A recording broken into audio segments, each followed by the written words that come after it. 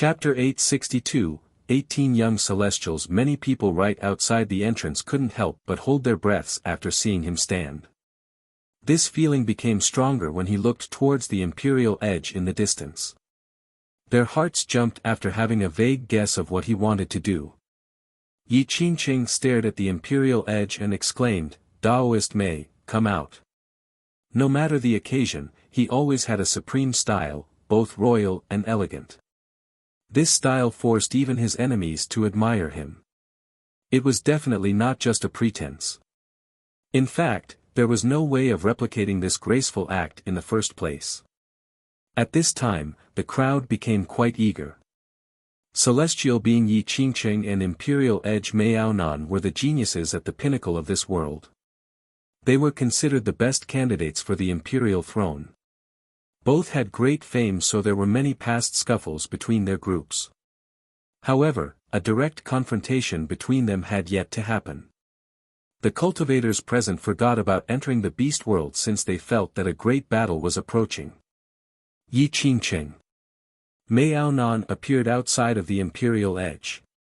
She was still sitting on her chair. As a woman, she had no signs of softness and instead exuded a tyrannical aura. Many people forgot that she was a woman since they were overwhelmed by her aura. She resembled a natural-born emperor, high and above in her throne, capable of terrorizing the world. The two geniuses had finally met. Moreover, their temperaments were completely different. Yi Qingqing was able to charm the world while Miaonan overwhelmed it. If, say, Yi Qingqing was a supremely wise saint, then Miaonan was one who would eventually become a dominating emperor one day. "I heard you wanted to test me. I have been waiting here for a very long time." She remained up high in the sky and looked down coldly, even with disdain, on this so-called number one of the current generation. Those who were lucky enough to watch this unraveling scene did not dare to underestimate Miaonan despite knowing of Yi Qingqing's prestige. Miaonan came from the Jianlong clan, thus she was destined for greatness. She also had a prideful arrogance that couldn't be found in others. She chose to leave the clan to forge her own path. Not just anyone could have made such a domineering decision. "My brotherly ties were molded with blood. You killed my third brother, so if I do not obtain vengeance, how can I ever set foot on this world again?" Even when Yi Qingqing wanted to fight, he was still elegant and royal, as if he couldn't be stained by the mundanity of this world. The crowd glanced at each other after hearing this. Some understood that this would be a fight to the death, since Yi Qingqing would not forgive Miaonan killing the celestial array young king. To be willing to die for a brother. "I would have no regrets in life if I can become brothers with a man like Yi Qingqing." Many people became emotional after seeing Yi Qingqing's attempt for retribution. They were amazed at his loyalty and camaraderie. At the very least, the younger generation was very envious. In their eyes, it would be a privilege to become brothers with a loyal man like Yi Qingqing. "That's right, we, the 18 young celestials, support Brother Yi. We will have revenge for the young king." A thunderous voice came from the horizon. A series of loud explosions occurred, followed by the appearance of many standards.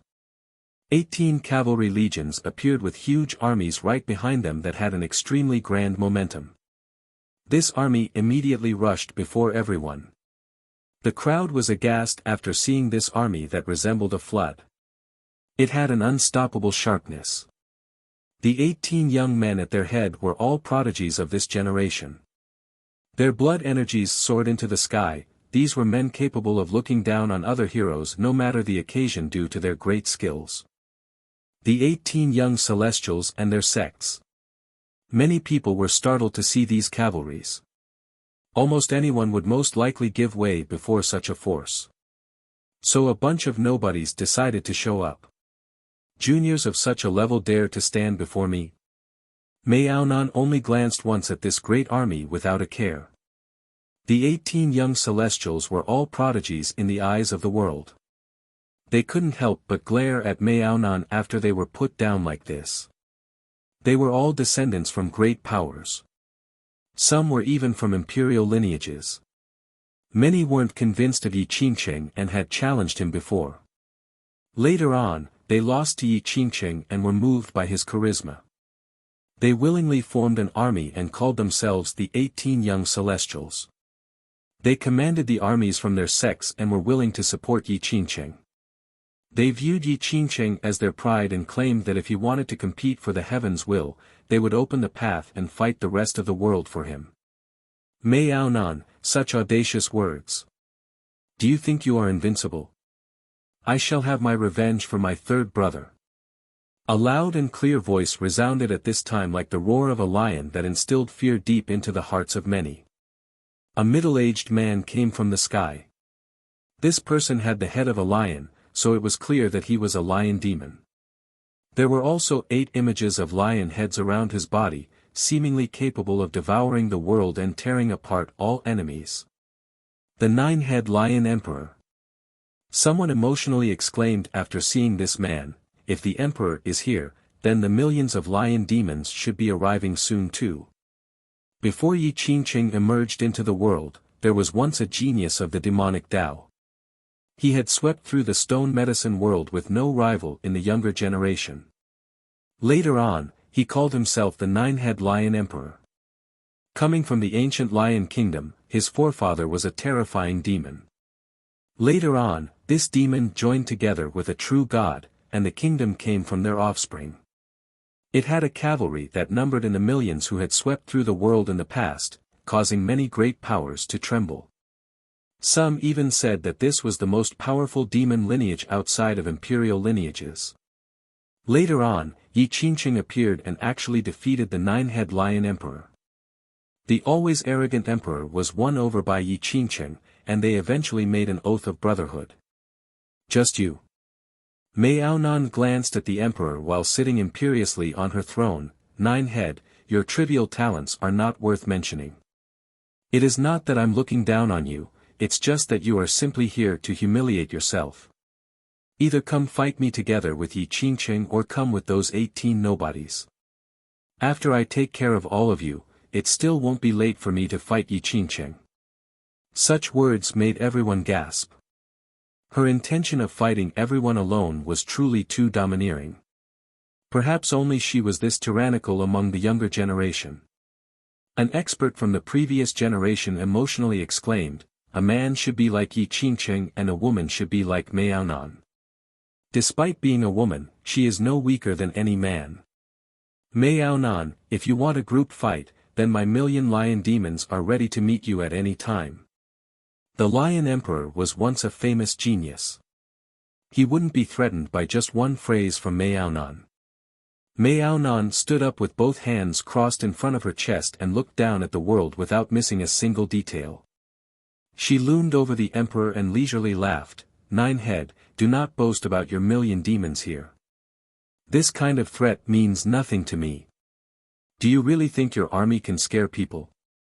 In the present times, lineages like the Alchemy Kingdom choose not to come into being. Otherwise, your nonsensical group of cats would barely be considered anything. A few god monarchs can intrude on your ancient lion kingdom as easily as flipping their hand. Good, Maonan, my kingdom challenges you then. The Lion Emperor snorted and declared his challenge. Okay, you and the 18 young celestials can come together. I will kill all of you and then destroy your kingdom. Maonan sneered. How presumptuous. Brothers, let's go. The 18 youths could no longer bear it. They were descendants of great powers as well as famous geniuses. Even if they were not as great as Yi Qingqing, their fame still echoed across this world. Today, Maonan treated them like nothing, so how could they not become furious? With a loud roar, the 18 lunged towards Maonan. As geniuses, their combined power could be imagined. Spears shattered the void and sabers split the sky along with treasure pagodas capable of sealing even gods themselves. Such power left people trembling. This great of a force was willing to work for Yi Qingqing. Just how incredible was this? Only a group of insects not knowing their own strength. Maonan didn't even bother looking at the approaching force. After making this comment, a shield appeared in her left hand. Boom! This one shield was able to suppress gods and devils.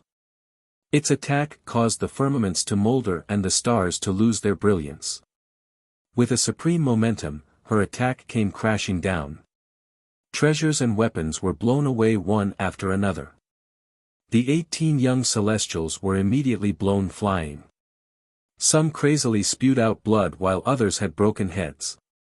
The crisp sounds of bones breaking were heard by everyone. So overbearing and invincible. Her one attack easily defeated the 18 youths. Everyone had to take a deep breath at this performance. Don't get cocky. The Lion Emperor snorted. The 8 lion heads around his body roared and came biting towards her. They opened their mouths and absorbed the power of the stars, causing the sky to darken. Only an insignificant art. Maonan didn't bother looking at the Lion Emperor either. With a clank, the divine sword behind her back left its sheath. Chapter 863, The proud Maonan. The unsheathed sword unleashed a ray that covered the entire continent. It could decapitate gods and annihilate the stars without a trace. Countless people lost their minds under this one peerless sword that could be considered invincible. 8 lion heads fell after this sword fell. Although they were only images and not real lion heads, the Lion Emperor still took several thumping steps backward. Her shield was unstoppable and her sword was unmatched. Everyone was shocked after seeing this since her power far exceeded their imaginations. Everyone knew that her fame was about to overcome Yi Qingqing's own, but who would have thought that her strength had reached the level of killing virtuous paragons? They felt a chill after seeing just her first attack. Without an imperial weapon, any heavenly king that provoked her would only be courting death. A bunch of nobodies dares to compete against me. Maonan looked at the 18 young celestials and the Lion Emperor in disdain before sneering at Yi Qingqing. Yi Qingqing, it seems like you are nothing special either. You think these nobodies can be your generals and sweep through the world for you? You're going to attempt to seize the heavens while with them by your side. You are simply a frog at the bottom of a well.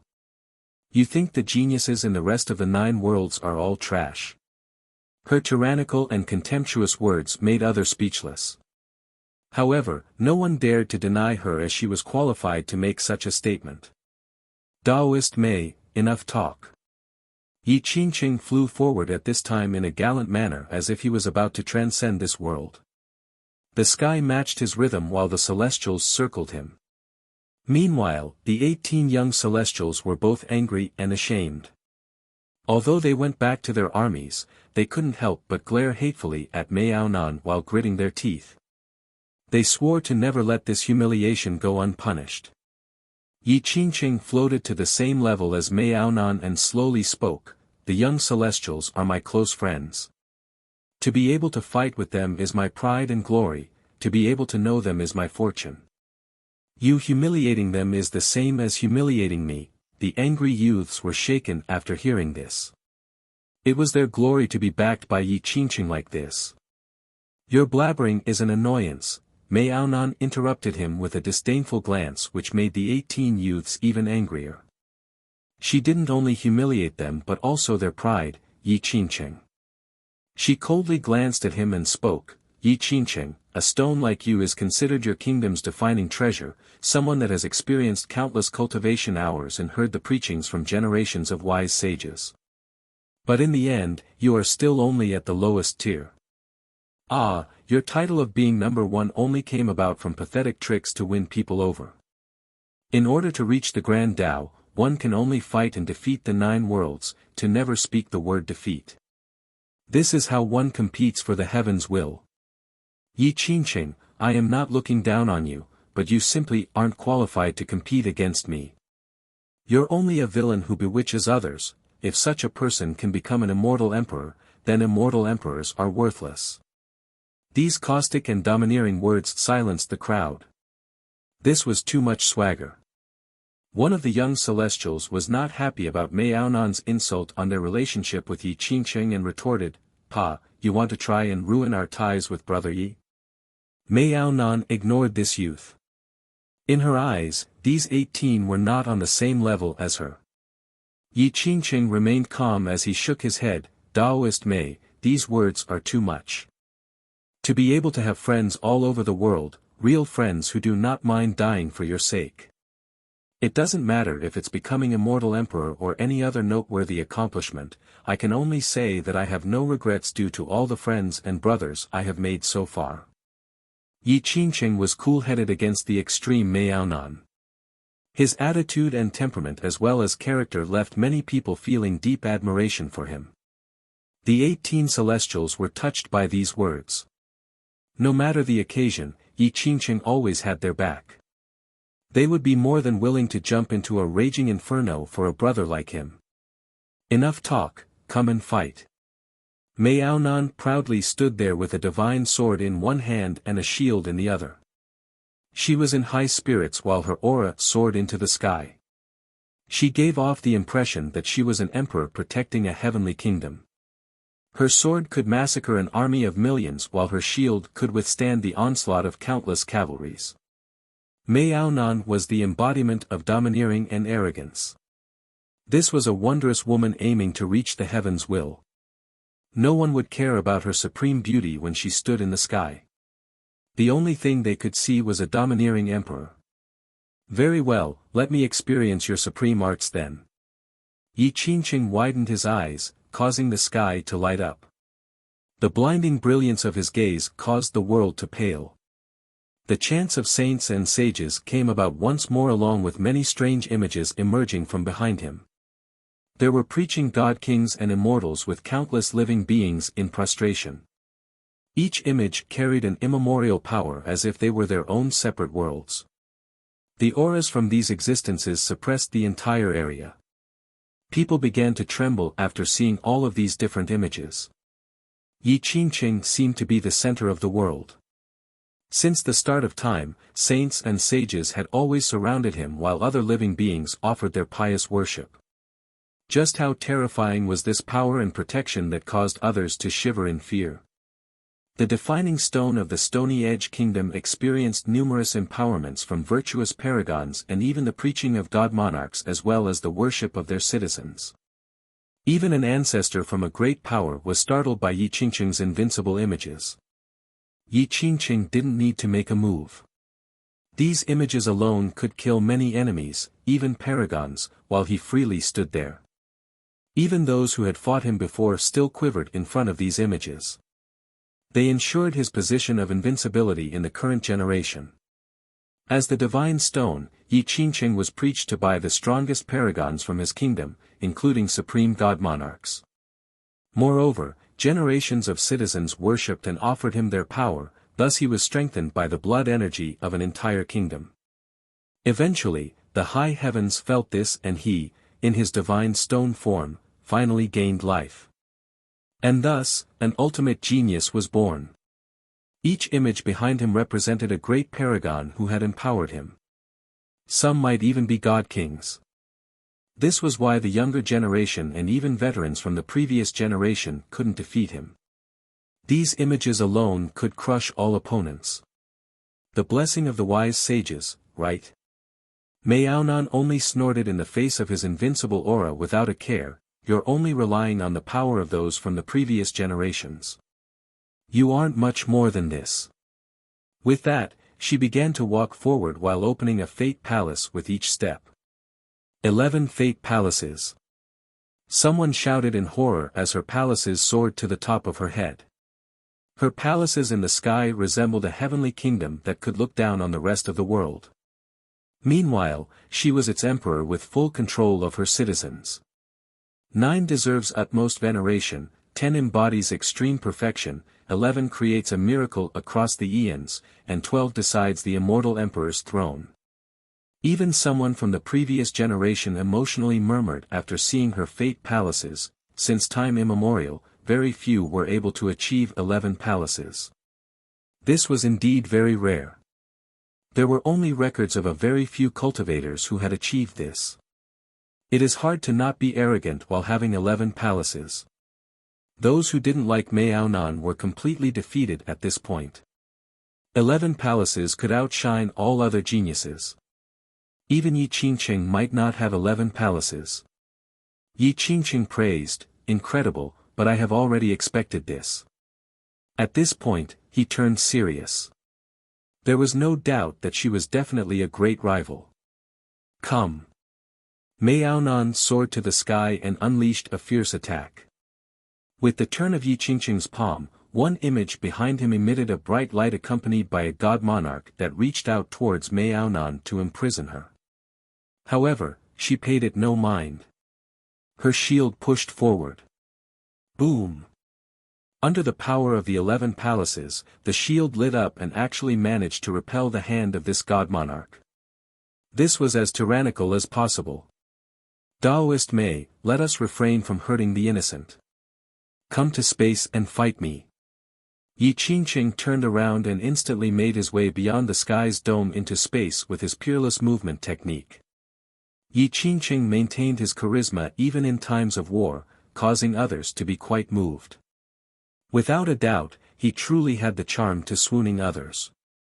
Space then, do your worst. Mei Aonan proudly stepped away from the imperial edge and headed into space to fight Yi Qingqing. In the blink of an eye, the two of them exchanged blows in mid-air before completely disappearing into space. The unsheathed sword unleashed a ray that covered the entire continent. It could decapitate gods and annihilate the stars without a trace. Countless people lost their minds under this one peerless sword that could be considered invincible. 8 lion heads fell after this sword came down. Although they were only images and not real lion heads, the Lion Emperor still took several thumping steps backward. Her shield was unstoppable and her sword was unmatched. Everyone was shocked after seeing this since her power far exceeded their imaginations. Everyone knew that her fame was about to overcome Yi Qingqing's own, but who would have thought that her strength had reached the level of killing virtuous paragons? They felt a chill after seeing just her first attack. Without an imperial weapon, any heavenly king that provoked her would only be courting death. Chapter 864. A handsome man as cold as ice. The majority of the crowd eventually regained their composure a long time after seeing Mei Aonan and Yi Qingqing disappear into the sky. A few great characters lost their patience and even gave up on entering the beast world. They surged into the sky in order to enter space. It was very beneficial for these big shots to watch the fight with their own eyes. A fight between supreme geniuses could spark a new enlightenment. Such comprehension would allow them to further understand their own merit laws, to break the chains and venture to the next level.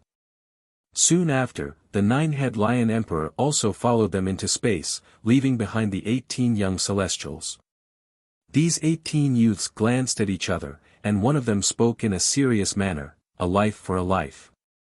The demonic Imperial Edge has killed many of our brothers and friends from the Celestial Array School, so they must pay with their lives. A different youth screamed, that's right, blood for blood. The demons from the Imperial Edge must pay with their lives. Kill, for the Celestial Array School. Another celestial youth rushed forward on his horse with many experts right behind him. Kill, vengeance for the school. The 18 youths quickly began their march towards the Imperial Edge. Their armies rushed forward like an unstoppable flood. Thunderous hymns filled the sky. Treasures and weapons began to assault the Imperial Edge with their mighty and ferocious power. The 18 young celestials and their armies seemed to be able to sink the continent. The sudden attack astounded many spectators. They didn't expect the young celestials to attack right away with all of their forces. This is insane. Are they trying to break all pretenses already? Everyone was horrified by this sudden attack. Although Yi Qingqing and Mei Aonan's fight was unavoidable due to the competition for the heaven's will, sex normally wouldn't interfere between these geniuses. To mobilize armies for the sake of destroying the other would cause too much hate. However, the 18 youths chose to do so. Their order to attack was no different from dragging their own sex into this war. Nevertheless, they didn't do so without any prior planning. Although they were furious from Maonan's contemptuous words earlier, they had a clear strategy. Naturally, their sects were wary of Maonan. Although everyone knew that she left the Jianlong clan to establish her own power, she was ultimately one of their disciples, a part of the clan. The 18 powers did not necessarily want to fight against a sect with 3 emperors for Yi Qingqing's sake. However, the young celestials were hot-headed. Under the urging of the cloud-soaring venerable, they decided to take action in the heat of the moment. Their goal was to attack the floating continent while Yi Qingqing and Maonan fought each other. They were confident about destroying the continent when they battled alongside their armies. After destroying the Imperial Edge, their fame would ring in the ears of everyone in the world. This was to build a solid foundation for their future. Thus, the positions of the 18 generals beneath the future immortal emperor would eventually fall into their laps. Rumble. The continuous rumbling continued as the armies marched on. Ah! Next were series of shrill screams. Pitiful shrieks reverberated across the sky, making it clear that the battle had begun. Can the Imperial Edge withstand the onslaught of this flood-like cavalry? Someone murmured right outside of the beast world after hearing the screams. In many spectators' minds, the forces of the 18 sects led by the young celestials could sweep through a lineage. Although the Imperial Edge was powerful, it was not necessarily able to withstand this torrential onslaught. Ah! A sharp howl echoed through the air as if a terrible war was taking place within. Someone recognized this scream and startlingly exclaimed, "What, that's the voice of a young celestial." Boom! Boom! Boom! At this second, the galloping of the cavalries became chaotic. The shocked spectators saw several hundred riders escaping from the continent. The leaders of the pack were 3 young men with hundreds of riders right behind them. There were many heavenly kings in the group. These 3 are part of the young celestials. The crowd was astounded at this new development. The 3 young celestials and the riders were covered in blood and injuries. They looked tattered as they escaped. It was apparent that they had met a formidable enemy. Ayo! A dragon roar resounded across the battlefield the moment these young celestials escaped from the continent. A huge dragon flew out from within. It was completely clear as if it was made from ice. The 3 youths and the riders were scared out of their minds after seeing this dragon taking flight. It caught up to them in an instant and swung its claws. A whirlpool of blood erupted along with horrifying screams. Several hundred riders were massacred instantly. No, 2 of the 3 youths had their chests pierced by the claws and died on the spot. Eventually, the huge dragon disappeared with a flash. The last of the 3 young celestials was captured alive and gripped by their neck up high in the air. At this time, people finally saw the person floating in the sky with one hand grasping the young celestial's neck, coldly glaring at him. It was a young man dressed in a robe that was even whiter than snow. A cloak hid his tall stature while he emitted a chilling aura. He was handsome to the point of being a bit demonic, almost resembling a girl. People would believe it if they were told that he was a woman in disguise. I am from an imperial lineage." The youth hanging by the neck lost his mind from fear at this moment and shrieked. Pluff! Blood spurted everywhere. The other young man didn't listen to him and stabbed his chest with one hand, killing him on the spot. The young man then threw away this body like a piece of trash and slowly wiped the blood from his hand with a snow-white handkerchief. He casually threw the cloth away as well when he was done. The blood-stained pattern on the white cloth resembled a peony in full bloom. It was especially beautiful as it fluttered down to the ground. He coldly glared at the group, then turned around and went back inside the Imperial Edge. Even though he was gone, the group couldn't forget those cold and emotionless pupils. They felt a cold chill running down their spines the moment his glare swept over them.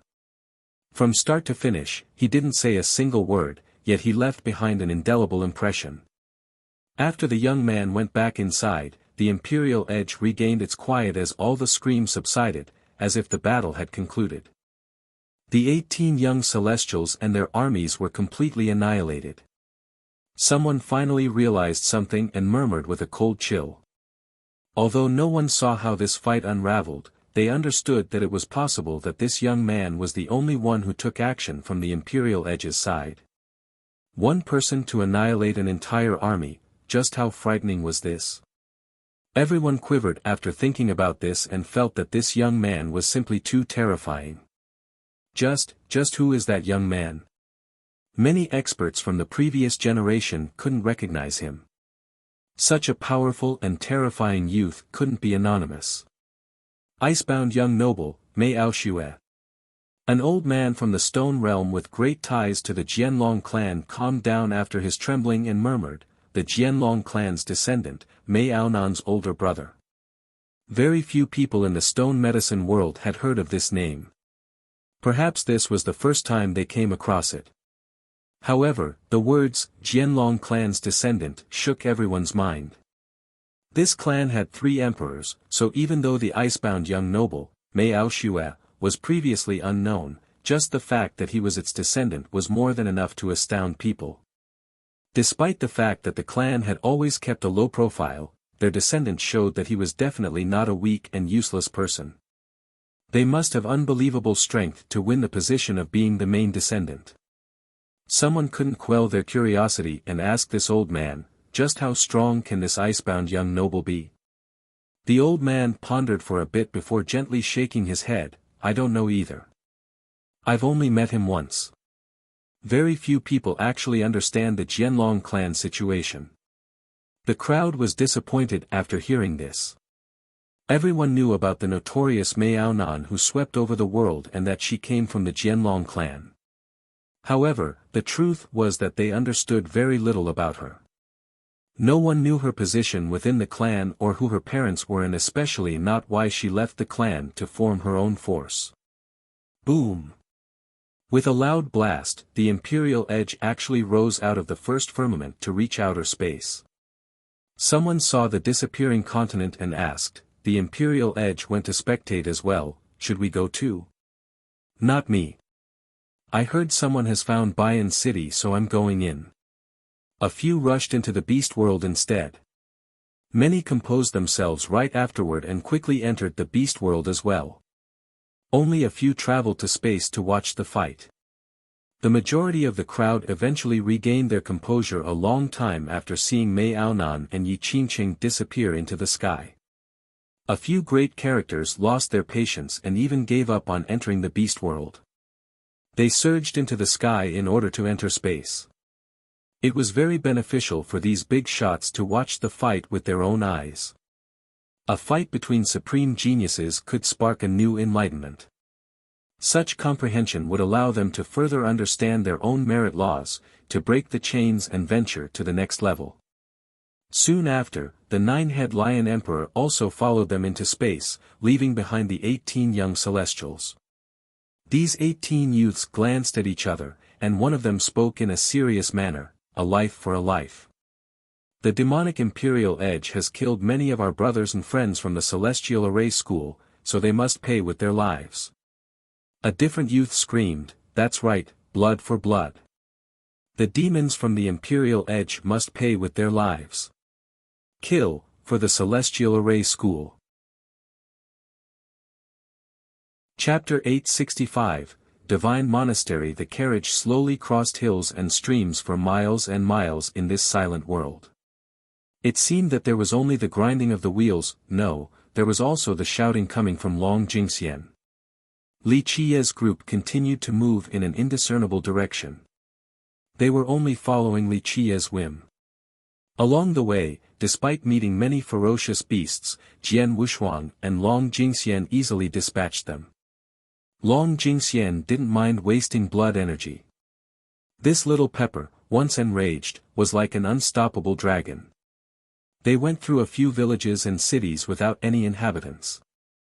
Despite the passage of millions of years, they retained their original pristine condition. Fierce beasts protected these lands without any inhabitants, creating a creepy scene. Just imagine, no one lived inside the beast world, yet there were so many villages and cities. Such a thing would make others think twice and shiver. Long Jingxian continued to shout after going through these places since she wanted to rush in for the treasures. However, Li Qiye denied all of her requests, resulting in her becoming even louder. She was very unsatisfied with Li Qiye. Eventually, the carriage stopped in front of a bamboo forest. This place was completely silent. The forest was lush and had running streams, giving others the feeling that they had transcended. There was a lone bamboo cottage in this place. There was nothing else, making it feel like there could be a seclusive immortal living inside. Li Qiye looked at the bamboo cottage and told the madam, Ziyan, go inside, this place is right for you. She didn't say another word and descended from the carriage before walking towards the hut. Once she got close, a phoenix cry could be heard.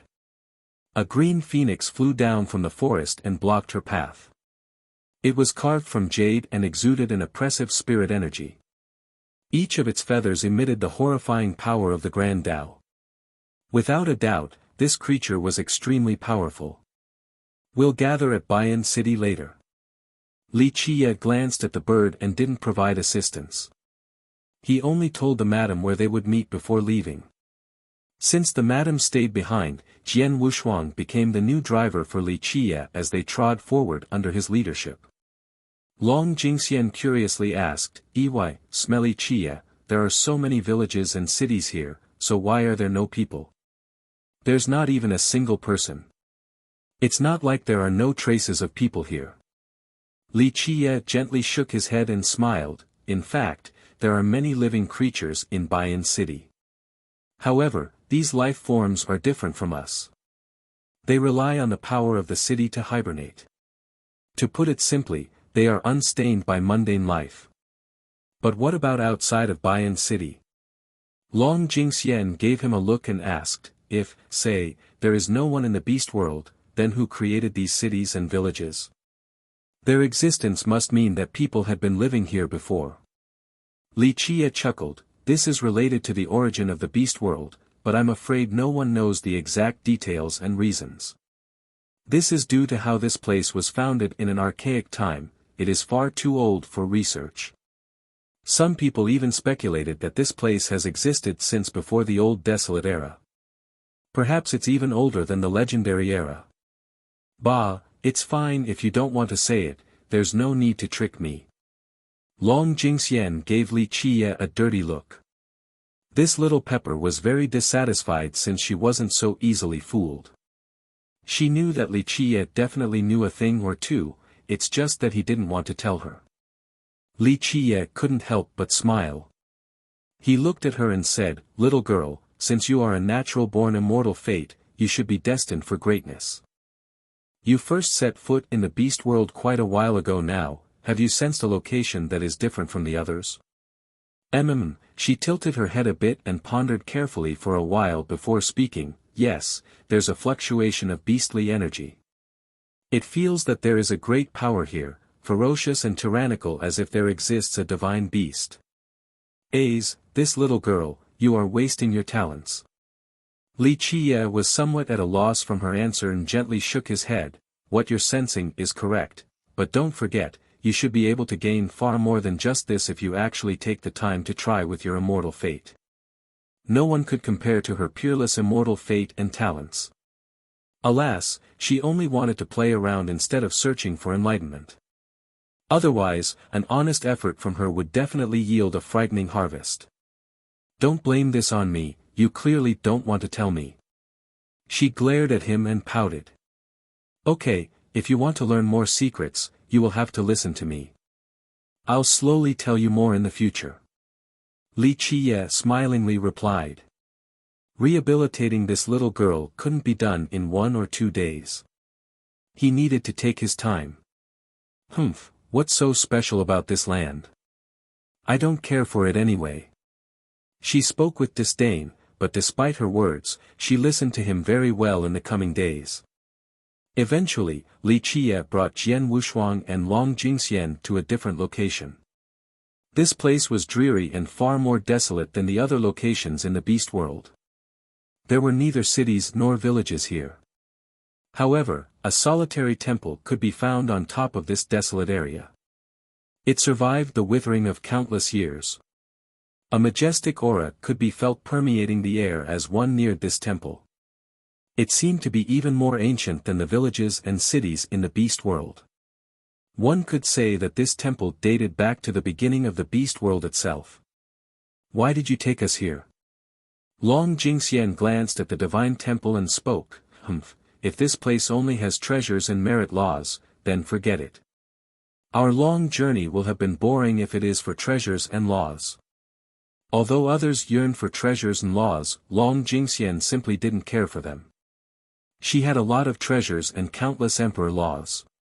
He looked at her and said, "Little girl, if you weren't a natural-born immortal fate and if Wushuang wasn't someone I valued, I definitely wouldn't take you two to this place. Don't look down on this temple as it precedes even the beast world.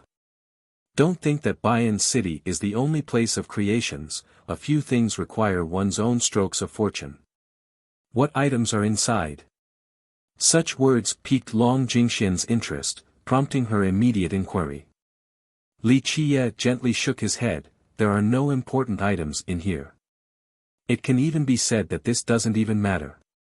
The crucial thing here is," he paused and pointed at his heart before continuing to speak, "perseverance and training through the tribulations with one's Tao heart."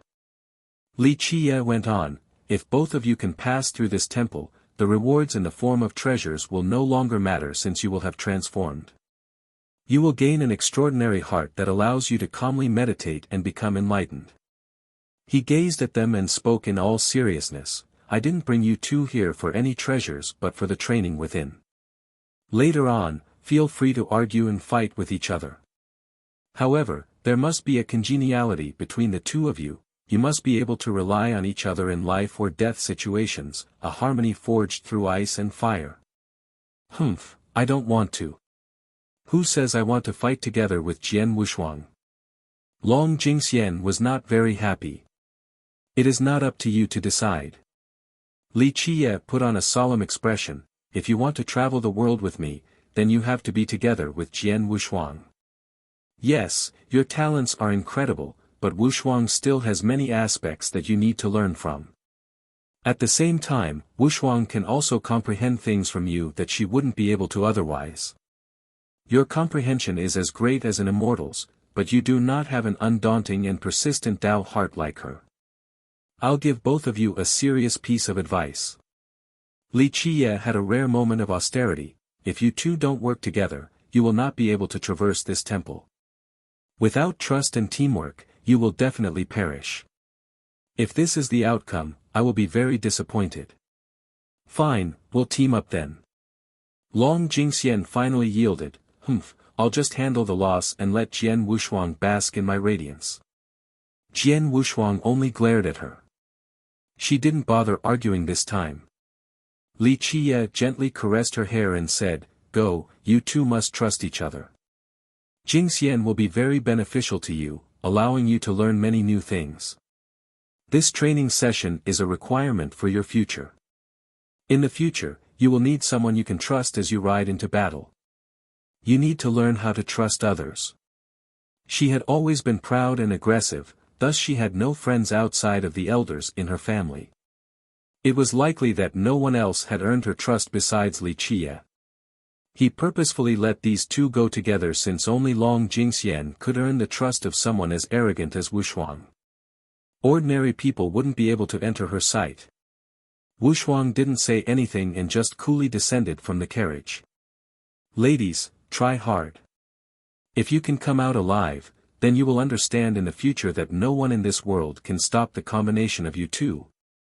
Li Qiye smiled and rode away in his carriage. Chapter 866, Unbeatable Legion. After leaving the temple, the carriage continued on. Li Qiye continued on alone for an unknown amount of time, as if he wanted to reach the end of the beast world. Eventually, the lone man and carriage climbed to a high plateau. In this place, the mountain range reached straight into the sky. The hills were like giant guardians protecting this location. Anyone who could reach this plateau would be shaken by the majestic scenery ahead. This was the place closest to the sky. However, the scenery was not the only reason for astonishment. The other was the fact that the entire area was completely sealed. This place was broad, containing countless mountains. Someone had laid an eternal framework in this place, a framework with numerous powerful laws nailed into the ground. Each mountain had been refined, causing the entire plateau to become one that was rooted in the deepest location of the beast world. It was as if this place was connected to the most mysterious location of the realm. All the mysticisms of the beast world were sealed in this plateau. This framework was unbelievable with its untouchable seals and supreme existences guarding it. Even an immortal emperor might not be able to break through this place. Li Qiye stood before the plateau with all kinds of feelings in his heart. This place shouldered the greatest glory. It had the most powerful legion in this world buried beneath its soil, a slumbering force that had once protected the human race. Here lied a legion that had bathed the 9 worlds in blood. Here lied a cavalry capable of trampling all things. Here, an invincible army that could shake even immortal emperors could be found. Li Qiye sighed softly and opened his mind. In the deepest part of his sea of memories, mysterious and magical immortal emperor laws derived and transformed themselves. Eventually, they became a supreme amnesty decree. Buzz, this supreme decree hovered above his head. The most profound Tao runes emerged and continued to spread, forming an ocean. Crash! A bronze bridge emerged in the sky over the plateau, under Li Qiye's feet. This bridge could only be activated with the amnesty decree that belonged to Li Qiye. Li Qiye drove his carriage on top of the bridge towards the depths of the plateau. One could see the panorama from above the bridge. This place was very steep and dangerous without any signs of life. Such a place was where Li Qiye chose to spend countless efforts sealing after destroying the divine beast realm. Later on, Empress Hong Tian blessed and graced this place with her protection. Li Qiye sealed his most powerful force here along with his crowning glory. At the end of the bronze bridge was a palace that occupied the deepest location of the plateau on the highest and most majestic peak. This palace had withstood countless moons, as if it had been there since the beginning of the heaven and earth. Clank, the bronze doors slowly opened as Li Qiye arrived in his carriage. They closed once more after he went inside. It seemed that the door broke all ties with the outside world, even the ties of time. Inside the palace was a different scenery. Bright sunlight directly shone down from above as if this was heaven itself. A fountain could be found in the center of the palace. However, it was not gushing out water but an indispensable and thick worldly energy. The energy here was ancient as if it had been here since time immemorial. However, this was not the craziest part. Countless natural treasures surrounded this fountain, including incredible immortal stones and jades as well as exceedingly rare fate metals. These ores were full of a vibrant life force.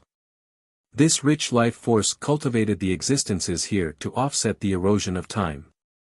They piled on like mountains. Just a single piece appearing in the outside world would drive everyone crazy. It would definitely result in a bloody competition between experts. This palace was huge. Outside of the central fountain and the piles of ore was a throne at the highest peak. This throne emitted a matchless aura, as if only the most powerful immortal monarch would be able to sit here. Others were simply unqualified. Around the throne were countless bronze coffins. Each of them was wrapped in a large amount of blood-era stones to offset the passage of time. Li Qiye got down from his carriage and slowly made his way into this palace. Eventually, he sat down on this supreme throne. Since the start of time, only he was eligible to sit down on this throne. Click, a series of heavy sounds rang out. The coffins here all slowly opened the moment Li Qiye sat on the throne. There were bronze statues inside each of the numerous coffins. All of them had different shapes and expressions. It was as if each was cast from the most ancient of bronze ingots, cold and tough without any signs of life. No need for formalities. Time has not been merciful, so continue to slumber. Li Qie glanced at these statues as if he was counting his soldiers and generals. With more clanking sounds, these coffins closed up. From beginning to end, Li Qie was the only one who talked. He leaned back on his throne, though it was unknown whether it was from fatigue or from returning to his realm, but he was finally able to relax. He closed his eyes and seemed to have fallen asleep. Since the start of time, he had sat in this throne far too long. The entire chamber was quiet, as if time had come to a standstill in this frozen space. After some time, Li Qie finally opened his eyes to look at the coffins before him. He became quite sentimental and heaved a sigh. This sigh contained too many emotions: weariness, helplessness, and an indescribable melancholy. I'm also tired. For tens of millions of years during this long journey, I was fortunate to have all of you with me as we fought against the 9 worlds and massacred myriad realms. He emotionally said, massacre, yes, so many years have passed and I have nearly forgotten about those bloody days. Throughout the river of time, people have called me the dark hand behind the curtains, while others cursed me as the myriad races butcher. Some even considered me to be a devil. I didn't care for any of this. The only thing that mattered to me was those by my side, those who continued to grow older one after another, those who died on the battlefield for my sake. No matter what, at least I still have all of you who are continuing to accompany me to the very end. Li Qie bitterly smiled after thinking about the suffering throughout the ages. But no matter what, just like our bold claim of the past, we shall fight to the very end, and we shall pierce the sky. In the end, only we alone shall stand at the apex of the myriad worlds, only we alone shall be the last men smiling. Throughout history, how many have lost their heads and how many people rose to fight again and again? We had no lack of immortal emperors and immortal monarchs in our invincible legions on this torturous and heroic path. At this point, Li Qie's eyes began to emit a blinding light as a supreme aura erupted from his body. He became a paragon of the ages. In this place, his untouchable aura had awakened. We shall take this journey all the way to the end. We will never falter and never speak the word defeat. His dominating voice echoed in the chamber. In this generation, we will fight to the very last man. No matter how tragic this war will be, the victor shall be us. His powerful speech echoed across the quiet chamber. The only listeners were the bronze statues lying in their coffins. Li Qie continued to sit in his throne quietly, a throne that even god-kings looked up to with reverence. Unknowingly, the corners of Li Qie's eyes became moist. No one saw this scene. There were only the quiet statues here with Li Qie.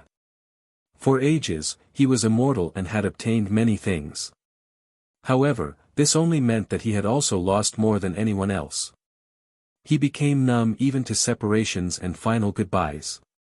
However, who knew that the always tough and tyrannical Li Qie, who looked down on everything, had buried countless emotions, memories, and sorrows in the deepest parts of his heart and mind. There was only numbness after the endless suffering. Eventually, he chose to laugh at the world.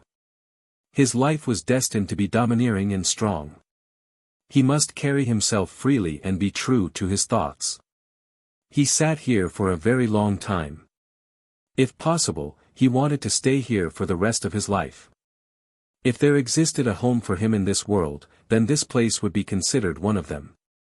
Here, there were generals and soldiers that had fought at his side for generations with unrelenting loyalty. It wouldn't be bad to stay with them here for an eternity. Alas, he eventually stood up and gently sighed, I have to go now, but I will be back.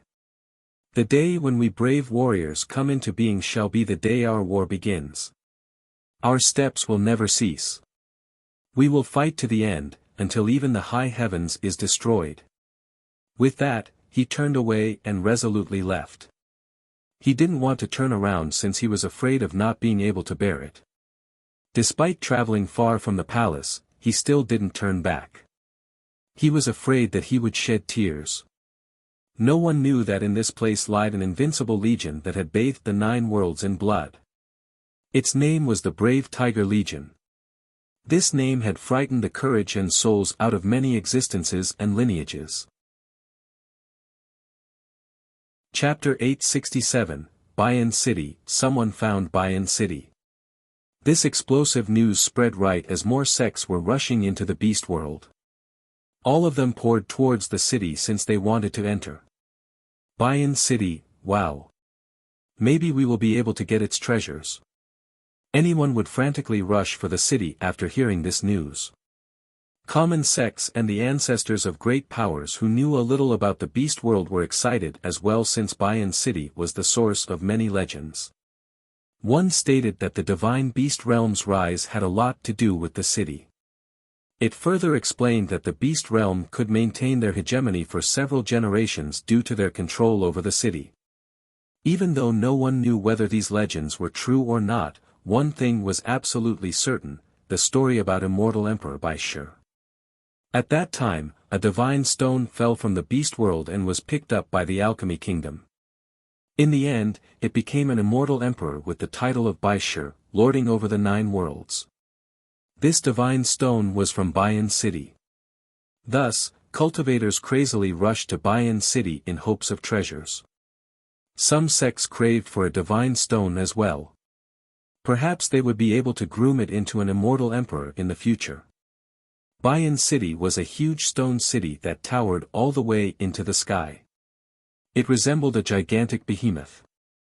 After seeing its appearance, anyone would know that this was the center and source of the beast world. There were many brown rocks made from unknown materials that rendered the city completely impenetrable. Its walls couldn't be scaled either. The doors were closed shut. There were no guardian beasts here, but the closed entrance stopped everyone outside. All the crazed cultivators here had no way of entering. No matter what they tried, they couldn't open these doors. Even the ancestors found no success. They attempted to attack it with great weapons as well, but all was for naught. Why won't the gates open? Everyone was anxious at this moment, since no one could enter despite finding the city. They could only look on from in front of the gate. We need to buy an immortal rod in order to open the city. Eventually, a very ancient ancestor on the verge of death revealed this secret after seeing the city. The Bayan Immortal Rod? What is that? Many people had never heard of such a thing.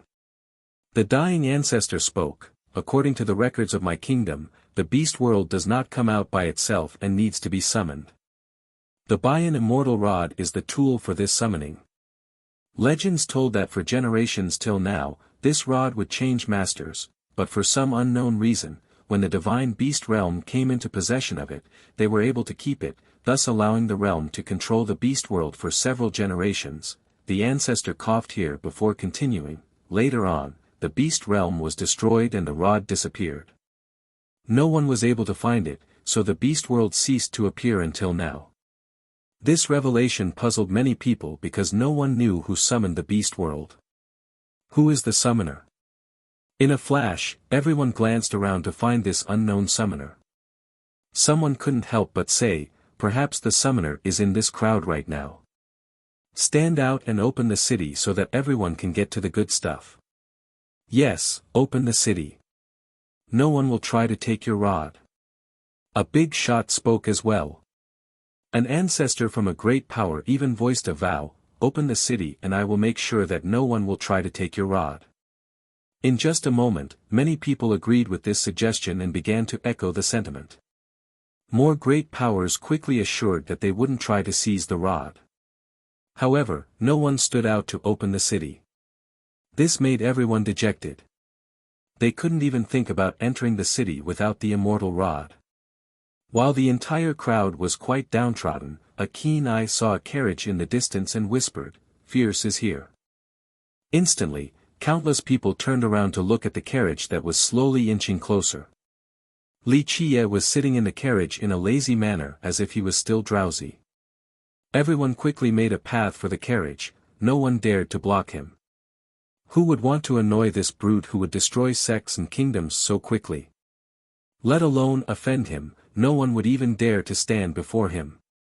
Offending someone like this was definitely seeking disaster. A single misstep might escalate into a sect-destroying calamity. Li Qiye arrived before the gate.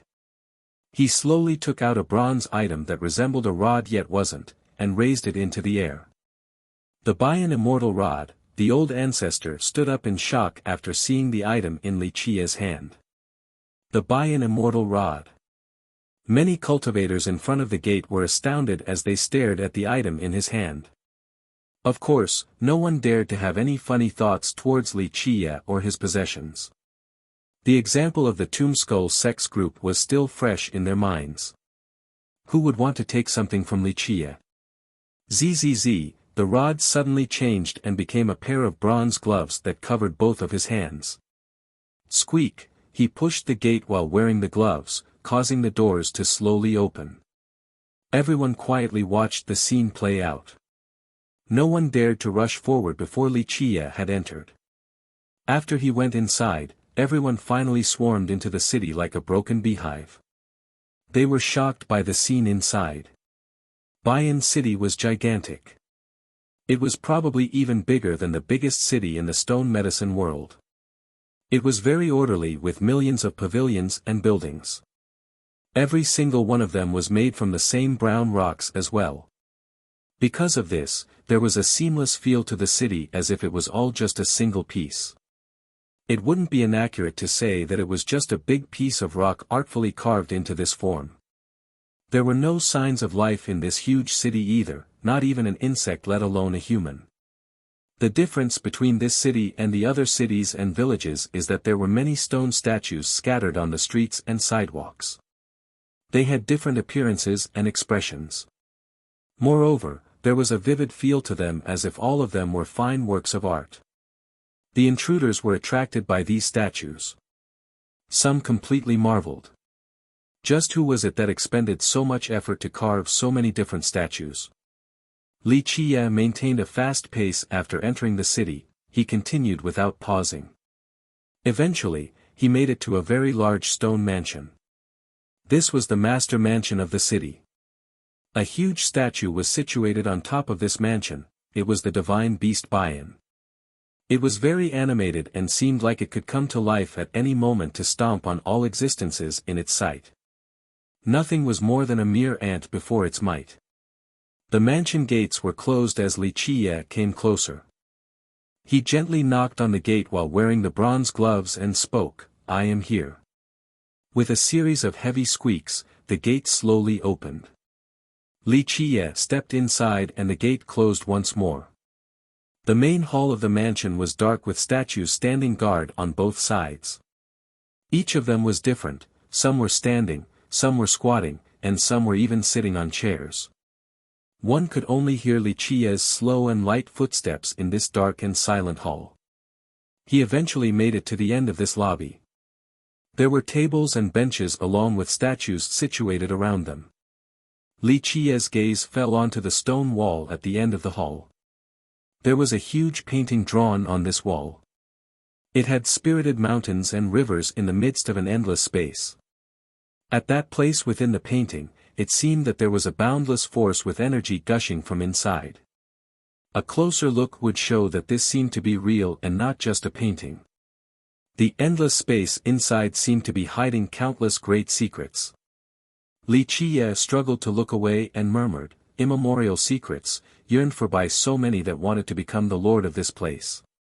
With that, he sat on a stone bench. Then, he looked around at the statues and dismissively said, "After so many years, I finally managed to come again. Can't I get a better reception than this?" The entire hall remained silent, no one answered him. Li Qiye smiled and his hands that wore the bronze gloves began to change once more. Eventually, they turned into a crow mark that imprinted itself on the stone desk. Then, Li Qiye shot out a universal law from his mind, causing the entire desk to light up, lighting the hall. "Your Excellency Dark Crow, long time no see. I almost didn't recognize you." A voice came from a dark and obscured corner of the hall. Chapter 868, Golems in Bayan City. The beast world was devoid of life and living creatures, and this was even more true for Bayan City. So now, a voice coming out of nowhere in this chamber would horrify any timid person. A golem came out from a dark corner, the place where the voice came from. This golem wasn't too different from the other statues. The main discerning characteristic was that there was a divine crest on its head. It was exactly the same one as the crest on Maonan's master. Li Qie glanced at this golem and spoke, "Even after millions of years, all of you are still the same. Just a bunch of rocks without any humanity at all. Your Excellency is funny. We are not living beings or golems, so we naturally wouldn't have any emotions." The golem sat down opposite to Li Qie. One of these stones accomplished something that all future descendants knew about, becoming immortal emperor by sure. This particular stone was obtained by the Alchemy Kingdom after flying out of the beast world. "It is fine if I don't enter, but my condition is very simple. I shall be in charge this time, only 2 people chosen by me will be allowed inside. As for the others, I don't care for their fortunes, they will not enter." Li Qie uttered slowly. This time, his expression was completely serious. From looking at his expression, the golem realized that Li Qie did not come here to negotiate. He awkwardly asked, "Your Excellency, our beast world was sealed for so long, must we wait for another generation? Is that so? You're truly underestimating me." Li Qie smiled, "Do you think the people I nominate won't be able to succeed? Do you think there is someone else in the world who understands this place better than me?" "Your Excellency, you are saying." The initially helpless golem became excited after hearing this, "You are saying that your candidates can definitely succeed?" Li Qie replied, "I cannot say for sure about the other candidate. That is someone trained by your old friend who said that you all promised him something. I don't know if it was you, the current commander, or someone else who agreed. That's your problem. Either way, that's what he said." "Humph. He still hasn't given up." The golem immediately knew who he was referring to. He responded by snorting with annoyance. "It's quite simple. You all had promised him, so follow through on this promise. We'll give him 1 spot." Li Qie said. The golem was musing this thought.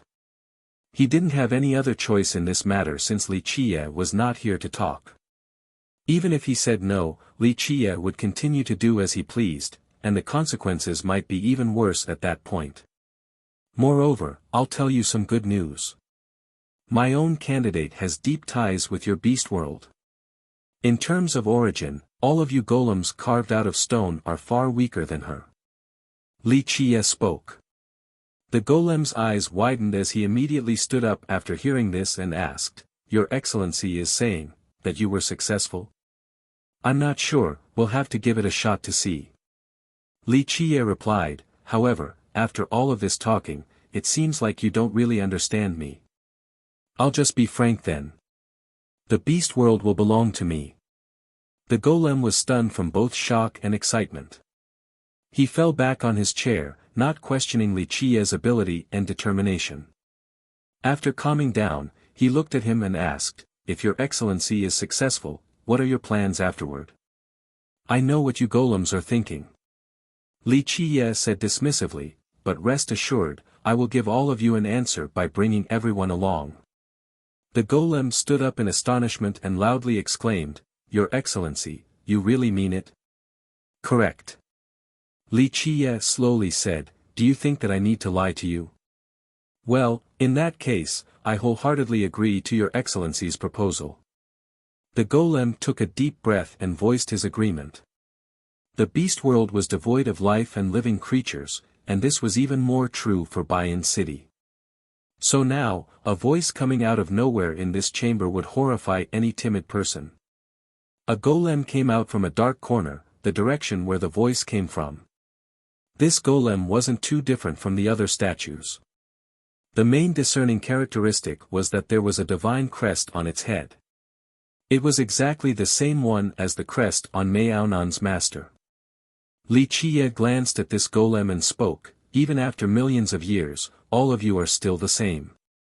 Just a bunch of rocks without any humanity at all. Your Excellency is funny. We are not living beings or golems, so we naturally wouldn't have any emotions. The golem sat down opposite of Li Qie. Li Qie lays there and told the golem, people who come are guests. I am a guest who has come such a long way, so your city should at least treat me with a bit of sincerity. Your Bayan wine is the best in the 9 worlds, so give me 2 cups. Chapter 869, Demonic Lion Legion. It was very lively inside the large Bayan city with people all over the place. Cultivators from all kinds of sects were present. They pondered how to enter the buildings present. Others were also finding treasures, while some had ideas about the carved statues. They wanted to bring these statues out of the city. Despite their aspirations, many of them found out after personally experiencing it that obtaining a fortune here was far more difficult than they had ever imagined. More than half of the cultivators could enter the buildings in the other villages and cities. As for whether they could make it back alive with a fortune, this would depend on their own luck. However, things were different at Bayan City. Entering these buildings was far more difficult compared to the locations outside. Moreover, it didn't have much to do with strength and more to do with one's fate and talents. No more than 10 were able to enter a building inside the city. They were either geniuses or grasped the exact right time. Without great perception, one wouldn't be able to understand the seals from the buildings no matter how strong they might be. Even though there were millions of buildings here, the sects and experts that had sufficient strength focused on the master mansion. There was no lack of masters and brilliant geniuses here. All of them wanted to open the gate and enter the master mansion. This was because of the legend stating that there was an incredible fortune inside. It was the reason why the beast realm was able to reign supreme for several generations. However, no matter how hard they tried, they couldn't open these gates. One talented genius after another tried to connect and understand the gate ahead, but there was no reaction at all. Someone exasperatedly said, I clearly saw Li Qie go in. They kept on trying again and again, but all of their attempts ended in failure. This fierce Li Qie is truly unfathomable. His talents must be at an extraordinary level. It is easy to tell just by looking at his achievements in the Tao of Alchemy. Sweeping through the 4 prodigies and defeating all the other alchemists. Only celestial being Yi Qingqing and Imperial Edge Maonan can compare to his talent. A sect master said with a tinge of emotion. He couldn't have been feeling good when there was a mountain of treasures right in front of him, just out of his reach. Not necessarily. Humph, Li Qie has the Bayan immortal rod in his hands. It is not strange that he could enter. One genius was unconvinced and scowled. While the cultivators were wondering how they could enter these buildings, a thunderous rumble echoed in the sky. The earth started to spin as a demonic energy as great as a flood rushed forth and engulfed the entire city. Bang, bang, bang. A very domineering army rushed into the city in a bullish manner. It drove all the other cultivators away from the streets. This was a supercilious rampage with wanton disregard for others. The army consisted of powerful demonic lions, a legion that had a majestic aura capable of looking down on the world, allowing them to run amok as they wished. The demonic legion of the ancient lion kingdom, many were alarmed at the sight of this legion. Even if the legion wasn't chasing people away, they would still quickly retreat to make way for them. The leader of the legion was the 9-head lion emperor, the eldest sworn brother of Yi Qingqing. He and his legion were extremely famous in the stone medicine world. Not only was he a renowned genius, but his kingdom also claimed to be the strongest demon race outside of imperial lineages. In the last few years, the legion under his command had many illustrious victories and even destroyed a few lineages. Their lion formation had actually trapped and killed a virtuous paragon. The lion emperor came to support Yi Qingqing, but now he suddenly appeared here. This made everyone wonder if Yi Qingqing had come back victorious. The legion under his guidance directly went to the master mansion and chased away all the cultivators who were trying to open the gate. On what basis is your kingdom chasing us away? Bayan City isn't your home. This was met with dissatisfaction and opposition right away, especially from a few powerful great powers. Although they considered themselves to be number one, this didn't mean other great powers didn't dare to oppose them. The Lion Emperor only fiercely glared at the unhappy cultivators like a great demon king capable of devouring others. He raised his voice, "The imperial lineages want to reinstate the buy-in agreement. Everyone's wish is for my second brother to become the host, so before the agreement takes effect, no one is allowed to come close to the master mansion." Such words alarmed everyone. Many cultivators were very wily and experienced. They immediately understood that this was Yi Qingqing trying to take the buy-in mansion for himself. The agreement was only an excuse.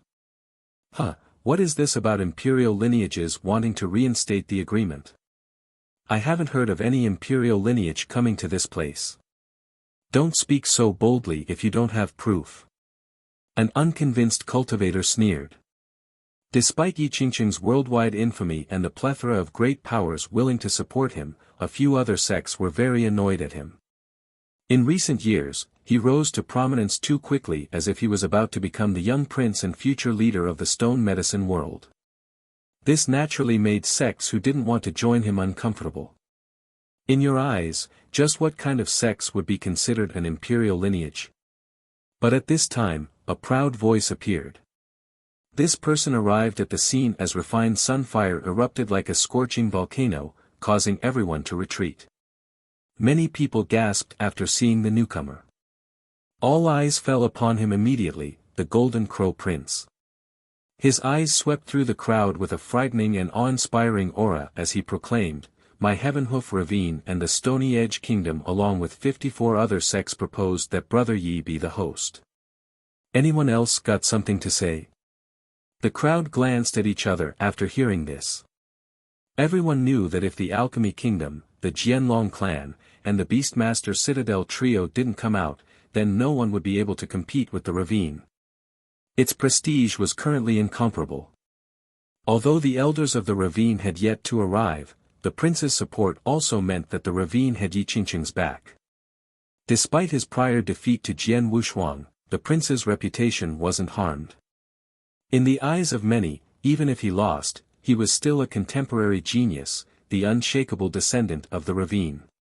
Moreover, Jian Wushuang was the golden daughter of the Jian clan with peerless archery. This arrogant phoenix was also a contemporary genius, so losing to her was not necessarily shameful at all. Even the Ravine and the Stony Edge Kingdom cannot represent the imperial lineages of our world.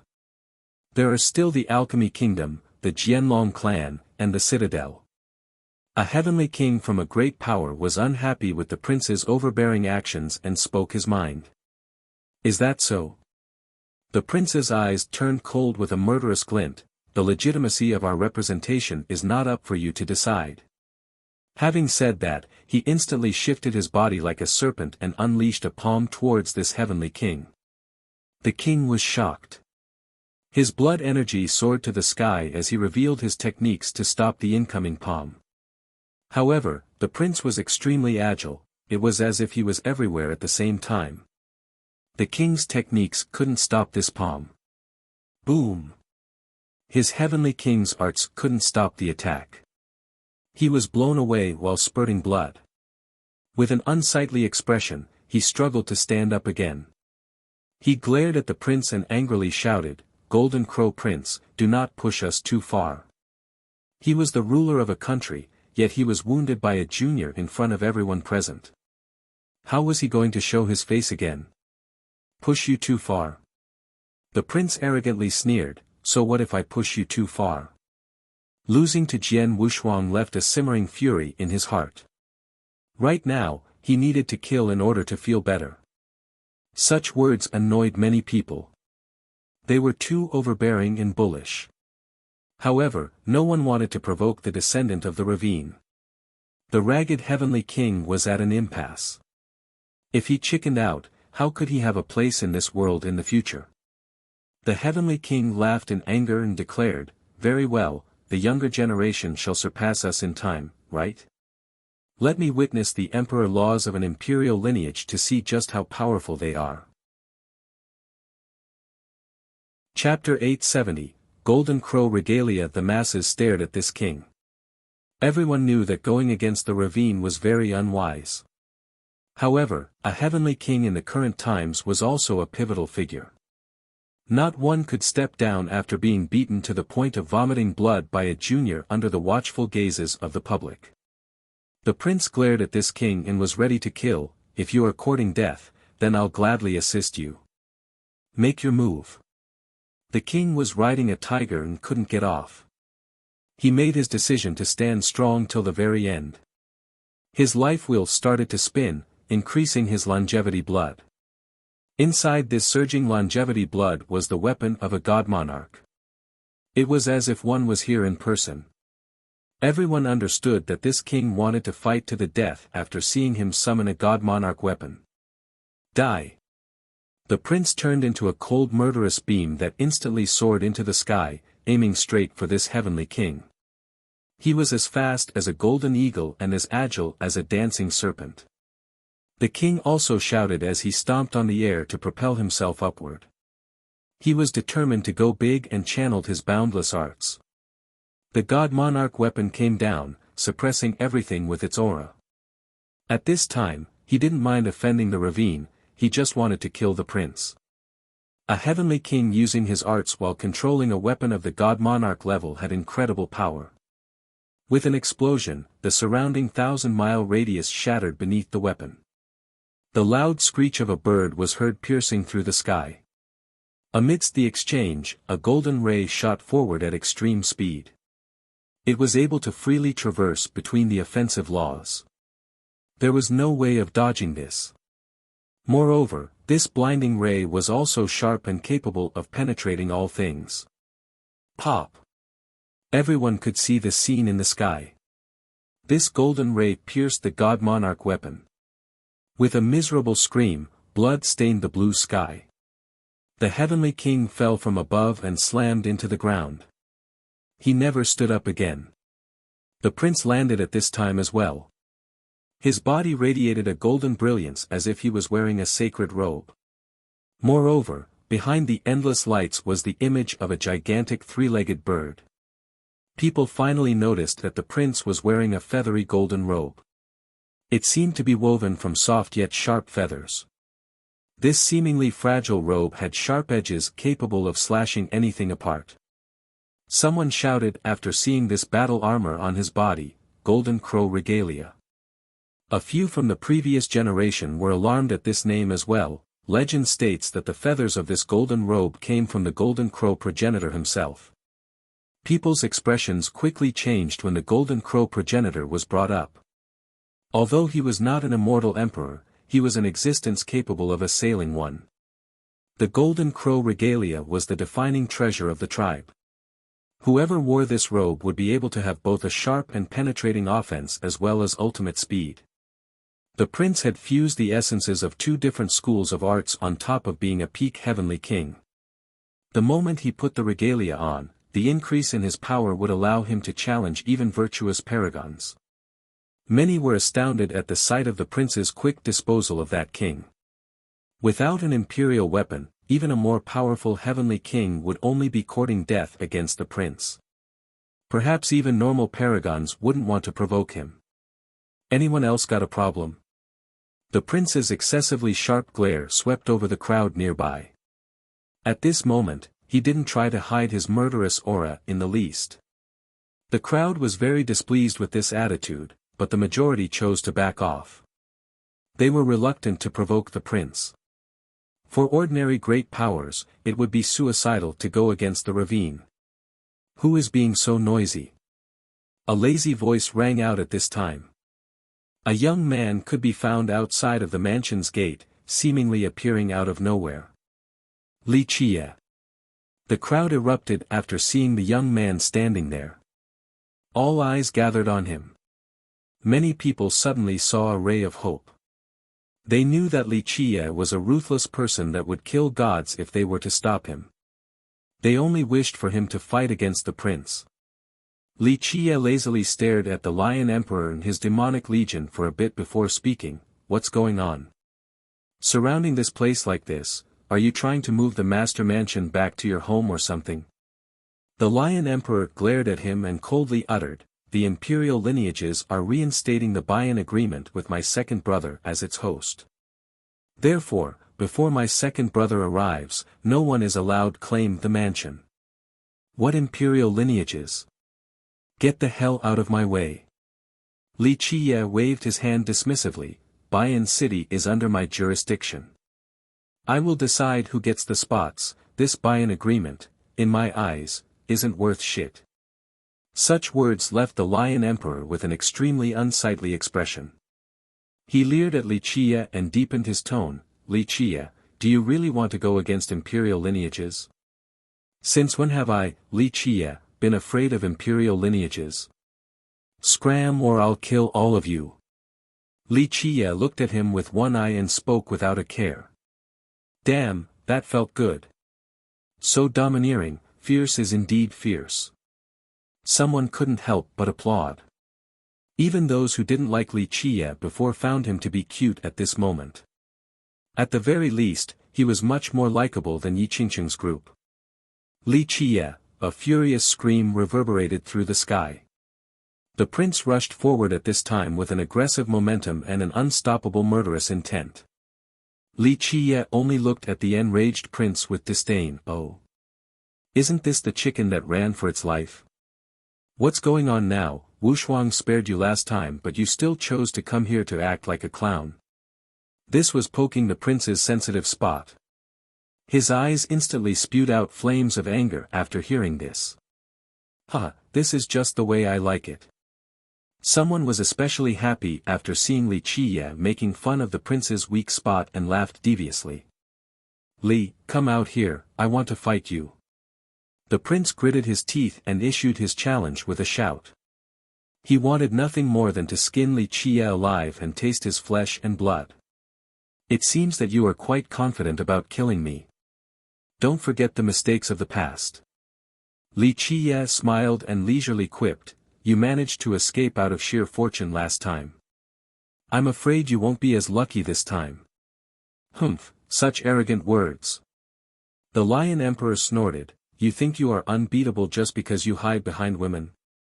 Without Wushuang's protection, you would amount to nothing. That's right, what is this about being the fiercest? It is only a fake moniker. You can't reach the apex when compared to His Highness Golden Crow and young Noble Yi. Someone spoke from within the crowd. At this time, there were still people who wanted to use this opportunity to flatter the prince's group to make good relations and potentially benefit from it. This type of traitorous act was not taken well by the rest of the crowd due to the prince and his people's arrogant conduct earlier. They glared at the speaker, but he continued to laugh, his skin was quite thick. Li Qiye, come out and fight if you are courageous. There is nothing skillful about hiding beneath the skirts of women. The prince pointed at Li Qiye and shouted, don't tell me you don't dare to fight since there are no women around you. Are you actually a cowardly turtle? The prince's pride was crushed after the previous defeat, so he needed to regain it by defeating Li Qiye. He would reclaim his glory from Li Qiye and use his blood to wash away the disgrace. If you are afraid, it isn't too late to surrender. The prince showed an evil grin. His handsome face became a bit twisted as he sneered, crawl under my crotch and I'll forgive you. The spectators couldn't help but glance at each other after hearing this. They understood that the prince wanted to fight to the death against Li Qiye. Really? Li Qiye wasn't angered by the prince's provocation. He remained nonchalant and carefree as he spoke, since you are so full of confidence, I'll spar with you for a bit. If I don't actually make a move, people will start to think that I am just a cowardly turtle. Don't worry, I won't kill you. The prince gave a cold smile and had a touch of cruelty in his ferocious eyes, I'll let you experience a fate worse than death after beating you. I'll lock you up in chains and treat you like a dog. Brother Golden Crow's idea is too awesome. A human dog, how incredible. At that time, why don't you give it a name? How about calling it, Fiercest Mutt? The Lion Emperor laughed and clapped his hands to support the prince. The two of them sang a tune to deliberately taunt Li Qie. This was especially true for the Lion Emperor. As Yi Qingqing's sworn brother, he wanted the prince and Li Qie to fight to the death. Thus, he used this rare chance to fan the flames. "You talk too much." Li Qie casually threw out a punch without even bothering to look at the Lion Emperor. "Humph," the Lion Emperor snorted and performed a lion madra. A lion's roar echoed in the sky as lion heads shot up to destroy this punch from Li Qie. The masses stared at this king. Everyone knew that going against the ravine was very unwise. However, a heavenly king in the current times was also a pivotal figure. No one could step down after being beaten to the point of vomiting blood by a junior under the watchful gazes of the public. The prince glared at this king and was ready to kill. "If you are courting death, then I'll gladly assist you. Make your move." The king was riding a tiger and couldn't get off. He made his decision to stand strong till the very end. His life wheel started to spin, increasing his longevity blood. Inside this surging longevity blood was the weapon of a god monarch. It was as if one was here in person. Everyone understood that this king wanted to fight to the death after seeing him summon a god monarch weapon. Die. The prince turned into a cold murderous beam that instantly soared into the sky, aiming straight for this heavenly king. It was as fast as a golden eagle and as agile as a dancing serpent. Everyone saw an unforgettable scene where Li Qie up high heavily stomped down onto the prince's body. Countless feathers and laws from the tribe emerged from the regalia, but they still failed to block this stomp. The sounds of bones cracking appeared as the prince's body shattered all over. Eventually, with a loud blast, the prince fell down from up high and slammed into the ground, creating a huge pit. The scene became silent. Everyone knew just how powerful the prince was. Among the younger generation, no one could oppose him outside of Yi Qingqing and Miaonan. His regalia made it so that he could even challenge ordinary paragons. However, in front of Li Qie, the prince was like a training dummy. His dual arts were nothing before Li Qie's peerless speed and power. The regalia was no longer worth mentioning. This scene was too shocking and caused many to think back about how Miaonan defeated the 18 young celestials with her shield alone. However, Li Qie seemed to be even more domineering than her. At this time, the prince was lying there as his blood stained the regalia. He couldn't believe or accept this truth. To him, losing to Jian Wushuang was only because he underestimated the enemy and didn't bring along a powerful weapon. But now, he came wearing the regalia, thus he couldn't accept this result. He simply didn't have the power to fight back against Li Qie and could only accept the beating.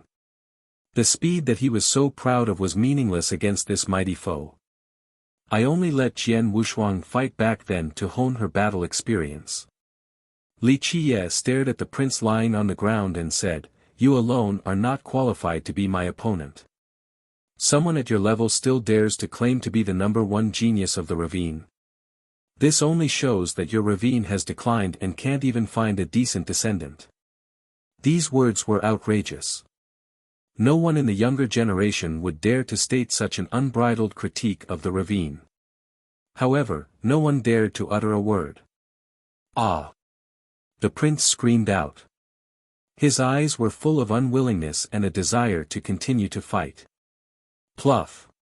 His body suddenly broke apart and his true fate actually combusted. A series of universal laws emerged. He was expending all of his longevity blood in order to reach an atavistic state. An ancient aura soared into the sky. The blood-stained regalia became radiant as each drop of ruby-like blood merged with it. Screech! The cry of a golden crow appeared. The regalia flew into the sky and turned into a three-legged golden crow that opened its wings, blotting out the world. With a loud buzz, it shouldered endless suns with their extremely refined fire ravaging the 9 heavens and the stars above. Even those in the upper layer of the firmament were instantly burnt into ashes. Is that the golden crow progenitor? Some people directly kneeled on the ground after seeing such a world-destroying development. The crow's suppression of the world caused the weaker ones to prostrate uncontrollably since they couldn't withstand such power. What's going on here? Even heavenly kings were aghast before the crow. Someone said in shock, "This is the primal blood of the Golden Crow tribe." The prince used a secret technique to utilize his blood to its limit in order to summon the power of the progenitor from the regalia. Legend states that the Golden Crow progenitor had fought against an immortal emperor before. He called himself a supreme true god, a being on par with emperors. Whoosh! The crow spouted a torrential sun fire, wanting to annihilate all things. The cultivators in Bayan City were scared out of their minds when they saw the incoming sea of fire. Mommy, an expert, screamed out and wanted to escape from the city. However, it was all too late. Even paragons might be incinerated in the face of such terrifying refined sun fire. Buzz! In this instant, Li Qie summoned the heaven-sealing pentagate. It flew to the sky and quickly sealed this location. With a series of explosions, the pentagate blocked the descending sun fire. The endless sun fire resembled meteors from space and slammed into the gates over and over again. Unfortunately, it couldn't break through this line of defense. The pentagate was a supreme artifact that had sealed an entire world before, so it could definitely stop an even more powerful level of sun fire. A mere firebird dares to call itself a supreme true god. Know your own limits. Li Qie sneered. Another buzz resounded as the yin-yang sea of blood engulfed the sky. Li Qie's longevity blood was currently boundless. He used this incredible blood energy to empower the pentagate. Each of the doors on the pentagate had a particular pattern. At this moment, these patterns came to life as one mysterious and ancient creature rushed out from each door. Bang! Bang! Bang! The 5 creatures jumped out, causing the earth to tremble. All of them were accompanied by ancient laws as they emitted terrifying auras like rulers of the old eras. Sun-consuming bird, moon-eating wolf, star-devouring ant, heaven-shrouding eagle, and earth-sealing rat. These were the creatures inside the pentagate's patterns. Chapter 872, Slaying the Golden Crow Prince and the Lion Emperor. The 5 ancient creatures quickly pounced on the 3-legged Golden Crow. The crow screeched and flapped its wings that could cut down the stars in the 9 heavens. The sunfire blazed for millions of feet to burn the space above. At this moment, it seemed to be a supreme true god capable of slaughtering millions with just a single move. This bird was a powerful and ancient divine beast. In the distant past, it had swept through a heavenly realm before. However, the creatures inside the pentagate were even older than the Golden Crow and had a much more incredible origin. Just one was enough to deal with the crow, let alone all 5 at the same time. Rip! The 5 ancient creatures were unbelievably savage. They tore apart the sky and destroyed the fabric of time as they lunged forward. In a short period of time, they dismembered the crow despite its futile resistance. It became food for the 5 creatures. This was a shocking scene with blood raining down from the sky. A dying golden crow was vainly struggling and being eaten alive. This astounded everyone present. No, the prince who used his primal blood to summon his progenitor's power was also annihilated the moment the crow was killed. He screamed indignantly before his demise. In his mind, this secret law with the primal blood should have been able to fight even a god monarch. However, he lost completely as the crow became a meal and even paid with his own life. Everyone present felt insecure. Just how overbearing was this matter? Anyone would feel a cold chill right now. Li Qie recalled the pentagate and insipidly said, "It would have been more interesting if you brought along immortal Emperor Jin Shi's fate weapon. You merely brought a weapon in the physical form of a fake god, can't reach the apex." The prince died with his eyes still open. Despite having the regalia, he still lost to Li Qie.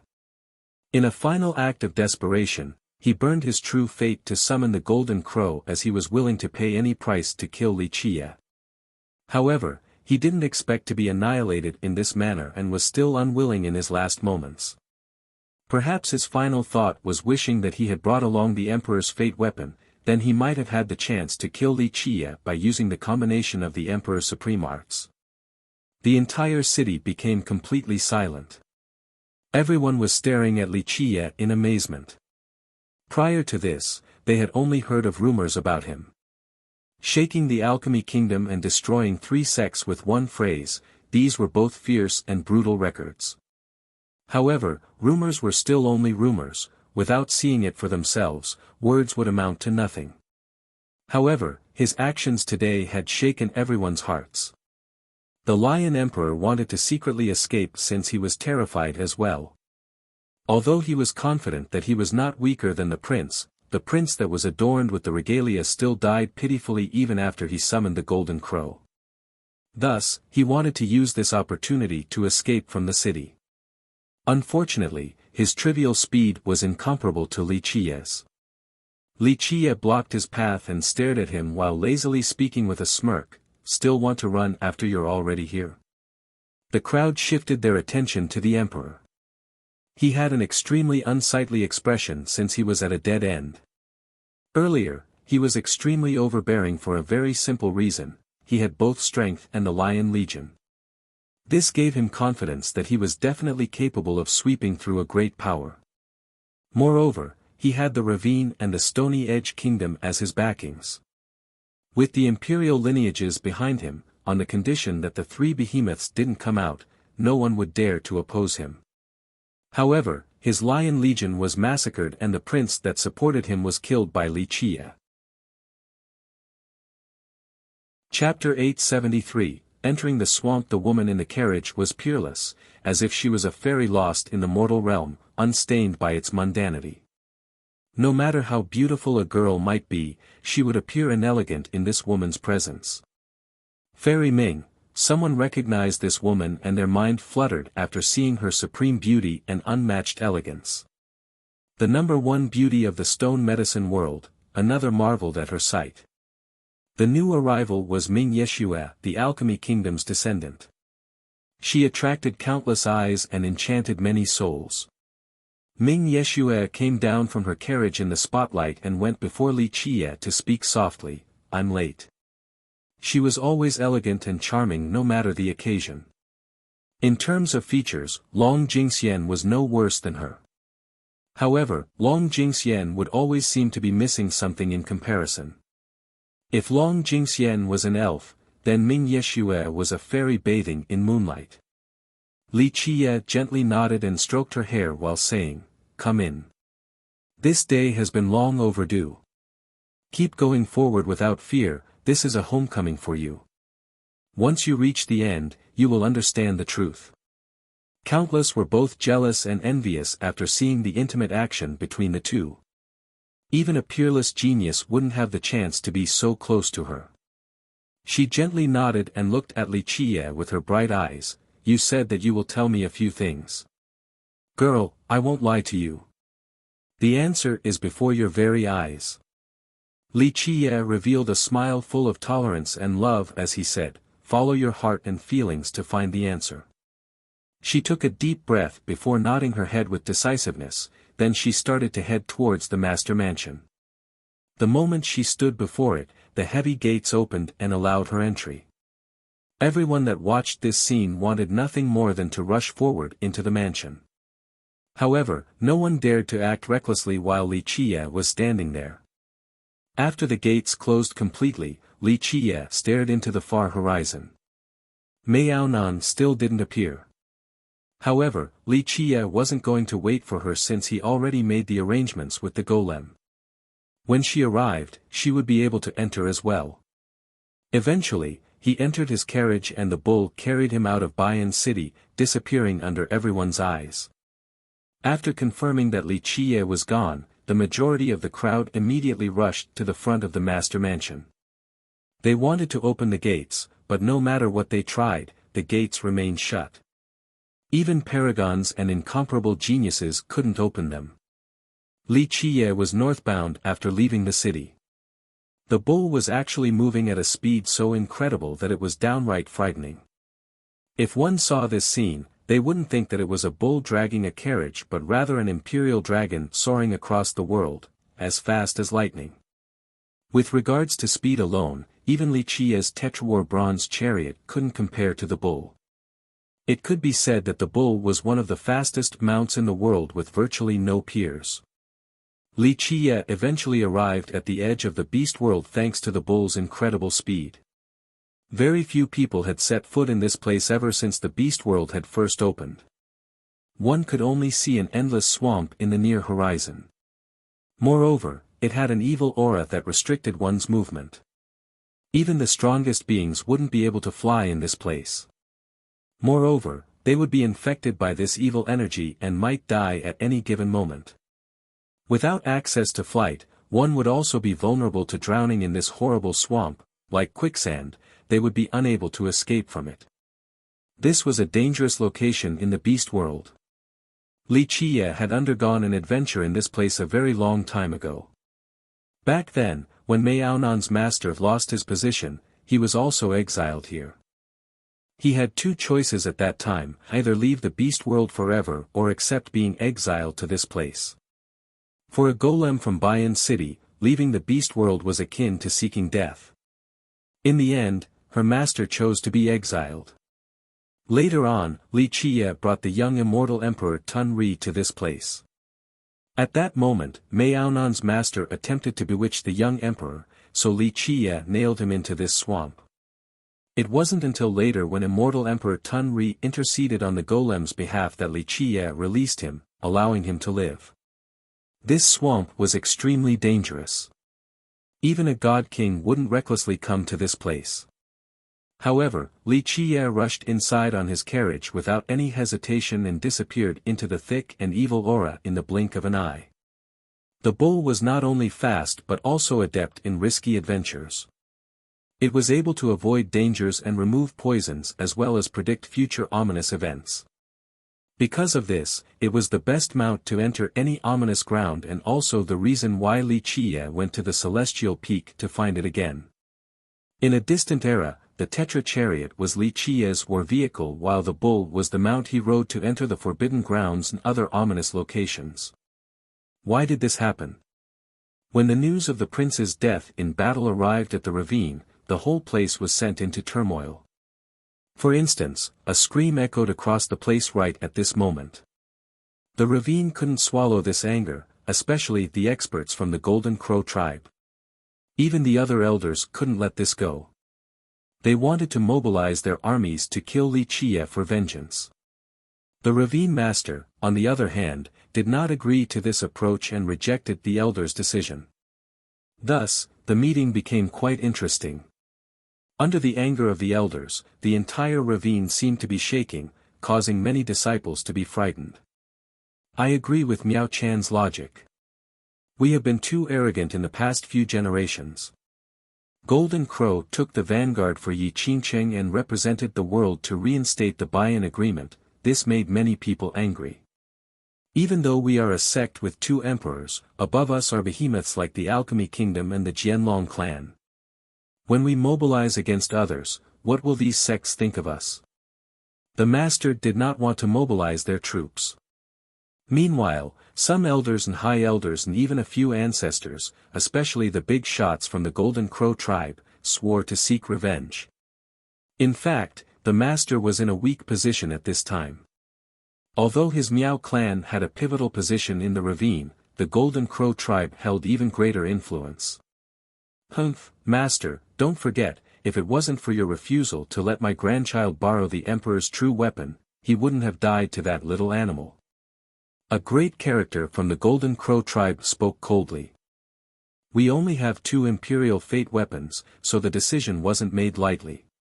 They are our defining treasures meant for the sect's survival. If we lose an Imperial Fate weapon during my reign, then I will become a sinner of the ravine, a sinner towards our forefathers. The master raised his voice. In fact, the master had no affection for the prince. In the beginning, he actually wanted him to marry his daughter, but towards the end, he no longer held such thoughts. Regardless of what happened, our descendant definitely cannot die in vain. If we don't mobilize and kill Li Qie, how can we intimidate the world? How can we establish our eternal prestige? One ancestor uttered in all seriousness. Although the master had a high-ranking position and was well respected, the majority of the high elders and even ancestors were in support of the Golden Crow's branch. The meeting became very rowdy. Some supported the master's decision, but more approved of the Golden Crow tribe's choice. On a peak inside the ravine, Miao Chan could be found seated there, stupefied. The tears in the corners of her eyes had yet to dry from her quiet weeping. As a character that had made decisions for the ravine, she had never missed a meeting before. But today, she did not participate.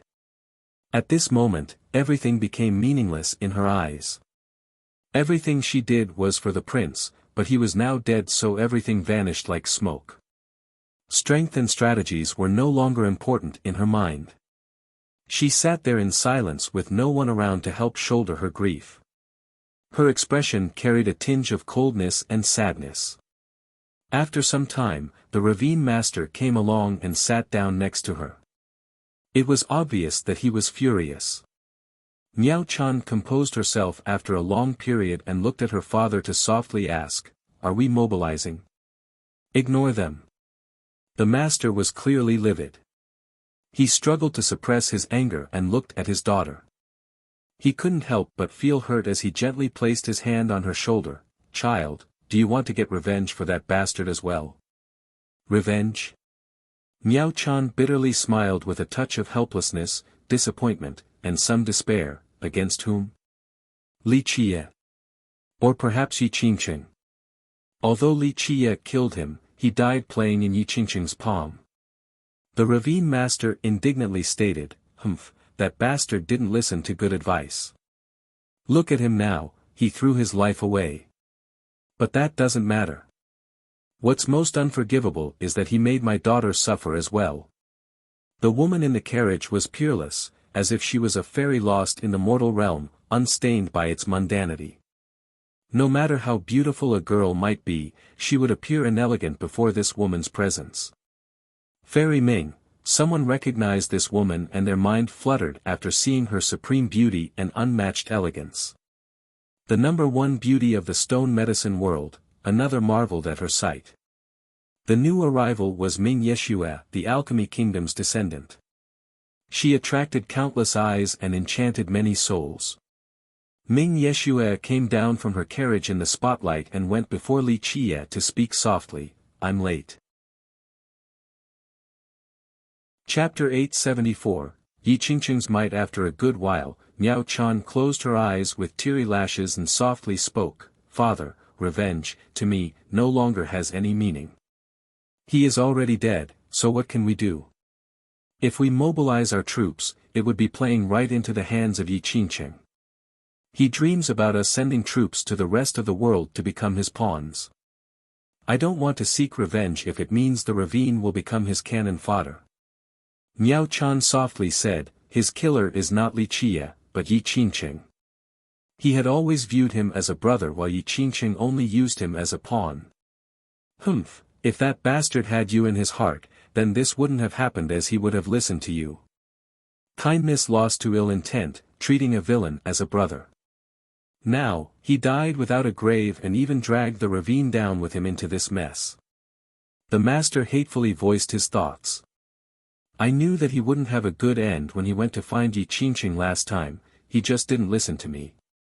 Miao Chan's eyelashes fluttered a bit as she murmured, "I don't blame others but only myself for my lack of determination. I gave him the illusion that he was truly the #1 genius in the ravine. Child, it is not your fault. You can only blame that bastard." The master responded, "If he listened to you, then he wouldn't have become Yi Qingqing's dog. But now, the only thing he accomplished was making you heartbroken." Miao Chan stayed quiet for a very long time. She eventually sighed bitterly and spoke with a voice full of sadness, "I chose the wrong person. I thought I could make him change his mind and wake him up, but I was wrong. the master felt pain as well upon seeing the tears in his daughter's eyes. Child, forget him. We'll leave the ravine together. The edges of the world are endless, there has to be a place that can bring you peace of mind. Father, you are the ravine master, Miao Chan uttered. The master interrupted her and shook his head. Child, nothing is more important than you. Plus, I am no longer the ravine master. The elders impeached you. Miao Chao looked at her father with some surprise, but this was still within her calculations. Well, they have made up their minds. The majority of the high elders supported the Golden Crow Prince. I don't have any sentiment for the position of ravine master either, so I quit on the spot. It's good to leave the ravine for a bit. Our Miao clan is a great clan. Even without the ravine, we still have our clan. The master said. The Miao clan consisted of the descendants of the ravine's progenitor, immortal Emperor Qilin. Later on, their Miao clan declined, causing their influence within the ravine to be far inferior to the Golden Crow tribe. However, the Miao clan was still quite sizable with their own forces outside of the ravine. Miao Chan became silent. After a while, she bitterly said, I have caused trouble to father and the Miao clan. If she didn't concede back then, the prince wouldn't have become the main descendant of the ravine. At that time, many ancestors supported her clan. If she became the descendant, her clan's influence in the ravine would have risen to a whole different level. However, she gifted the position to the prince, causing the Golden Crow tribe to rise once more. No, it is not your fault, it is all because of that bastard. He truly let you down. The master bitterly spoke. Miao Chan pondered for a long time before nodding gently. Father, I am willing to leave the Heavenhoof ravine to take a trip outside. Good, I'll take you away tomorrow. After all, I am free now. The ravine master nodded. Where are you, Li Qie? Come out and fight. A voice that pierced through time itself echoed across the beast world. When this voice appeared, it was as if a divine bell had been rung in resonance with the Grand Tao. It reverberated and pounded the hearts of all listeners in the area, causing them to palpitate with shock. A person could be seen flying closer from the direction of the voice. He trod across the eons and was protected by the power of saints as if from his birth he was predestined to be extraordinary, the ruler of the 9 heavens. Sages were protecting him while saints preached their scriptures to him. The majestic Grand Tao paved a path below him. No matter where he went, this Tao would come into light, for he was the tyrant of this world that continued to mold itself to his whims. Yi Qingqing, many were alarmed to see this person in the sky. Even when he came alone, it was still shocking. The majority of experts and lineages quickly avoided him. Could it be that imperial edges Maonan lost? Those who knew about the fight between them were astonished. For many people, if even Maonan lost, then no one could oppose him in this generation. No one else could reach a mortal emperor besides him. Eventually, someone from the previous generation brought news from space and coldly stated, no, Yi Qingqing and Maonan fought and eventually entered an ancient battlefield in space. There, they were caught in a temporal distortion. Yi Qingqing came out unscathed while news of Maonan has yet to be heard. All the old cultivators who came back had cold expressions, so no one knew what was going on. Li Qie, come out and fight. Yi Qingqing quickly arrived and floated above Baiyan City. His profound glare swept by as if he could see through all of it. However, Li Qie had already left. No one would come out to answer his challenge. Li Qie, listen well. You have slain my brothers and massacred my friends. I will continue to seek vengeance until one of us dies. No matter where you may be, this world is only big enough for one of us. Yi Qingqing stood up high and heroically proclaimed before everyone. He swore to have revenge for the dead Lion Emperor and Golden Crow Prince. To have a good friend like this, one cannot ask for more in life. Someone said with emotions after listening to these grand words. The younger generation was especially moved, they were enchanted by the brotherhood. To jump into fire and die for a friend without fear of tyrants, there would be no more regrets in life if they had such sworn brothers. Of course, there were also those indifferent to such a grand rhetoric, especially the wily old generation. They didn't comment on his proclamation. The lack of response from Li Qiye to Yi Qingqing's challenge made some cultivators who liked Yi Qingqing to sneer, Li Qiye only picks on the weak. Before the celestial being, isn't he just running with his tail tucked between his legs? He doesn't even dare to let out a fart. Naturally, there were some experts who liked Li Qiye as well. One of them stood out and defended him, since when is fiercest afraid of anyone? He doesn't care for Yi Qingqing since he even dared to shake the alchemy kingdom and killed god monarchs. Someone like that would be afraid of Yi Qingqing. That was because he had the phoenix as his backing. The bird isn't here now, so he can only obediently run away like a dog. Yi Qingqing's supporter immediately cursed. After seeing no response from Li Qiye, Yi Qingqing landed before the master mansion to stare at the gates that had been shut for a while. At this time, countless eyes fell on him as people watched with bated breaths. Outside of Li Qiye opening the gates and Ming Yeshue going inside, no one else was able to open them. Even the powerful ancestors and brilliant geniuses failed to do so. So now, everyone wanted to see if Yi Qingqing could open the gates. The entire stone medicine world knew that his talents were supreme, he was the number one of the younger generation. If even he couldn't do it, then others could only despair. Yi Qingqing placed his palm on the gates and chanted a mantra. He derived new laws and, in this very instant, his entire body lit up as various grand Tao emerged around him. However, no matter what kind of amazing law he created or what mantra he chanted, the gates remained motionless. He did not give up and continued to create extremely mysterious Tao. The appearance of these laws resulted in a golden dragon coiling around his body with phoenixes flying above. All kinds of strange images emerged. As his laws became more abstruse, the visual phenomena became more stunning. Wise sages began to knock on the gates as saints communicated with the Tao.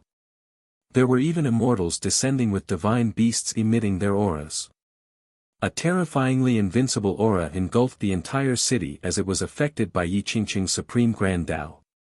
The worldly power of the city erupted as its own laws emerged with Tao hymns. One could faintly hear the sighs of the Tao while the great deities were listening quietly. The entire city lit up and many doors from the buildings here fluctuated. Without a doubt, Yi Qingqing was opening many doors at this moment. He was free to enter any of them. So powerful, worthy of being the unbeatable genius of our time. Such a supreme aptitude has no equal. Both old and young were shocked to see the entire city being affected. Even the most arrogant genius would have to bow their head before Yi Qingqing's means and unparalleled talents. However, as he derived myriad laws with boundless images coming together, the gates remained shut without any signs of opening. This can't be real. Many didn't believe this scene. All assumed that he would be able to open the main gates, but they hadn't moved in the least. No one would believe such a thing. He was number one, there was nothing he couldn't do. In fact, ever since he showed himself to the world, he had never failed before. It seemed that the goddess of victory was always on his side. But now, he was defeated by Bayan City. This was tasting defeat for the first time since his debut. Someone from the previous generation murmured in disbelief, this is so irrational. The celestial being has incredible talents and his supreme Tao is enough to shake the entire city, but the main gates are still closed. This is impossible, this is nothing like the legends. A few happily thought to themselves as well, fiercest is still the most amazing, opening the door like eating a meal. Even the number one loses sometimes. Yi Qingqing had a cold expression, but he simply sat on the roof of the master mansion. A plethora of phenomena continued to emerge and, in a short amount of time, Tao runes belonging to him filled the entire city. Chapter 875, Bloodhand Butcher. A never-dispersing evil aura lingered in the deepest parts of the swamp located in the farthest region of the beast world. Li Qie rode his carriage while it emitted an ancient law to prevent the aura from invading the space around him. As for the bull, it was able to tread steadily even in the most dangerous locations. It continued to carry Li Qie to his destination. Eventually, the carriage stopped. This was a swamp that had no distinct characteristics compared to other places. Li Qie slowly walked forward and left behind one footprint after another as if he was measuring something. Moreover, they were not simple footprints, they were marks from the runes of the Tao. Finally, after imprinting enough footprints, the Tao runes began to move and intertwine to form laws. These laws then formed a door above the muddy ground. Li Qie formed a mudra with both hands while chanting a mantra. His mind opened as his sea of memories roared. A second door superimposed itself onto the first one. Right when the two came together like two keys of a pair, Li Qie shouted, "Open." A series of heavy sounds could be heard. A cave entrance emerged from the mud and morphed into the shape of a small fortress. As the two doors floated around, the fortress let out a sound that signaled the true opening of the door. Li Qie withdrew his mudra and closed his mind before sitting back on his carriage once more. Beyond the entrance was a completely silent scene. It was also pitch black as if this little fortress was a prison. No need to play dead, I know you are still alive. I spent countless efforts to trap you all here so that you could continue to survive. Li Qie lazily looked at the entrance while he remained on his carriage. Hew hew hew, a strange laughter came from the cave, then was a sinister response, "Dark Crow, my Dark Crow, after so many years, you still haven't given up. Hew hew hew. Go ahead and try all of your means. My old bones can handle the worst torture in this world. I believe that." Li Qie chuckled, "I have destroyed your bones time and time again, but you continue to persevere, this is indeed very admirable. Bloodhand Butcher, this not just an empty title. So kind, so kind. But compared to you, I'm still lacking a little. The victor is the king while the loser becomes the bandit. I dominated 1,000 generations only to lose to you in the end." The strange laughter continued inside the cave. "Likewise. Didn't you order immortal Emperor Tian Tu to capture me back then as well?" Li Qie chuckled, "Feng Shui will continue to change. However, it is in my grasp and will never come back to you. You have lost and will never be able to reverse the tides. Those who have died in my clutches are too numerous to count.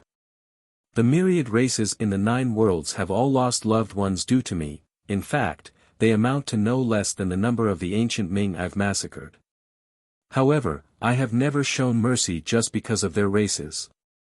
In the past, some fools thought that they could change your ancient Ming, some idiots thought that they could befriend you and take advantage of each other to rule the era. It was these fools who led the wolves into their home, resulting in darkness spreading across the 9 worlds to forever exile the light." Li Qie coldly smiled at this point. "Hew hew hew, no matter what, Dark Crow, even if you keep on torturing me and grinding my bones, I will still agree with these words."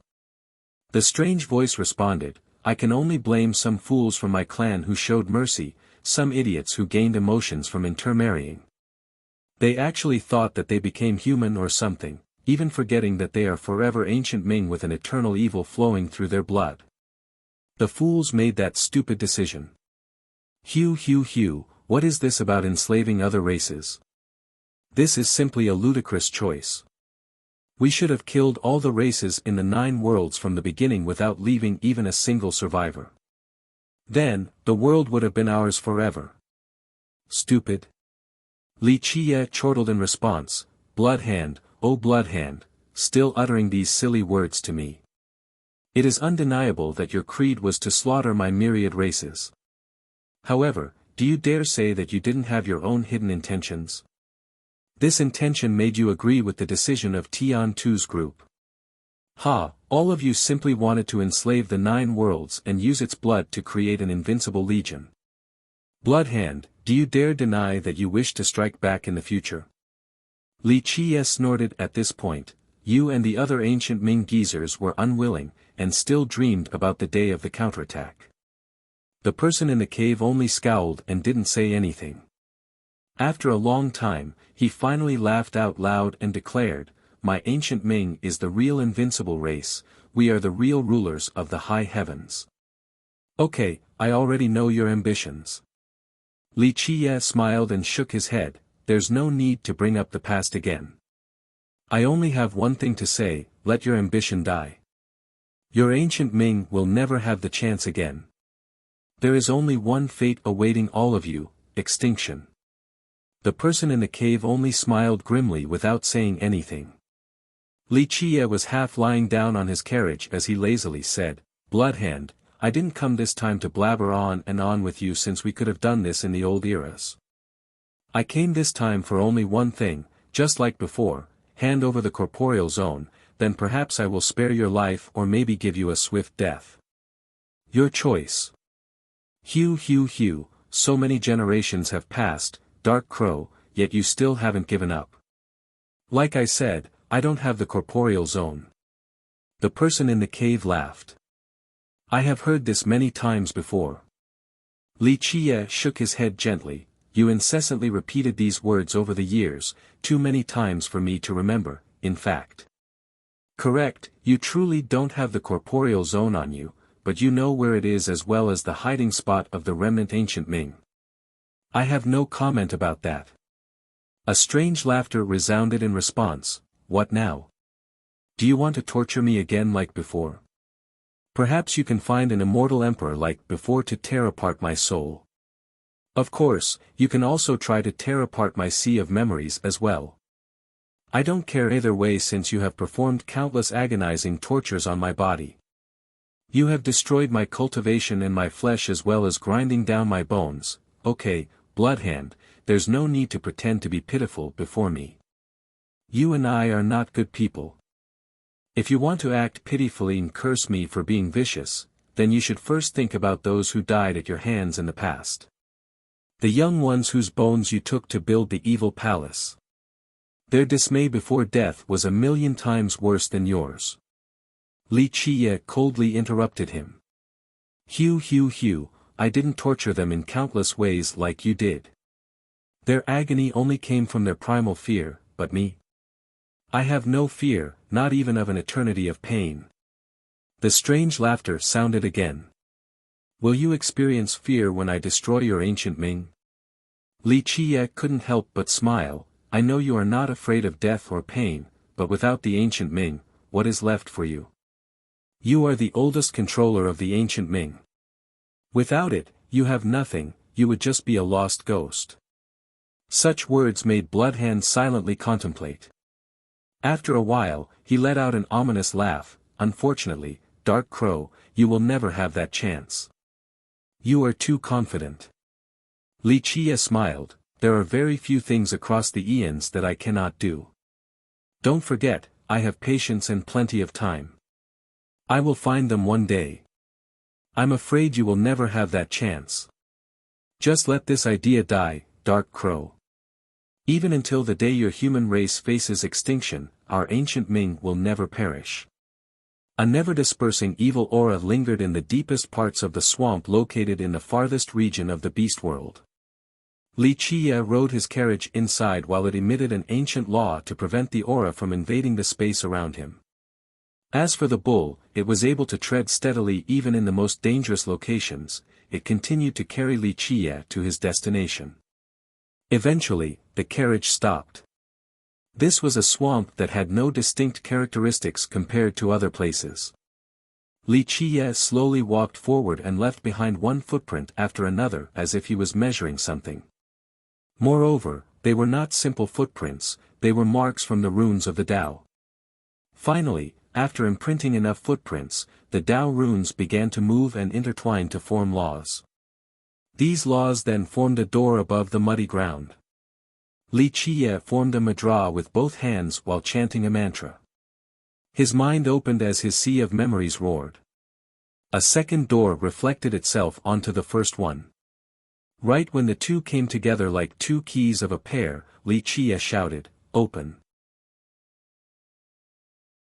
Chapter 876, Corporeal Zone. Li Chia replied with a grin, "So, you will never reveal the location of the corporeal zone."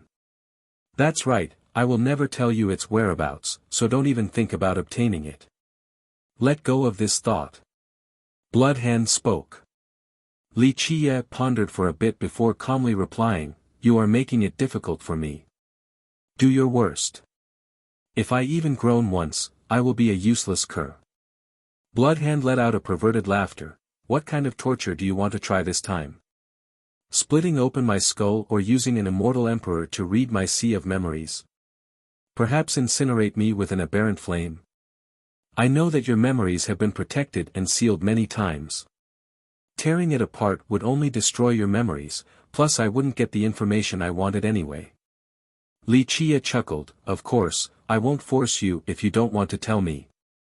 I have always been a kind person who has never wanted you to die. If I wished for your demise, then I wouldn't have changed locations so many times for you to live on. You need to be aware that keeping a dead man like you alive for one generation after another is a very difficult task. It took so much effort from me."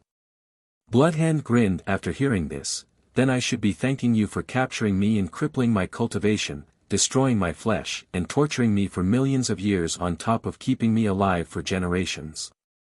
What an altruistic act. No need to thank me. Wait until I release you, then you can say that again.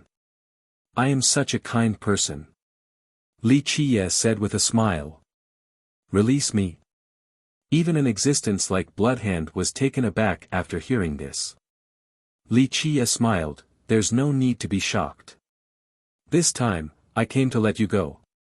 My conscience has been in agony after so many years of forcing you to experience a fate worse than death. Now, you are on the verge of death anyway, so I'll let you go in hopes that you can live well for the remaining years. Dark Crow, go ahead and use your demonic means, but your trickery won't do." Bloodhand sneered. "There's nothing I can do if you don't believe me." Li Chia gently shook his head. "For millions of years of endless killing and bloodbaths, I've become tired as well. In the end, I still have a conscience after torturing you for so many years. I will let you live your last remaining years well. A living being will always gain some sympathy eventually, right? Now, I've grown merciful and no longer wish to kill day after day." Ha ha ha ha. Bloodhand couldn't help but burst out in laughter after hearing this, as if this was the funniest joke he had ever heard in his life. Conscience, sympathy, mercy. Ha ha ha, Dark Crow, do you take me for a 3-year-old child? You have a conscience. You showing sympathy? Ha ha ha, I'm going to die from laughter. For millions of years now, how many people have you slaughtered? Tell me, tens of millions from my race died because of you. And during that last battle of our era, how many people from the other races of the 9 worlds died in your hands? Ha! You destroyed countless sects and murdered numerous countries before slaughtering an untold amount of clans. Ha ha ha, a butcher like you having a conscience and showing mercy. Ha ha ha, I'm dying. This is a tiger telling a rabbit that it has become a vegetarian. Ha ha ha.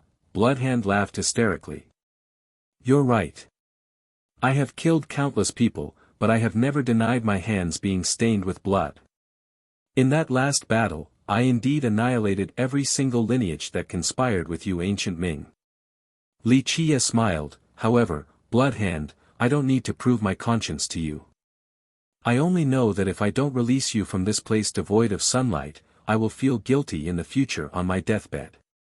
He paused for a bit before continuing. In short, I'm letting you go this time. It is up to you to believe it or not. Bloodhand mused it through.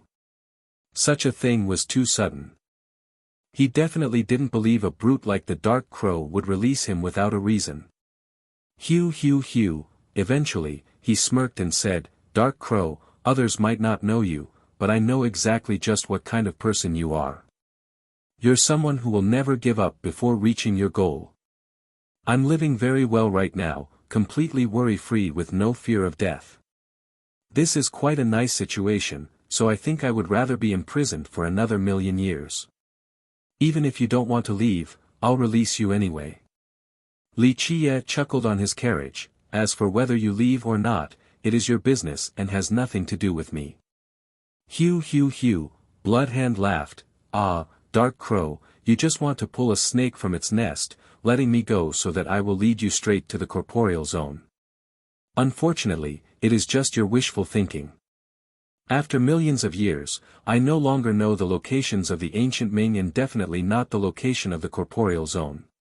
Even if you let me go, you won't be able to gain anything from it, it is just a waste of time. Bloodhand, you think too much of this. I don't necessarily need the corporeal zone in this generation. After so many moons, I remained invincible and capable of suppressing the 9 heavens and 10 earths. I can do as I please, even without the corporeal zone. Li Qiye smilingly shook his head. Bloodhand laughed and stated, Hoo, my Dark Crow, your ambition only stops there. For you, sweeping across the 9 heavens and suppressing the myriad realms are nothing. You even had the chance to beat the immortal demon Grotto, but you chose not to do so. Just reveal your true intentions. Bloodhand, you think so little of me.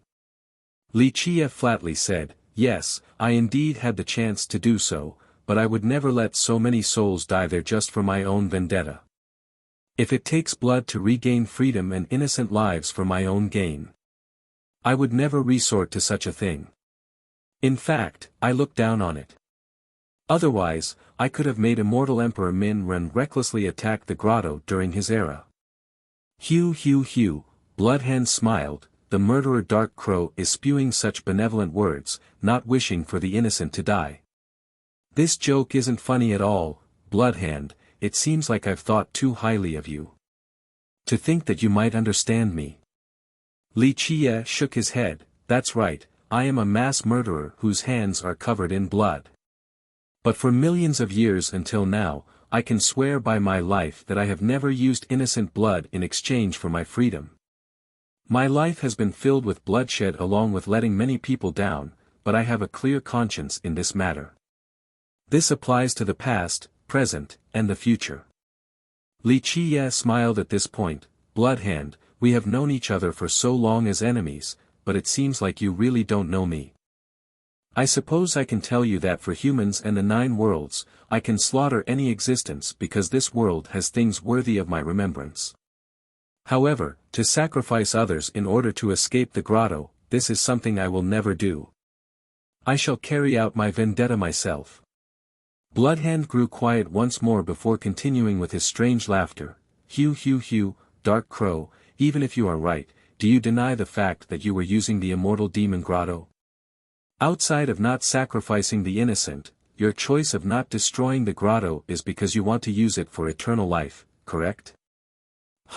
Don't tell me you do not miss the sensation of being indestructible and everlasting. Hekekek, Bloodhand laughed loudly, even the villainous heavens cannot deal with your type of indestructibility. Destruction or suppression, neither can annihilate you. It must be a great feeling that would cause even immortal emperors to drool. Do you dare to tell me that you don't miss that feeling? My Bloodhand.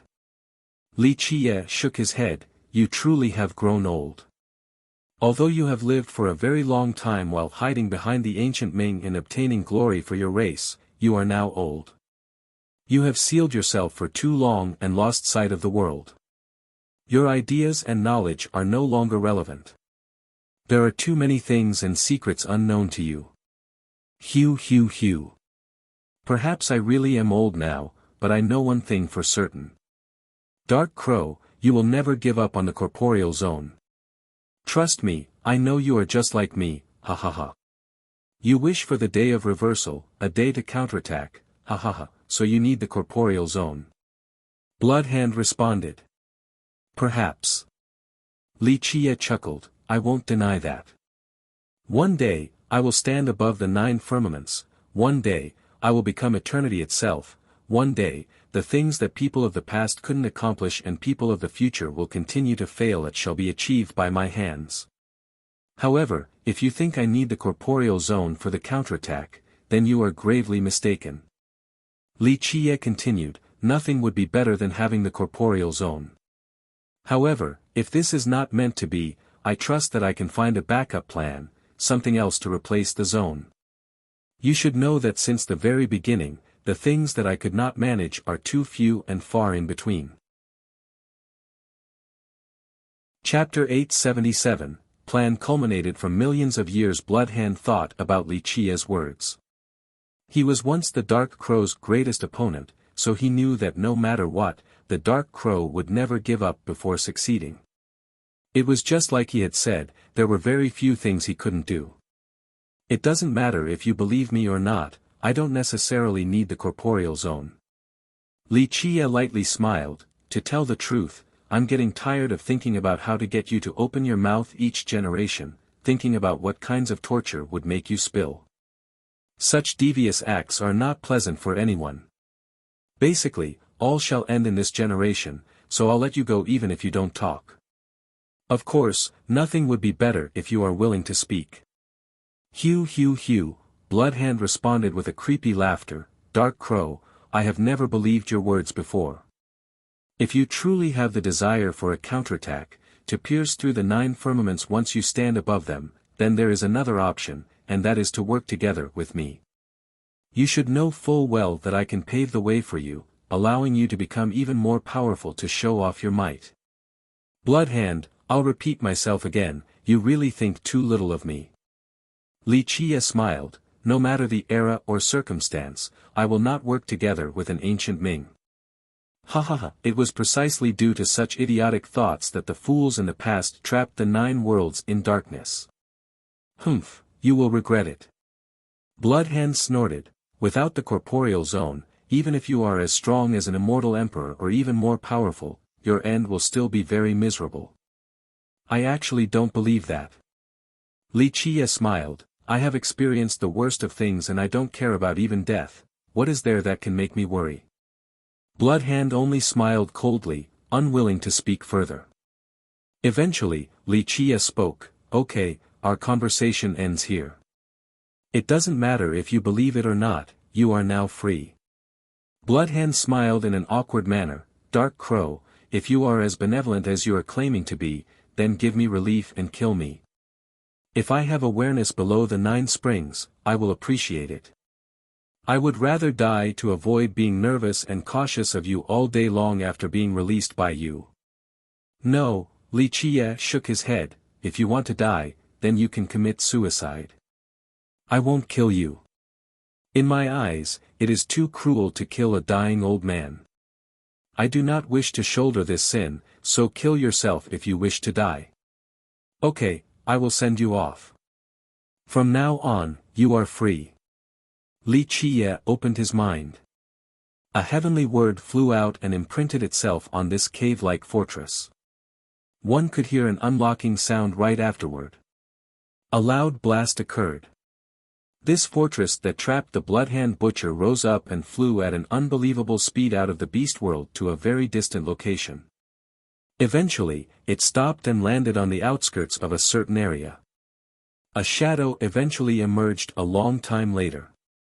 This shadow did not stop at all as it left this location. It continued to travel far away from any location that had traces of the Dark Crow. The person did not trust the Dark Crow, thus he needed to hide for a very long time in the mortal world. Many years later, the shadow could finally confirm that he had escaped from the Dark Crow. The Dark Crow truly didn't try to track him.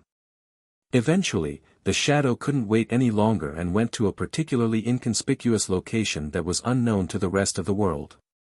After entering, miserable screams soon ensued. Their agonizing suffering was apparent from these shrill screams. A long time later, a single person came out, a true living being just like a common mortal.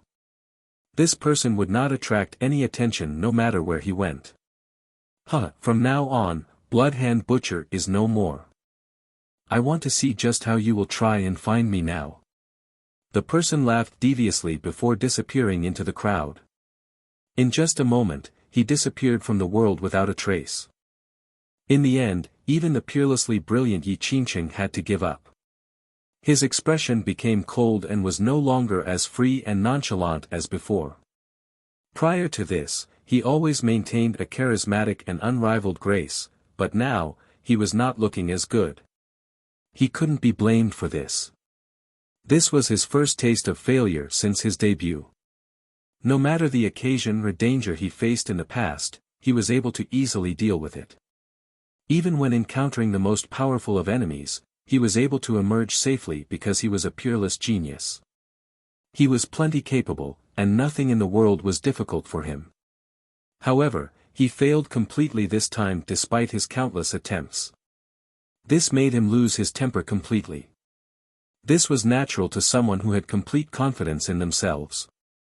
He thought that opening the gates would be as easy as flipping over his palm.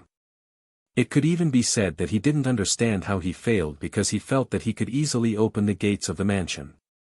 His derivation of the Tao resonated with the entire city. It could even be said that he was free to come and go as he wished. However, the main gates did not welcome him, which greatly perplexed him. Logically speaking, if the entire city was in harmony, then opening the gates should have been simple. However, reality left him thoroughly at a loss. Of course, he didn't know that the mansion's gate wouldn't open without Li Qia's permission. The Bayan city guard commander didn't want to offend Li Qia. Otherwise, if Li Qia entered that place again like he had in the past, he would flip this whole place over once more. Yi Qingqing ceased his hand, stopping the strange phenomena, and took a deep breath before opening his eyes. It seemed that the world became a shade of black and white and his profound and all-encompassing glare could see through the entire city. Li Qia, where are you? Do you dare to come and fight to the death? His voice was in harmony with the grand Tao and myriad laws as it echoed across the city. Each word was full of power and stirred the hearts of the masses. Chapter 878, Gathering of Heroes. Yi Qingqing challenged Li Qia once more. His voice reverberated across the entire city, causing many listeners to hold their breaths. Some were anxious to watch the great battle between these two. Yi Qingqing was the current number one, someone considered to be unbeatable among the younger generation. Even some from the previous generation would retreat before him. Meanwhile, Li Qia's fame was at its zenith. He seemed to be untouchable as well.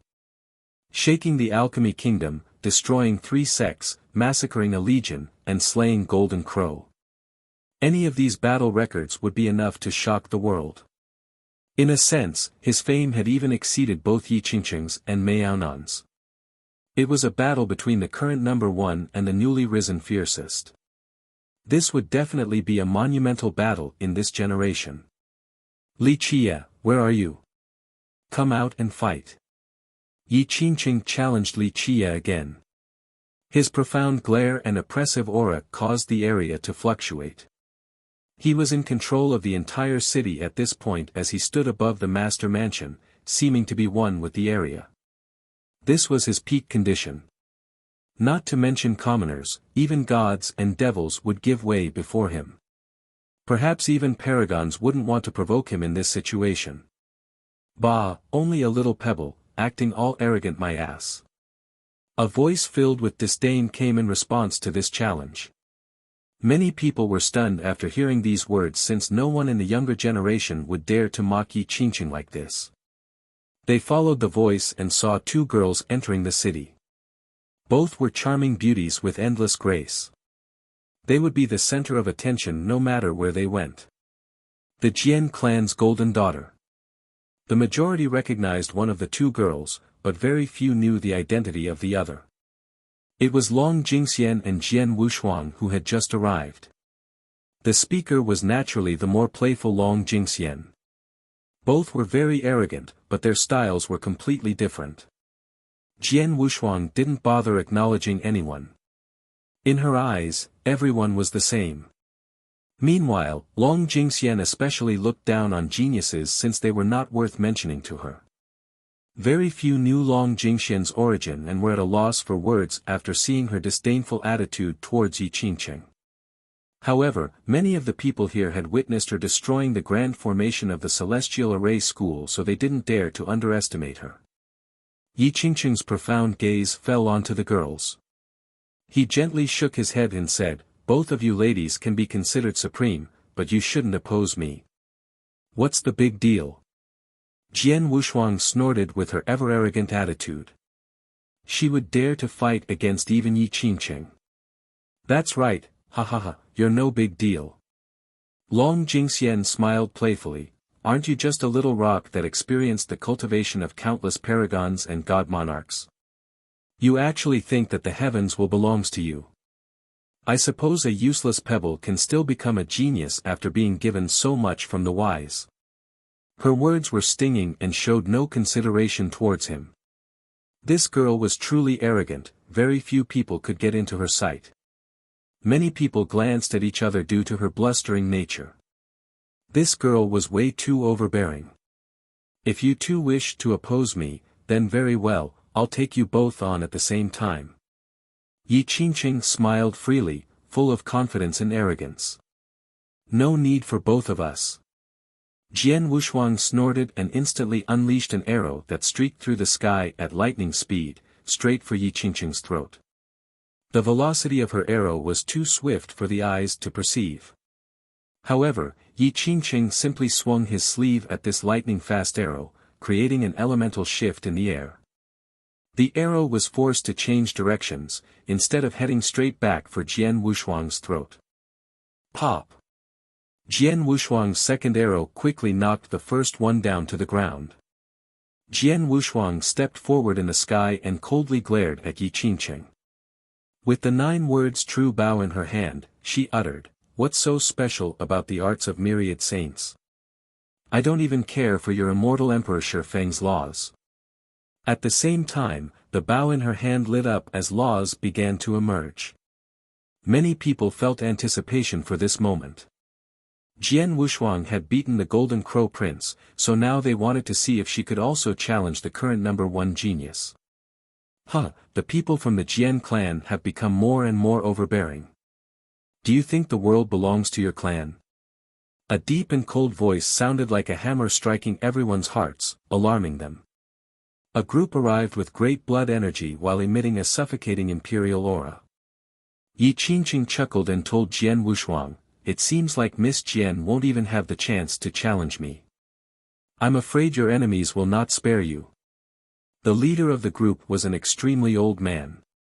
However, his body emitted a sacred ring with a halo behind his head. Although he was aged with dried-up blood energy, the halo behind him was blindingly bright as if his physical flesh had reached a saint-like level. It was clear from their blood energies that each of the members of this group was quite powerful. There were 4 old men among them who emitted the aura of virtuous paragons. The leading old man with the halo was the strongest among them. People from the crystallized sea sect. An expert noticed this group, causing his heart to skip a beat. He was especially shocked when he stared at the old man with the halo. Although he couldn't see his true cultivation, he could still guess, is that an eternal existence? Not just an eternal existence, this is the strongest type of eternal existence, someone who is capable of forming his own country or even entering the divine investiture list, a Dao paragon. An ancestor from a great power recognized this old man and quivered as he spoke. Everyone was startled after hearing this. A Dao paragon was only one step below a god monarch. One from an imperial lineage was absolutely frightening. Above ordinary paragons were those on the path of the Grand Era and path of the heavens. The path of the Grand Era had 8 levels: virtuous lord, virtuous king, virtuous saint, virtuous forefather, spirit paragon, Dao paragon, virtuous god, and virtuous ancestor. The startled masses felt an ominous foreboding. Prior to this, no one of the older generation from an imperial lineage had come to the beast world. Although no one understood the hesitation, they were secretly glad. The absence of imperial lineages only gave them more opportunities. But now, the crystallized sea sect that had remained quiet came out of nowhere and even brought more than 1,000 experts and 4 paragons. This move made the crowd understand that something was amiss. Little girl, the prime saint stared at Jian Wushuang for a bit before speaking. Your Jian clan does not know how to teach its descendants, so I'll do it for them. No one dared to interrupt a Dao Paragon's speech, they even ran far away before the sentence was finished. Characters of the ancestor level also quivered and understood that the Sea sect had come for revenge. The Diamond God, a great paragon, died at the hands of Jian Wushuang, a mere junior. This was extremely humiliating to the Sea sect, so how could they let this go? Since when does someone from our Jian clan need to be taught by your Sea sect? Who the hell do you think you are? Jian Wushuang had yet to answer the prime saint when another tyrannical voice interjected. At this time, another group of people came into the city. Their numbers were great and carried an overbearing momentum, especially the middle-aged man at the front. He had a round face like a full moon with sharp brows accompanied by a soaring temperament. This was the most overbearing style. The Jian clan master, cultivators from the alchemy realm, shivered at the sight of this middle-aged man because he was famous for his bullish attitude. He would protect his clan even if they were clearly at fault. This was Jian Wushuang's father. The moment people saw her father, they immediately understood why she was so arrogant and overbearing as well. Like father, like daughter.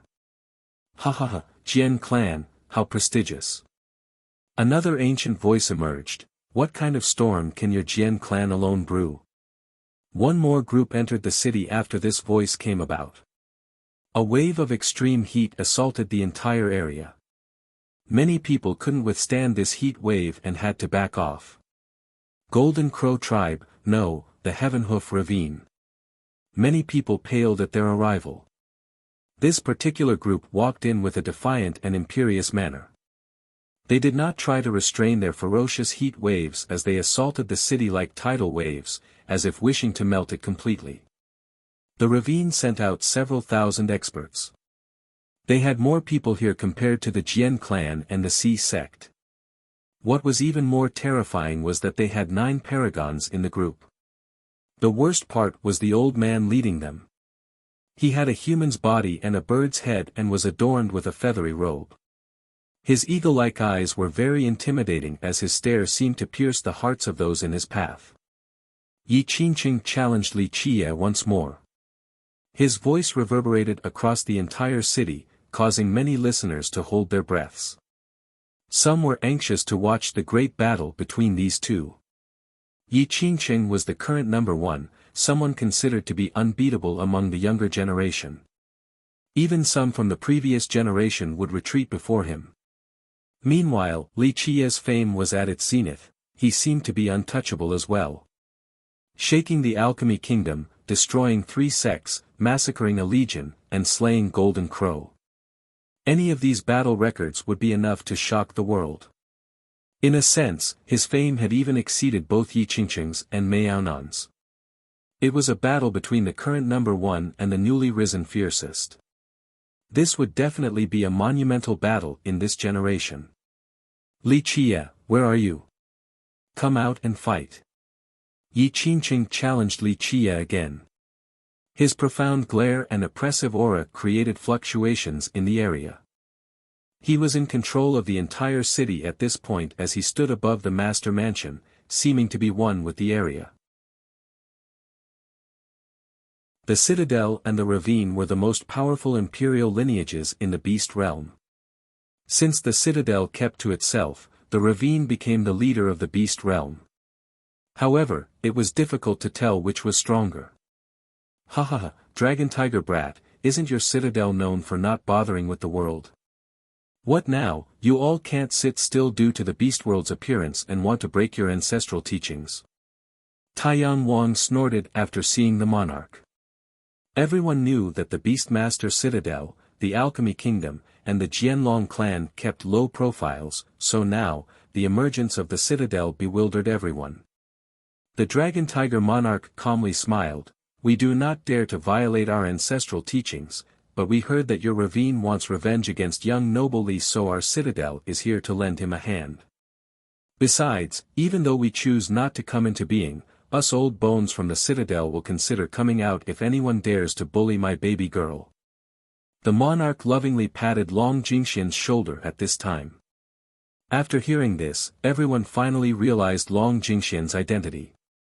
So she was the golden daughter of the citadel, no wonder why she had no one in her sight. At the same time, the monarch's words made everyone jump on the inside. The citadel had been quiet for a very long time and no one knew how many ancestors they had left. If these ancestors that had been hidden for countless years suddenly came into being, it would mark an incredibly terrifying occasion. Since when did your citadel become someone else's dogs? Taiyang Wang snorted, a lineage with 2 emperors actually came here to be a junior servants. Don't you feel that you are throwing away your ancestors' face? The monarch didn't mind this mockery at all. He smiled, people have different aspirations. If young noble Li requires our strength, then our entire citadel will be happy to assist him. This statement took many people by surprise. Just what was the Beastmaster citadel? A dual emperor lineage with unfathomable strength wanted to show its loyalty to Li Qie. How unbelievable was this? No one would believe this if they didn't personally hear these words coming out of the monarch's mouth. Even Yi Qingqing standing on top of the master mansion became serious. His extremely profound eyes slightly shifted upon hearing this. Who wouldn't be happy to have the allegiance from a sect with 2 emperors? It was the same as growing wings on a tiger. Yi Qingqing spent a tremendous amount of effort yet he still couldn't get a lineage with 2 emperors to work for him. This wasn't an easy matter. He spent many hours of planning to create this current situation that led the citadel here. However, the monarch revealed their intention to work under Li Qie. This greatly displeased Yi Qingqing. No imperial lineage would easily help an outsider. However, the monarch carried great credence as the citadel master. No one would suspect his claim. This greatly confused the crowd. Just what kind of charisma did Li Qie have to convince the Beastmaster citadel to pledge allegiance? The crowd couldn't figure out the reason for this development. Chapter 880, 18 sects. In a short period of time, the atmosphere in the city became extremely taut. Many imperial lineages came out of nowhere, including the Sea sect, the Jian clan, the Ravine, and the Citadel. The appearance of these behemoths rendered everyone breathless. Some sects read the situation well and decided to leave the city. Of course, some of them chose to stay behind as well since they were unwilling to give up. A battle could break out at any time. The Sea sect and the Ravine wanted to deal with Jian Wushuang while the Jian clan naturally had her back. As for the Citadel, it was clear that they were supporting the Jian clan. At this moment, the antagonism between the two sides was extremely apparent. Yi Qingqing noticed the inevitable battle between the imperial lineages and grinned. He spoke, "I'm afraid no one will believe an incredible lineage like the Beastmaster Citadel is working for a junior. Who knows if they are actually here for the beast world or not? Today, there are myriad sects in the beast realm that need a real leader." The intention of these words was too clear. He was insinuating that the Citadel was only using Li Qie as a front and that they actually came here for the beast world. Everyone knew that the Citadel and the Ravine were the strongest lineages in this region. Although the Citadel chose to be reclusive, the Ravine still considered it as their greatest opponent. In the Ravine's eyes, the existence of the Citadel was an obstacle barring them from becoming the real rulers of the beast realm. Yi Qingqing was trying to urge these two lineages. The Ravine coming for revenge today was part of his plan. However, this was far from enough. It would be much preferable to have the Ravine and the Citadel slaughter each other. The Citadel master was not angry at this attempt to egg them on. He looked at Yi Qingqing and smiled. "This so-called title of number one is only this much, just a name. You are only a frog at the bottom of a well with incredibly narrow eyesight. You have seen too little of the endless grand Tao across the eons." His words made it sound like Yi Qingqing's title of being number one was not worth a single coin.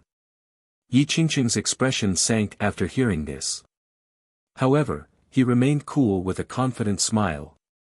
Of course he was unhappy with such an evaluation. Who didn't admire his title of number one? I don't mind Monarch's evaluation because I know you verbally attacked me since you didn't like hearing what I had to say. Yi Qingqing said with a smile as if he didn't care about the evaluation. Humph. Taiyang Wang snorted as well. His ravine didn't want a simple revenge. They mobilized under the name of vengeance, but in truth, they had ambitions for the beast world. The dragon tiger monarch gave a pitiful glance at Yi Qingqing and shook his head. Just an ignorant child, you still dare to call yourself number one in this world. The monarch naturally was not here for the beast world since it was essentially not important to them. The only important matter was Li Qie. Such a comment was definitely a thorn in Yi Qingqing's heart. The words caused his expression to change, but he managed to remain nonchalant and smile right afterward. He spoke, I will keep Monarch's evaluation of me in mind. However, everyone has gathered here and it is clear as day to all that the beast world has not come out for many generations. We all know that back then, the divine beast realm being able to control the beast world was due to the Bian immortal rod. You claim to be working for Li Qie when he has the immortal rod. This is no secret to anyone. This makes one wonder because the owner of the rod can control the beast world, and with this, one can definitely reign supreme for a whole generation. At that time, your Beastmaster Citadel will be able to rule the beast realm and even control the entire stone medicine world. With that, Yi Qingqing either purposely or accidentally reminded the ravine of this sensitive topic. Many experts at the city couldn't help but look at the Citadel's people. I didn't think the Citadel, a lineage with 2 emperors, would act so lowly. What is this about pledging allegiance to Li Qie and even sending your daughter to him? So it turns out that it is all for the immortal rod.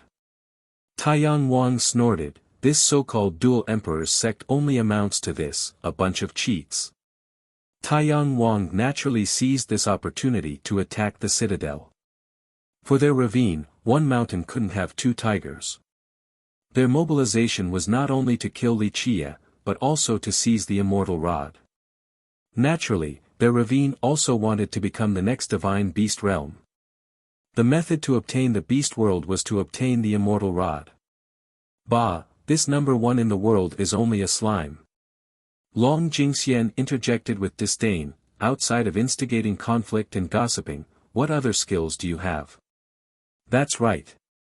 You're just a coward that's avoiding a direct battle.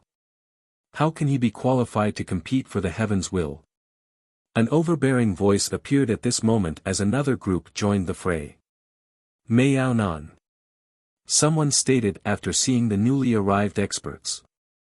At this time, she came together with the majority of the people from the Imperial Edge. Next to her was a handsome but cold young man, her big brother, Mei Aoshue. In fact, very few people knew about him prior to this, but not long ago, he massacred the 18 young celestials by himself, so people imprinted his good looks into their memories. There was another reason for having a deep impression. He was the descendant of the Jianlong clan, a sect with 3 emperors. The crowd was curious at her arrival. Not long before, she fought against Yi Qingqing, but this fight did not reach a conclusion. It seemed that the 2 entered an ancient battlefield in space by accident and Yi Qingqing managed to escape before Mayaonan. Yi Qingqing was not surprised to see her. He smiled and leisurely said, if Daoist Mei thinks I am responsible for the ancient battlefield accident, then I don't blame you. You can hide for now, but not forever. Mayaonan glared at him and tyrannically declared, only one of us will survive on the path for the heaven's will. Today, Bian City will be your grave. Yi Qingqing smiled and gently shook his head, Daoist Mei, I also want to settle the score with you. However, I'm afraid we won't be able to do so today. There are others who want to deal with you. With that, he gently clapped. The clap rallied an army right outside of the city with great momentum. Inside were the surging auras of virtuous paragons. 18 great powers, people were startled to see this new army that had essentially surrounded the entire city. This force was composed of the 18 sects that the young Celestials came from. They were all very powerful. Some were even imperial lineages. Despite not being as strong as the Beastmaster Citadel, they still incited fear in others. Their sudden appearance made a lot of people jump. 7 paragons are in there. One person counted the figures among the army. Even a heavenly king couldn't see through the true cultivation of these 7, he only quietly speculated. Among the 7, I think 3 are eternal existences, 2 are legendary masters, and the rest are ordinary ancestors. What are they trying to do? Are they going all out? One ancestor noticed that something was about to go down and ordered his disciples to retreat from the city. This army came as a surprise to everyone. The 18 powers truly mustered all of their strength. The Jianlong clan's descendant murdered more than 10,000 of our disciples. We demand an answer. An eternal existence inside this army declared. He continued to glare at Mei Aoshue, but Mei Aoshue remained cold and aloof without responding. The Jianlong clan needs to give an answer. Mei Aonan coldly stared at this paragon and uttered in a domineering manner, "Yes, we did kill these 18 young celestials, but that has nothing to do with the Jianlong clan.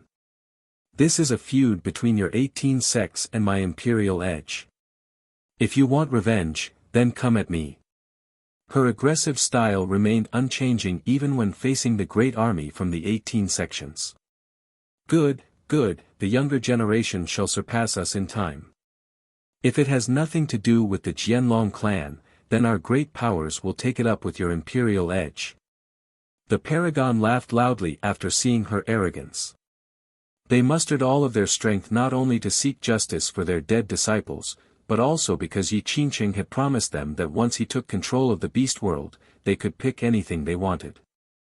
These powers didn't trust him completely. However, after seeing Yi Qingqing being able to open all the doors to the buildings inside while his grand Dao resonated with the entire city, they believed that he could control the beast world. The only thing he was lacking was the immortal rod. The crowd began to link 2 and 2 together. This many sects and imperial lineages and even virtuous paragons appearing out of nowhere were no simple coincidence. A few neutral ancestors stared at Yi Qingqing and realized his shadow loomed behind all of these events. Chapter 881, War is Here. The Dragon Tiger Monarch looked at the immediate situation and couldn't help but smile. What an amazing coincidence. It seems like Bayan City won't be a bad battlefield at all. Huh, then we'll fight. The Jian clan master arrogantly stated, "It is rare for everyone to be in the same place. We can settle old and new debts all together." Having said that, he looked over at the group of Taiyang Wang and the crystallized Sea Prime Saint. Yi Qingqing laughed in great spirits at this time. He stared at the group and slowly spoke, "Now that everyone is here, let's solve all of our grievances. However, Bayan City is an ancient city, wouldn't it be a shame if we destroyed it?" With that, his laws started to float around him while undergoing different permutations. With his channeling, the earth spun and an ancient battlefield rose to the top of the city. If we want to fight to the death, then why not enter this battlefield? Yi Qingqing heroically stepped inside. Such actions left many people in fearful confusion. He was able to control the entire ancient battlefield so easily. Could it be that he also had control over the entire city as well? Who's afraid of who? A fight it is then. The Jian clan master brought the experts from the Jian clan into the battlefield with a domineering cry. "Our ravine will never forgive you for killing my grandchild." Taiyang Wan also brought the 1,000 experts from the ravine forward. "We'll see who will have the last laugh." The crystallized Sea Prime Saint acted as if victory was at hand. He sneered and led his own troops forward as well. The reason for his confidence was due to his alliance with Yi Qingqing. He knew that victory would be theirs. The Dragon Tiger Monarch gauged the situation before smiling, "A bit interesting, I also want to see what kind of schemes you have in store." With that, the Citadel's force joined the fray as well. There was no need to mention the 18 powers. They had been on Yi Qingqing's side for a long time, so their armies also rushed in. Universal laws floated around this ancient battlefield that had an air of death. No one knew who created this battlefield, but it was definitely capable of withstanding attacks from virtuous paragons. In an instant, two sides formed on this battlefield. The Sea sect and the Ravine had grievances against the Jian clan, so they were naturally together. Yi Qingqing smirked. He had complete confidence in controlling the situation today. This time, both the Jian clan and the Imperial Edge needs to answer for their crimes. Yi Qingqing uttered slowly, "The Golden Crow Prince was my sworn brother, yet Miss Jian heard him, then ordered Li Qie to kill him. The 18 young celestials had deep ties with me, but the Imperial Edge murdered them. I will not let these go." The Jian clan master smilingly asked, "Bold words, but can you take charge of this situation?" Yi Qingqing didn't care as he answered with beaming confidence, "Jian clan master, I am confident that I have the strength to do so. If the Jian clan remains unrepentant, then I will support the Sea sect and the Ravine in their quest for justice. It seems like you are certain of victory. What about the Heavenhoof Ravine?" The Dragon Tiger monarch smiled at Yi Qingqing. Taiyang Wang snorted in response, "Haha, even if your Beastmaster Citadel wants to get involved, we shall be together with the Sea sect. Nothing could be better than young noble Yi being on our side. The Jian clan must answer for their crimes." The Ravine and Yi Qingqing had passed ties already. And now that he showed that he was capable of controlling the ancient battlefield of Bayan City, the Ravine was more than happy to join hands with him on top of their previous negotiations. The Ravine yearned for the beast world while Yi Qingqing had the ability to help them. Thus, the Ravine must make good use of Yi Qingqing in order to obtain their goal. Meanwhile, the Ravine and the Citadel had a more discreet competition since both of these two powers wanted to rule the beast realm. Die! The fight erupted in an instant. Several thousand experts and virtuous paragons joined the brawl. Yi Qingqing couldn't help but smile after seeing the outbreak of war. This was exactly what he wanted. At the same time, Mei Aonan came to challenge him, "Yi Qingqing, I will kill you today." She entered the battlefield with a gallant figure just like a goddess of war, worthy of admiration. "I'm afraid this will be difficult," Yi Qingqing smiled. "Your Imperial Edge needs to settle the blood feud with the 18 sects before you can challenge me." "That's right." A paragon from the Alliance sneered, "Blood for blood. You killed 3,000 of our disciples, so we will destroy your Imperial Edge. Kill all of them, don't leave a single person alive." Mei Aonan didn't bat an eyelash as she issued her command. That's more like it." The Golden Ant Tyrant and the others let out strange howls. He commanded the experts from the Imperial Edge to rush at the army of the 18 sections. Die! The Great Alliance also roared as their army flooded the Golden Ant Tyrant's troops. Mei Aoshue, standing next to Mei Aonan, had a chilling glare while emitting a horrifying aura. He turned around and left to prepare to assassinate the paragons of the Alliance. Mei Aoshue was definitely a terrifying character. Despite his lack of fame while being the Jianlong clan's descendant, he had the power to kill paragons. "You want to leave? You have to get past us first." However, before Mei Aoshue could leave, 36 people arrived from above with a momentum capable of suppressing the entire domain. All of them had white hair and emitted powerful auras. Some were peak heavenly kings while others were ordinary paragons. Eight-armed ancestor, anti-current monarch, people outside of the battlefield murmured after seeing these 36 men, 36 royal ancestors. These are the most powerful warriors under Yi Qingqing's banner. It seems like he is using all of his forces this time to do something big. These old men were Yi Qingqing's most powerful warriors. Some were persuaded to stand with him while others noticed his unlimited potential and volunteered their service. There were also those who challenged him, lost, and then decided to stay in his camp, such as the eight-armed ancestor and the anti-current monarch. The weakest among them was a peak heavenly king. Many were even paragons. The support of these ancestors meant that Yi Qingqing had 36 great powers behind him, some even being imperial lineages. This could be considered as one of his biggest trump cards since the backgrounds of these ancestors were even more powerful than the other 18 sections. This was a resource that allowed him to vie for the world. The Dragon Tiger Monarch looked at the immediate situation and couldn't help but smile. What an amazing coincidence. It seems like Bayan City won't be a bad battlefield at all. Huh, then we'll fight. The Jian clan master arrogantly stated, it is rare for everyone to be in the same place. We can settle old and new debts all together.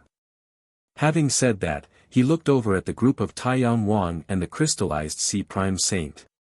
Yi Qingqing laughed in great spirits at this time. He stared at the group and slowly spoke, now that everyone is here, let's solve all of our grievances. However, Bayan City is an ancient city, wouldn't it be a shame if we destroyed it? With that, his laws started to float around him while undergoing different permutations. With his channeling, the earth spun and an ancient battlefield rose to the top of the city. If we want to fight to the death, then why not enter this battlefield? Yi Qingqing heroically stepped inside. Such actions left many people in fearful confusion. He was able to control the entire ancient battlefield so easily. Could it be that he also had control over the entire city as well?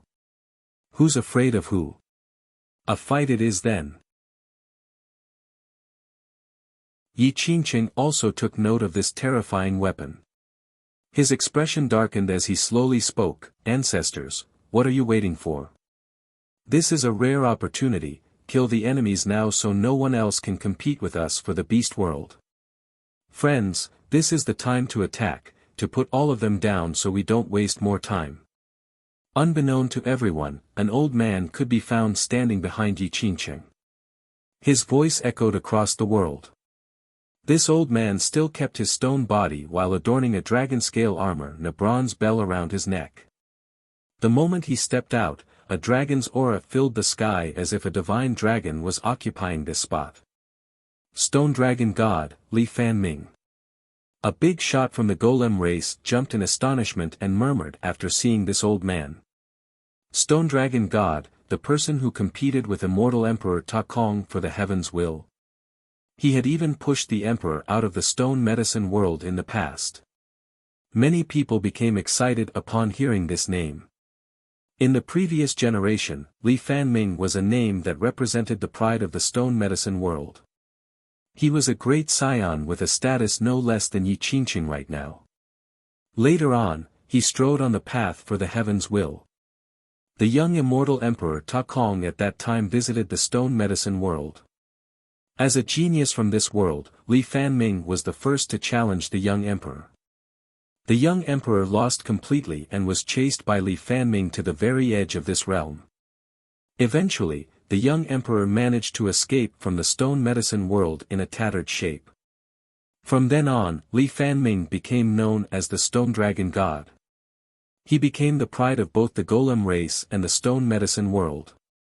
Many people held him in high regard and believed that he could become the immortal emperor. Unfortunately, he was defeated the next time he met the young Ta Kong. Later on, he challenged the young emperor again 3 times in a row, but all of his attempts ended in defeat. Afterward, he no longer dared to challenge the emperor and chose to live reclusively, especially after immortal Emperor Ta Kong ascended to the throne. No one had seen him again after that. When the world was on the verge of forgetting him completely, Li Fanming once again appeared to become Yi Qingqing's Dao protector. A few characters from back then became emotional after seeing Li Fanming again. The untouchable genius of the past had ultimately failed. However, him standing behind Yi Qingqing caused many people to be breathless. With his protection, Yi Qingqing indeed had the power to compete for the heaven's will. Bang! The osseous bow was unstoppable. Old 8 instantly forced Taiyang Wang and the Prime Saint back once more. Humph, time to end this. Right when Old 8 was assuming an invincible position to end these two, a shadow descended from the sky and landed right in front of Old 8. His descent created a huge shockwave, knocking away many experts to all four directions with wanton regard for friends and foes. This vacated a huge area at the center of the battlefield. He had a human torso with scorpion legs. His upper body was not much different from a human's, but there were 6 large scorpion legs on his lower body. He had an ancient shield that emitted an imperial aura. However, this aura was not the frightening part. There was an air of bloodthirst surrounding him that was incredibly scary. Countless combatants suddenly turned weak after this aura caught up to them. It was as if they had seen the devil as fear assaulted their minds. This scorpion demon didn't look that old, but his blood energy was undoubtedly withered. It was calculable that he was very ancient and that he must have been sealed for many generations. Who is this? Not too many people outside the city were able to guess his identity. However, this bloodthirsty aura frightened even the ancestors. The scorpion wouldn't take an arrow from the osseous bow lightly. It used the shield for protection. Meanwhile, the white tiger pounced into the air, then lunged towards the scorpion with its claws. In just a moment, Old 8 and the white tiger worked together to fight against the scorpion, causing the space around them to molder. The scorpion god was indeed a general below immortal Emperor Jin Shi. However, he was not the strongest one. In fact, he wasn't even a god king. Alas, one couldn't underestimate him because of this tiny detail. He fought by himself against Old 8 and the white tiger. Although these two were very powerful, they were still at a disadvantage. A prolonged fight would result in their defeat. I know who he is. A demon king from the stone realm finally murmured after seeing the skinny old man that had turned into a white tiger. His name is Shou, an enlightened white tiger with an innate bloodline from the tiger god. He is friends with the ancestors from the Jianlong clan.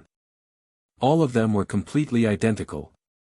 What was even more terrifying was that her palaces instantly turned into a vast world with endless immortal energy, a world that resembled a land of immortals, a holy paradise. We can't let her live. Even the stone dragon godly Fan Ming, standing next to Yi Qingqing, was dumbfounded before this terrifying scene concocted by Long Jingxian. Yi Qingqing's expression also turned extremely unsightly. Mei Aonan alone was already a great rival, but now, this Long Jingxian came out of nowhere with 11 palaces too.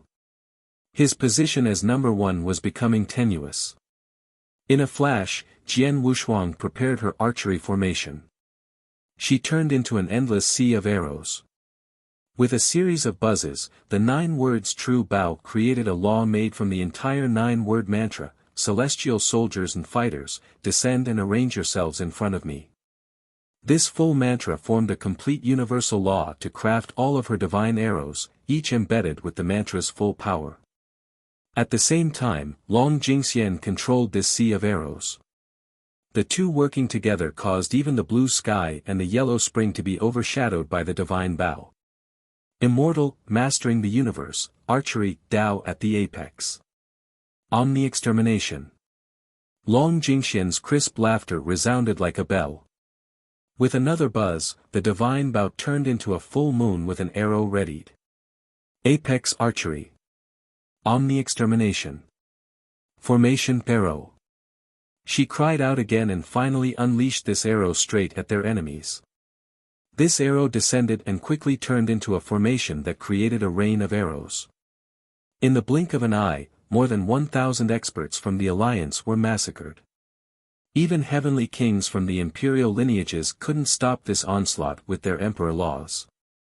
This was an arrow crafted by all 9 words, so it was countless times stronger than Jian Wushuang's old formation arrow.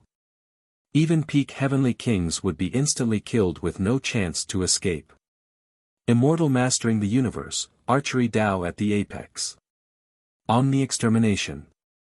This was the invincible art they created inside the divine temple. They were trapped in a trial back then with no way out. On the brink of life and death, Long Jingxian's immortal fate suddenly lit up to create this peerless art. It utilized Jian Wushuang's archery as the foundation and Long Jingxian's immortal fate as the Tao source with the 9-word true bows as the outline. These three together created an untouchable weapon on the battlefield. More than 1,000 experts of the three imperial lineages were instantly killed. Such tyrannical might left everyone aghast. Kill them. Taiyang Wang and the Prime Saint were confounded after seeing this. This type of technique was too terrifying.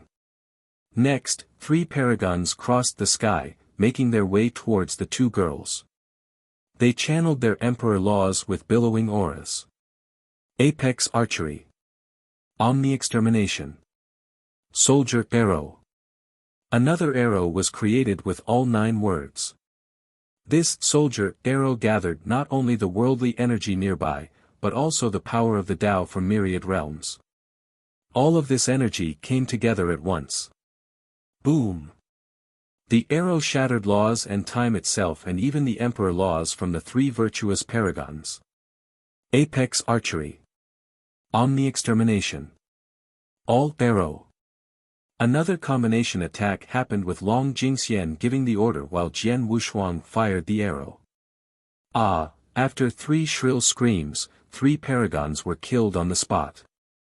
They didn't even see where this arrow came from. The ball arrow was already invisible and silent.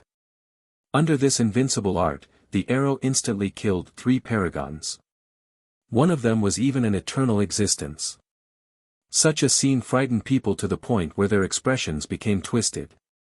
This archery was too domineering. Emperor laws without the heavenly Tao are all crippled arts. Long Jingxian uttered an outrageous statement after killing 3 paragons with 1 arrow, shocking the crowd. This statement was unbelievable. Emperor laws, in the eyes of the masses, were already invincible arts, but now, Long Jingxian treated them with contempt. However, there was logic to her words. Emperor laws unleashed by immortal emperors were completely different. They were significantly weaker when used by immortal emperors before their ascension. Before ascension, if a young emperor could enter his own heavenly Tao to create a peerless technique, then this law would become an emperor law for future generations. They also had supreme power by borrowing the power of the heavenly Tao. The peerless technique naturally was in perfect harmony and resonated with the emperor's own heavenly Tao. This was the reason why emperor laws were so powerful in the hands of their respective immortal emperors. Thus, to be completely accurate, emperor laws were only truly invincible when used by their immortal emperors. Future descendants could not replicate their power. Even if someone had perfected the art with a flawless interpretation, they still couldn't reach the same level of profoundness and invincibility as the immortal emperor in the past. Chapter 884, Unbreakable Emperor laws without the heavenly Tao are all crippled. Just how aggressive and arrogant were these words? Through the ages, very few people dared to look down on emperor laws. At this moment, Jian Wushuang's divine arrow had locked onto Taiyang Wang and the Prime Saint. Open. Both Taiyang Wang and the Prime Saint changed their expressions and instantly summoned their imperial weapons that exuded powerful auras. Apex archery. Omni-extermination. Celestial arrow. Long Jingxian cried out with a surging immortal aura. This endless force poured into Jian Wushuang's Tao of archery. Pluff. Pluff. 2 arrows shot out and instantly sent the 2 flying. Even with the protection of imperial weapons, they were still knocked away by the impact. These arrows from all 9 words were too powerful, completely incomparable to their own imperial weapons. Kill them. Taiyang Wang and the Prime Saint initiated a counter-offensive. They used their weapons' power and went straight for the 2 girls, aiming to kill. However, Long Jingxian and Jian Wushuang were not afraid of them at all. Another divine arrow shot out and forced the 2 back again. These arrows could strike down the sun high above and pierce the palace of hell below.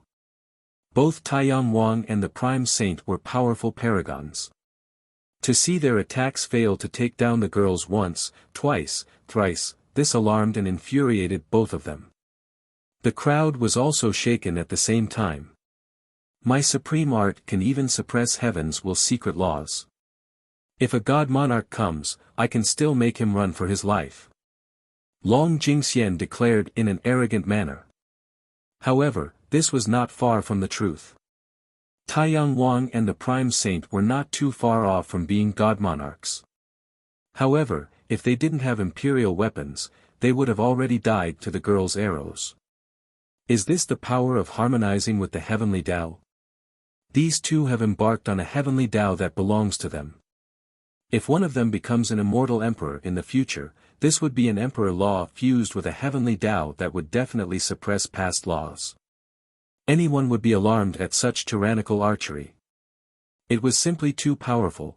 Perhaps even the Tao of archery created by immortal Emperor Dai Jian would be put to shame. In the past, very few people were able to form this type of connection with the heavenly Tao.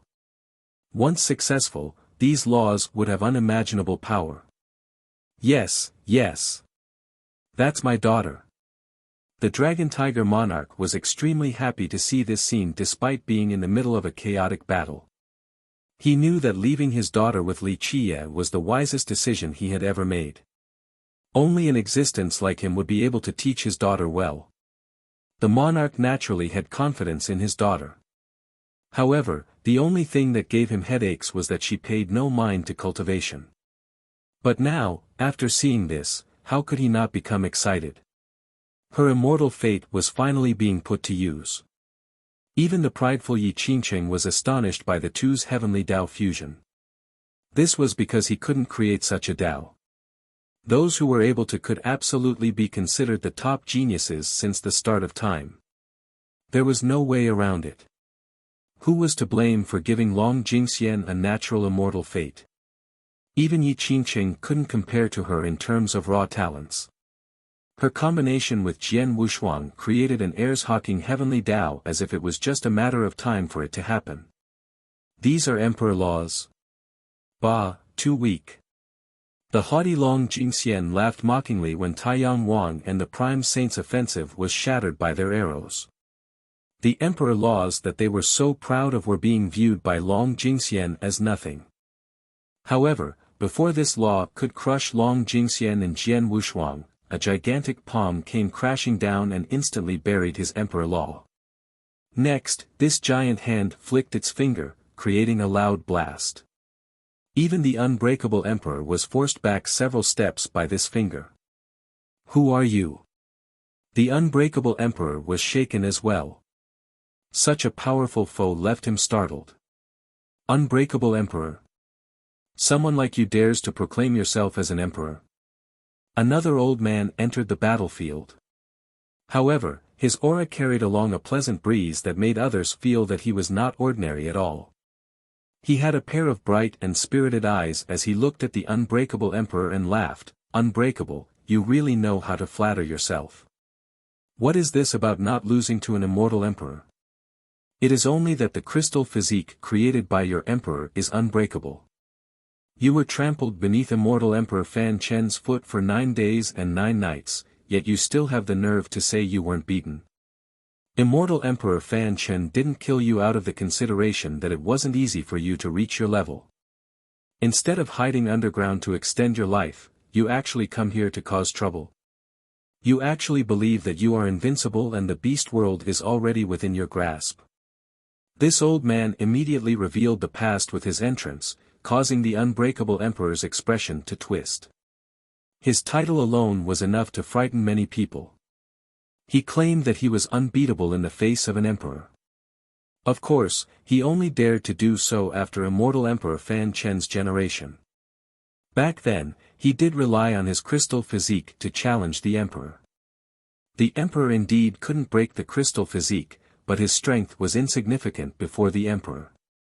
Even with the crystal physique protecting him, immortal Emperor Fan Chen still stomped on him for 9 days and 9 nights. After this period, his crystal physique lost its effect. Without it, he was only an ant before the emperor, but the emperor chose to spare his life since it wasn't easy for any existence to reach such a level in the Tao. Thus, during Fan Chen's generation, the unbreakable emperor was very humble in his actions. However, right after this generation ended, he made bold claims about being able to fight an emperor for 9 days and 9 nights without losing. Future generations were truly frightened by this battle achievement. Someone immediately recognized the newly arrived old man and murmured, "Alpine Tree Father." Alpine Tree Father, people were spooked to see this old man. His title was also one that shook the entire stone medicine world. It had once affected all the 9 worlds as well. The stone medicine world had 2 great demon forefathers. These 2 were existences that had seen several immortal emperors. An invincible god-king that was feared even by archaic beings. This is impossible. Even the stone dragon god next to Yi Qingqing was astonished and had to murmur, "How can this be? Shouldn't this old man be stuck in the Alpine mountain range for the rest of his life?" Everyone knew that although the Tree Father was unstoppable, he had never stepped out of his mountain. So now, his appearance here naturally shocked everyone. This was shattering a legend. The unbreakable emperor's expression was unsightly to the extreme. The tale of him challenging immortal Emperor Fan Chen was something he used to deter the future generations, to look down on the 9 worlds. He couldn't help but become proud when he told this story to his juniors. Because of this, he called himself the Unbreakable Emperor. But now, the Tree Father revealed the truth of his story, turning his face red. Everyone now knew that this supreme existence was trampled on by immortal Emperor Fan Chen for 9 days and 9 nights. Old Devil Alpine, you shouldn't involve yourself in these muddy waters. Be smart and stay at your mountain and live on. No one will come to provoke you. If you choose not to do so, it will bring about a calamity for your mountain. The Emperor uttered coldly. The Tree Father's response was to laugh at the Emperor, "Unbreakable, you alone will destroy my Alpine mountain. If it wasn't for the heavens will crystal physique, I could annihilate you with a single hand." The Emperor's expression became even worse. His unbeatable prestige was being held in disdain by the Tree Father. This was a great humiliation to him. Chapter 885, Imperial Grandchild. The Tree Father's words made people both inside and outside of the battlefield gasp. This was indeed one of the 2 great demon forefathers. Very few people would dare to show such contempt for the unbreakable emperor in the entire stone medicine world. Yi Qingqing's expression also sank. He was no longer as confident as before. In the past, he tried to convince the Tree Father to become his Tao protector but was rejected. Today, he calculated all the different possible outcomes, but he didn't expect the Tree Father to come to Baiyan City. No one would have thought of such a thing. Alpine Tree Father, don't be so contemptuous with your words. Another cold voice emerged as a huge coffin was being lifted by heavenly kings into the battlefield. It stopped before Yi Qingqing. When it was opened, the rays of blood-era stones illuminated the entire battlefield as an old man climbed out. He was wearing a royal robe and sat high in the clouds. Although his blood energy had withered, a single glance was enough to tell that he resembled an emperor of myriad realms, as if he was the master of this world. Who is this? Many people palpitated at the sight of this old man adorned with the royal robe. It seemed as if he was born to be king. His aura had no need for posturing since it was so natural. I know who he is. Others call him the Imperial Grandchild. A stone king from the stone realm eventually recognized him and exclaimed, "Immortal Emperor Shifeng's grandson." Immortal Emperor Shifeng's grandson. Anyone would feel their scalp tingling after hearing this. An emperor's grandson. This was enough to prove his noble identity. It was beyond description, he was born to be a matchless king. Imperial grandchild. The Alpine Tree Father only smiled when faced with such a character. He had seen immortal emperors before, and not just one, so a grandson of an emperor wasn't much to him. He smilingly said, "You shouldn't have climbed up here. If you didn't do so, you could have at least lived for a little longer.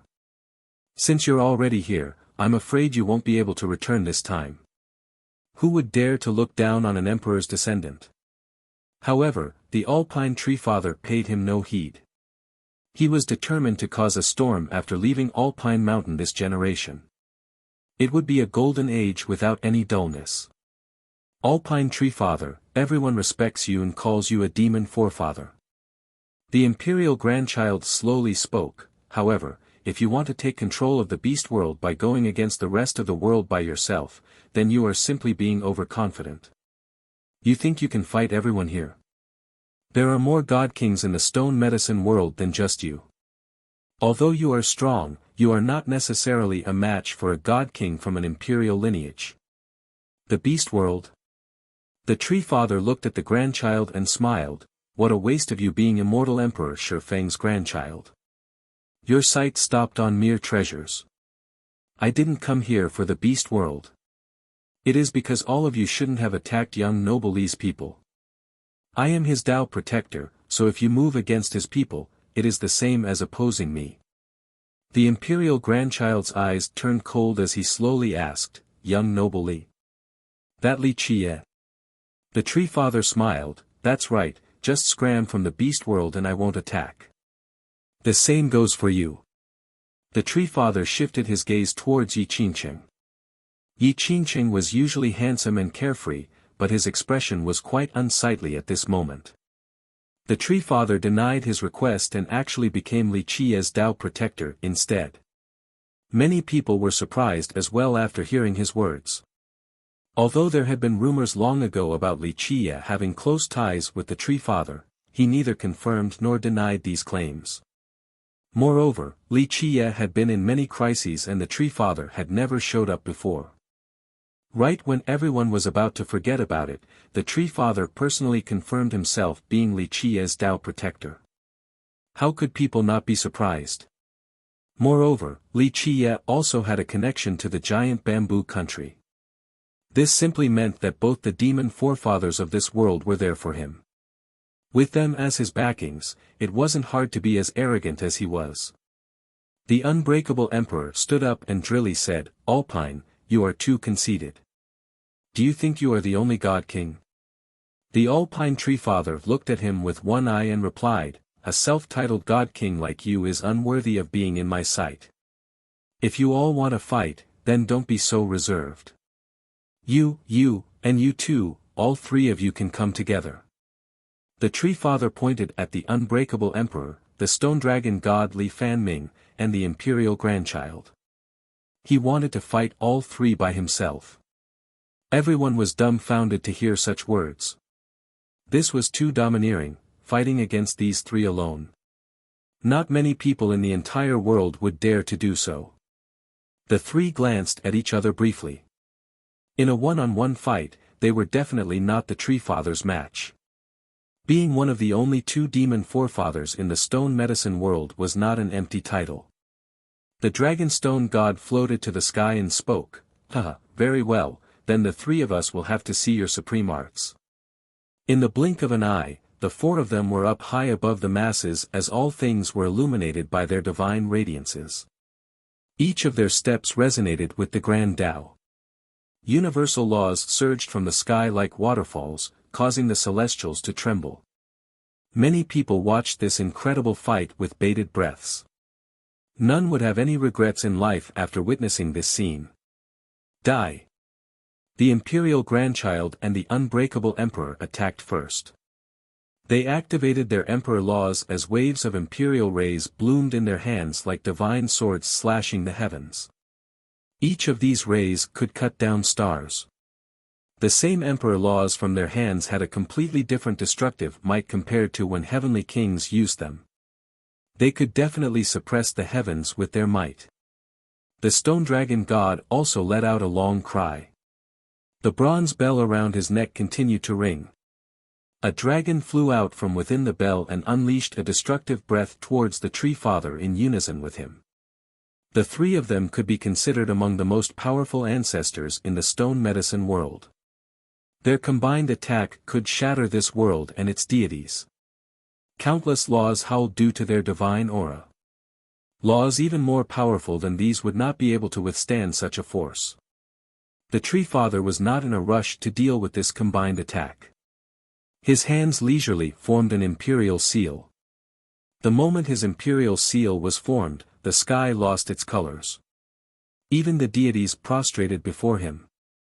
As for the immortal emperor's laws, they were overshadowed as well and were subjected to a great suppression. With a bang, both emperor laws and the huge dragon were instantly stopped. Another loud blast resounded and the imperial grandchild and the unbreakable emperor's laws shattered. They were blown away from the residual shockwaves. The stone dragon god's huge body was forced to fall from above due to this oppressive seal. This Madra from the Tree Father could suppress all emperor laws across the ages and massacre immortals in the higher realm. Not to mention the weaker spectators, all three of his foes felt that they were being suffocated since their laws were all suppressed. What technique is this? Many people trembled to see even emperor laws being beaten. This art was too terrifying. The legendary emperor suppression art.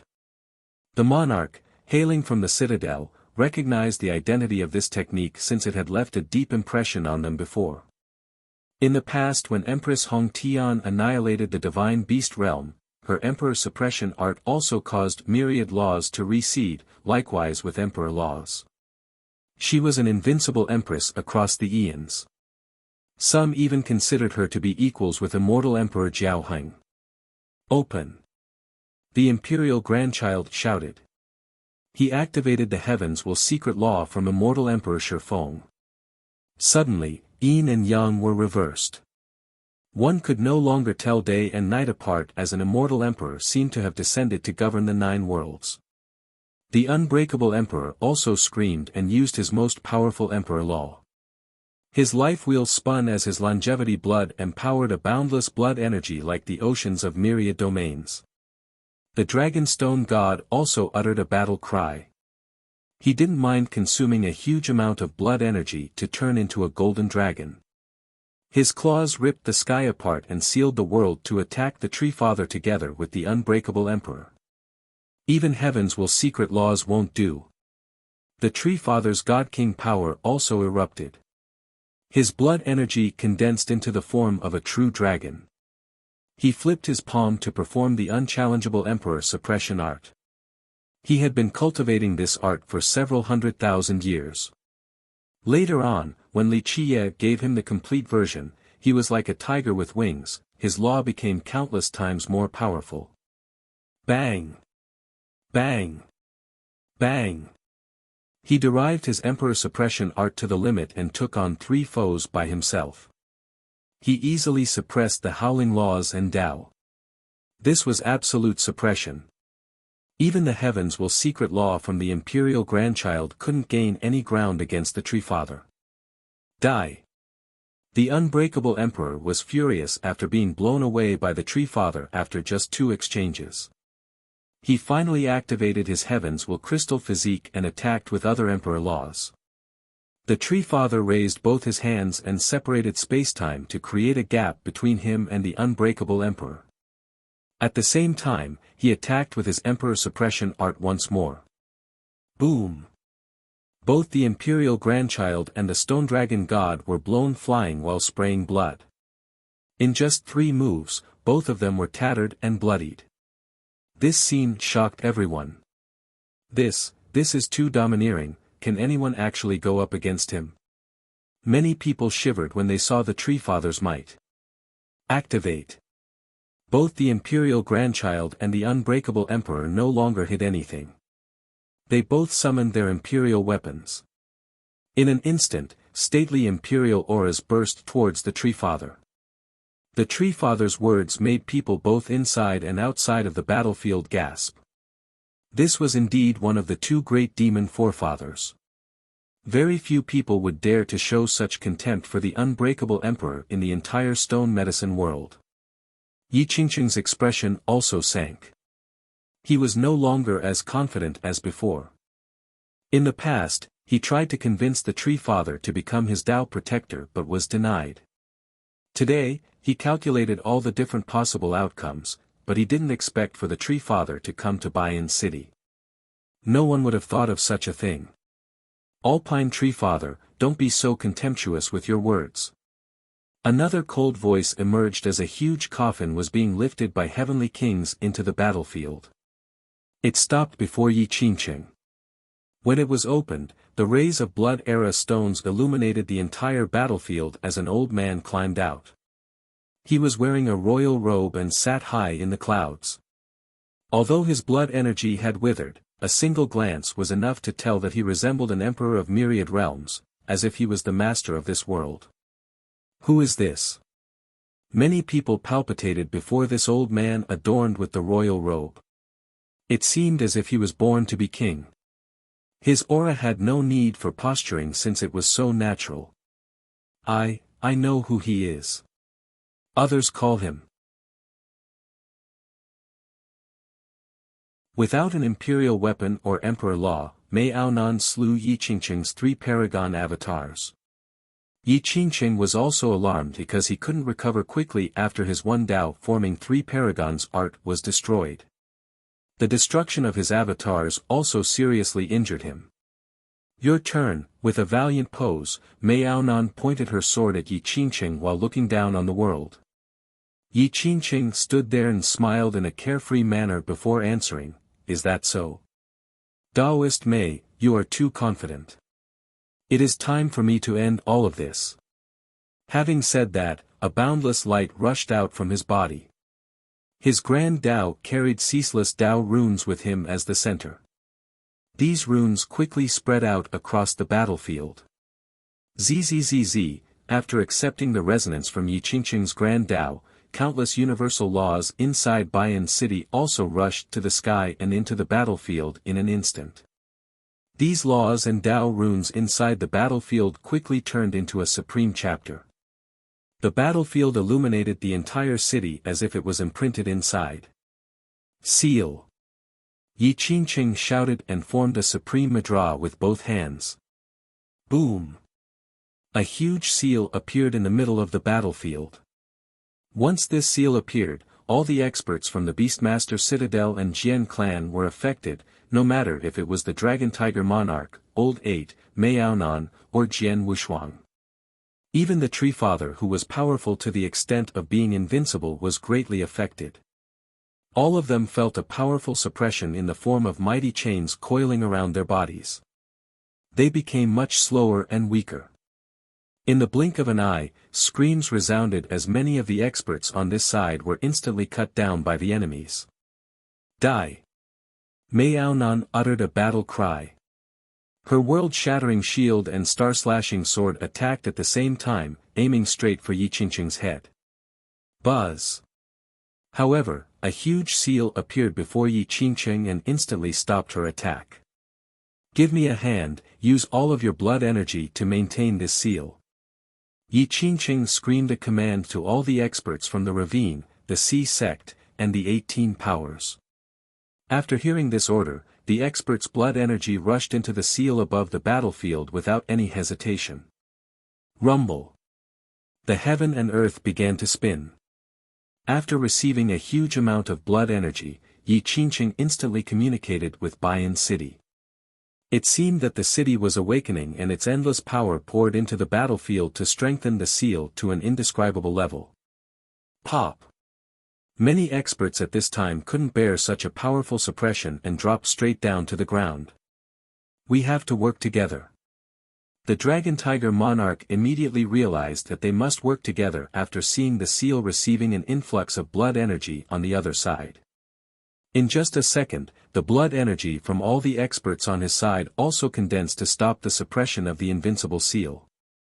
At the same time, the Alpine Tree Father in the sky was greatly affected. This powerful seal was strong not because of the people from the ravine or Yi Qingqing, but because it had the support of the entire Bayan City. Boom! Boom! Boom! Right when the Tree Father was weakened, the unbreakable Emperor and his allies crazily bombarded him. In just a moment, even the Tree Father was in a bad spot and could only defend himself. Evacuate a group first. The Dragon Tiger Monarch commanded. Their combined effort was able to weaken the power of the seal. Those with weaker cultivations from the citadel, the Jian clan, and the imperial edge retreated from the ancient battlefield. If they lingered any longer, they would eventually be locked completely and be at the mercy of others. However, the moment these disciples left the battlefield, they were instantly killed as their blood splashed everywhere. A group of golems from the city was standing right outside. The moment anyone left the battlefield, these golems would start killing. Moreover, the amount of golems continued to increase, as if they were about to surround the entire city. Bang! Bang! Bang! The suppression from the seal became more powerful.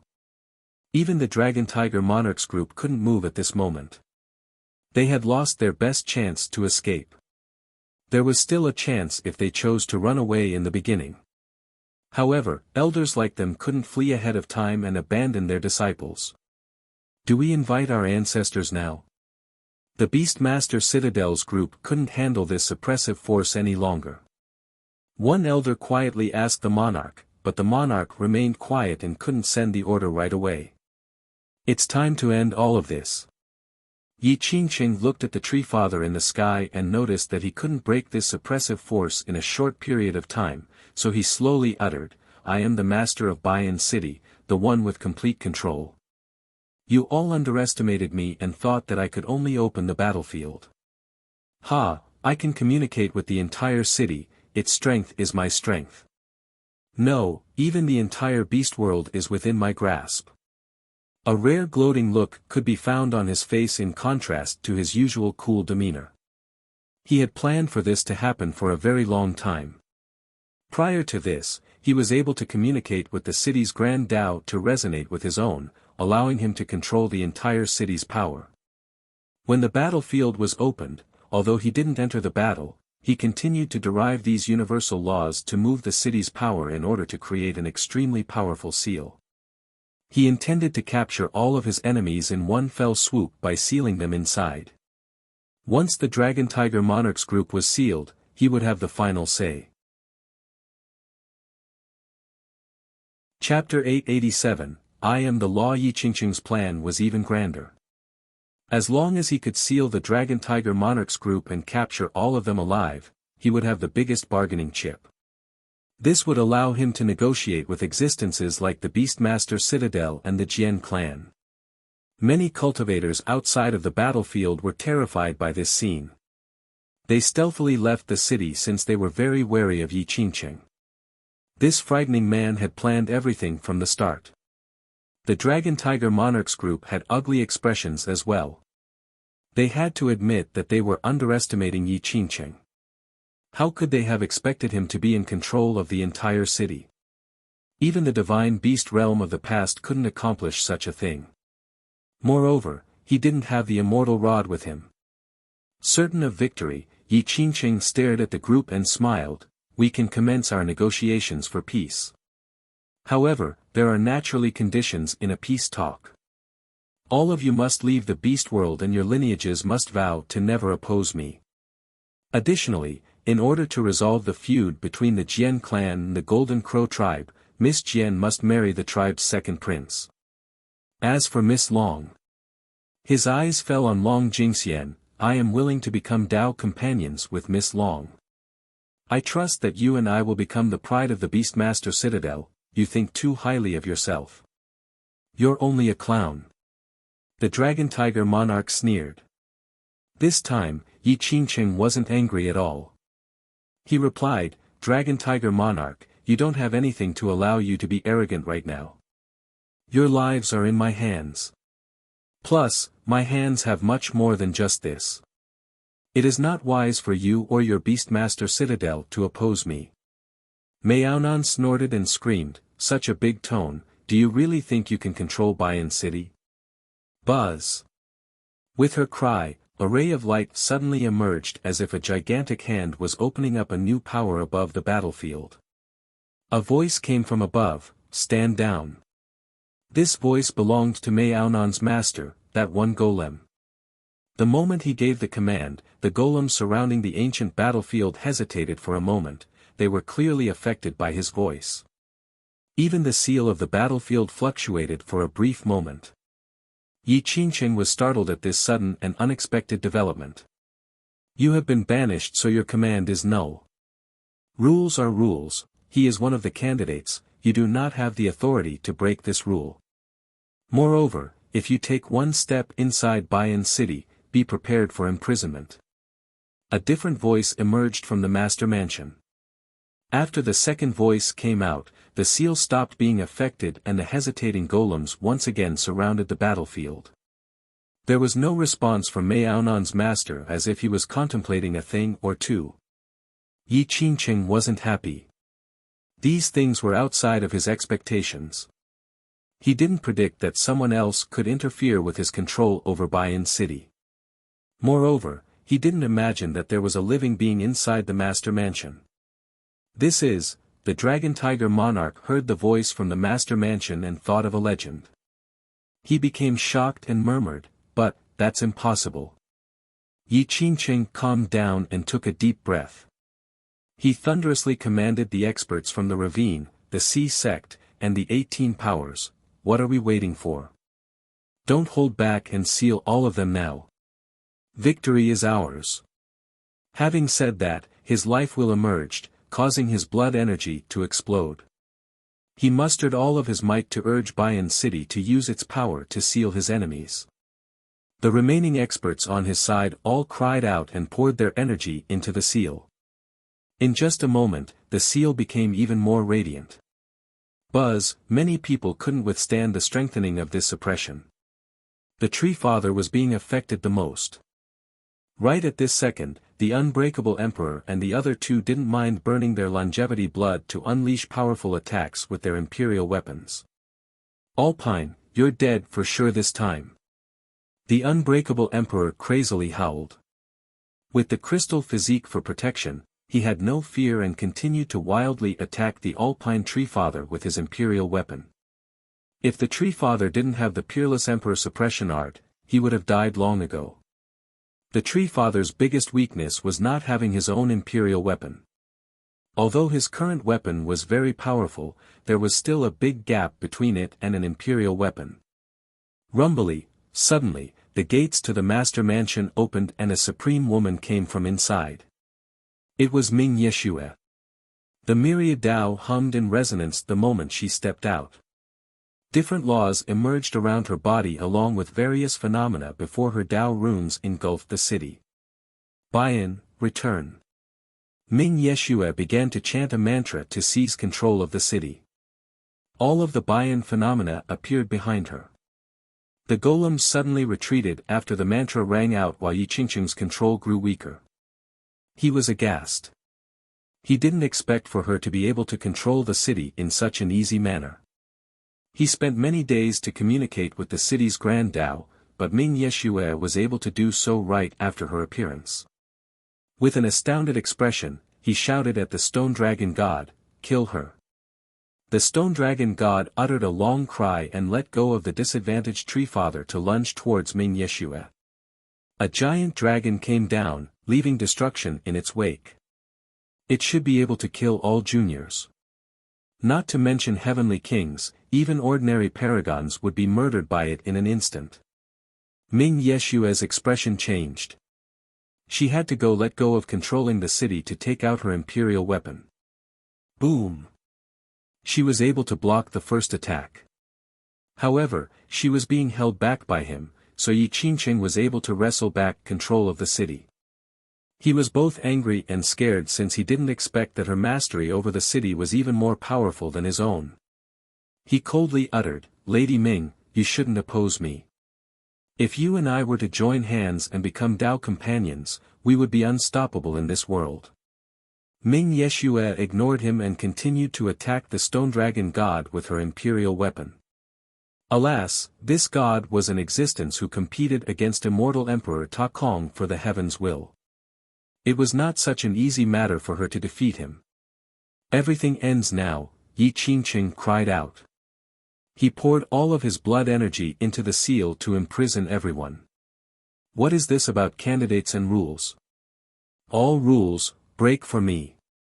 A lazy voice resounded at this time, "Right now, I am the ruler, I am the lord of Bayan City." With a buzzing sound, all the universal laws from the city quickly sank into the ground. Its power returned to the source and all the golems retreated like the tide. Without the support of Bayan City, the seal inside the battlefield quickly shattered. Such a development left the alliance in shambles. They quickly retreated to avoid any further unforeseen circumstances. After the smoke dissipated, Li Qiye entered Bayan City and then the battlefield. He stood there inconspicuously, but the entire city was in his hands, for he was its ruler. The cultivators watching outside were in disbelief as they exclaimed, how can this be possible? How? Yi Qingqing shrieked. There was suddenly a void while the seal broke. His control over Bayan City was ripped away. Everything was in the palm of his hand, so who would have thought that Li Qiye's sentence could strip it all away? He couldn't believe such a thing. Li Qiye stood in the sky and stared at him nonchalantly. "You shouldn't have opposed me or come here. I am the ruler and lord of this place." Yi Qingqing was furious and fearful at this moment. He had always viewed Li Qiye as a great rival, but Li Qiye's capabilities far exceeded his imagination. Scram! The Tree Father shouted with a seal that suppressed the myriad Tao completely. With a loud blast, even the Imperial Grandchild who was protected by his weapon was immediately blown away while vomiting blood. Li Qiye glanced over the battlefield and said, "Tree Father, leave everything to me. I'll take care of them." The Tree Father looked at the unbreakable Emperor protected by the heavens will crystal physique, then turned back to stand to the side. Li Qiye glared at the remaining enemies and slowly uttered, "Kneel and surrender, then cripple your own cultivations. If you do so, I shall spare your sex from a massacre." Ha ha, such a big tone. You alone dare to say these words, little beast. I will chop off your dog head and get revenge for my descendant. Taiyang Wang howled at Li Qiye. "Junior, I'll have your head right now." However, before Taiyang Wang could attack, the unbreakable emperor couldn't handle Li Qiye's arrogant tone and aimed straight at him with his imperial weapon. Zzz, a clear radiance emerged from Li Qiye's body right when the emperor attacked. Even the impact of his imperial weapon couldn't harm Li Qiye in the slightest. Heavens will crystal physique, even the emperor staggered back in dumbfoundedness after seeing this clear light. Everyone stared at Li Qiye in amazement. Even Yi Qingqing cried out in shock while looking at Li Qiye's physique. He had always wanted this physique from the Sea sect, but he had not been successful. And now, this physique appeared on Li Qiye. You! How can you cultivate my Sea sect's crystal physique? The emperor was in disbelief because their secret law was never released to outsiders. Unbreakable, a cowardly nobody like yourself dares to come out now? Are you not afraid that I will destroy your Sea sect? Li Qiye stared at the emperor insipidly. Little animal, even if you have the crystal physique, you still won't escape death today. The imperial grandchild solemnly said, "Brother Unbreakable, we'll behead this little animal together." The imperial grandchild immediately knew that Yi Qingqing had met a terrifying enemy the moment Li Qiye appeared. There was no chance for Yi Qingqing to become emperor if they didn't destroy Li Qiye. Yes, all of us together with an ultimate attack. It will definitely be able to defeat Li Qiye. Yi Qingqing also shouted the order and encouraged the entire alliance. Kill him. In the blink of an eye, the unbreakable emperor, the imperial grandchild, and even Taiyang Wang all came attacking. Even the stone dragon god ignored Ming Yeshue to go straight for Li Qiye. In their eyes, they had no hope of winning if they didn't destroy Li Qiye. Bang! Bang! Bang! All kinds of attacks fell on Li Qiye's body, but they were all nullified.